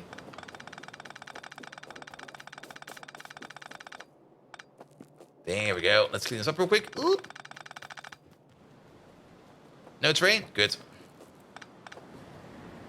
There we go. And look at that. They're operating over there. They are making the hot molten salt, which goes into here, which reheats the coke oven gas. The bricks over here are spinning around. Yeah, we definitely have more than enough bricks in here. It should be filling up again soon.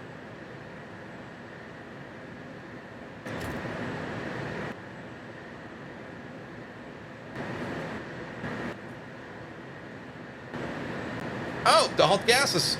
Yeah. I forgot this part. Also, this place is fucking loud. I'm very sorry. There we go. But this is gonna make our hot gas for now. We might want to put in a hot air buffer, like in the big tank over here at some point in time. But we can do that still later. But now we're making stainless steel over here with more hot air, which is, well, 30% more effective. Technically 25, but we do get rounded up, which is very, very, very lovely. Good. And now this place over here is working optimally fine.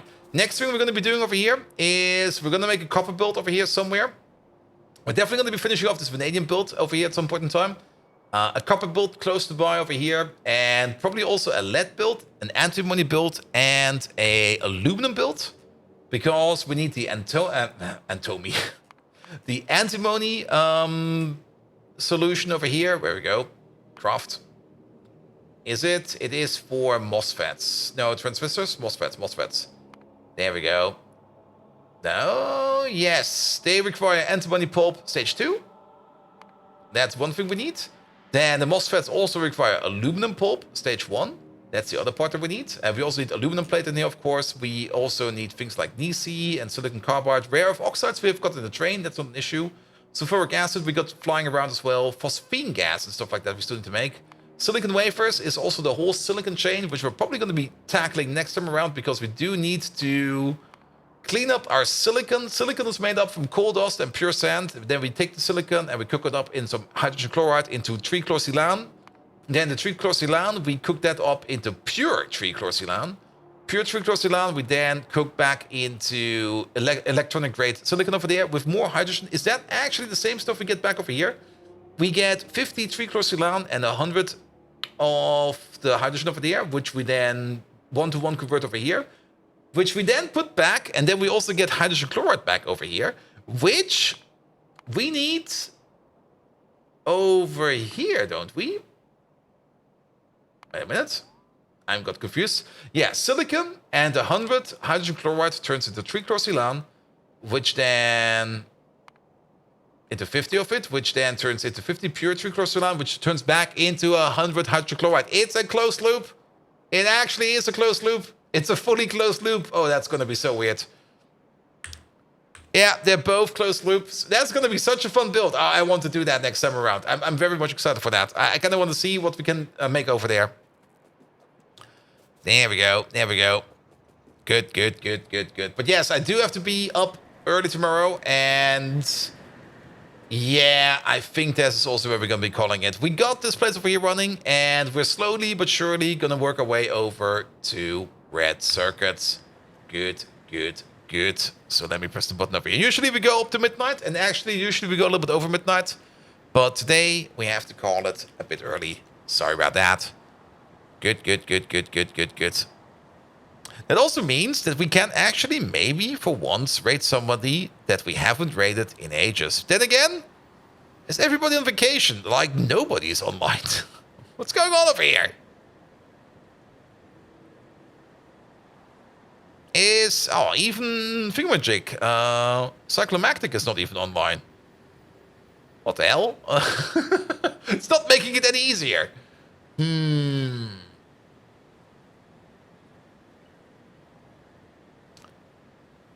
rate then? Who we want to rate? I mean, I see Colin and Will over there, but...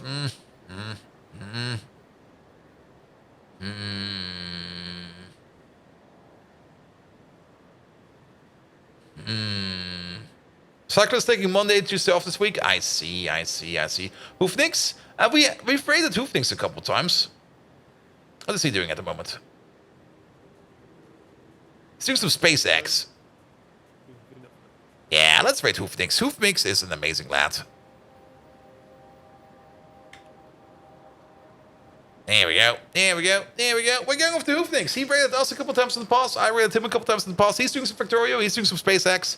So you're going to be having some fun over there. Abso-freaking-lutely. Nevertheless, thank you so much for today. Thank you so much for all the lovely rates. Bellinair, Liam, Galdoc, and was there somebody else in there as well?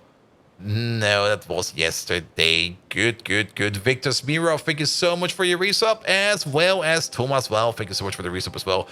Short and snappy day today. Thank you so much for that. I'll be back on Thursday. Tomorrow, sadly, no stream because I'll be on site in a hotel, and I don't really want to stream from a hotel room. I'm actually maybe just gonna sleep tomorrow. But we're back on Thursday with more Pyanodons. Friday with more Mechabellum and some Jack the Line stream. Maybe some Baldur's Gate 3. I'll guess I'll have to look for a key for that as well. Too many games to play. I think I just need more vacation. Just call in the vacation again and just do more other stuff. Nevertheless, thank you so much for today. Have an amazing evening. Until next time, good night.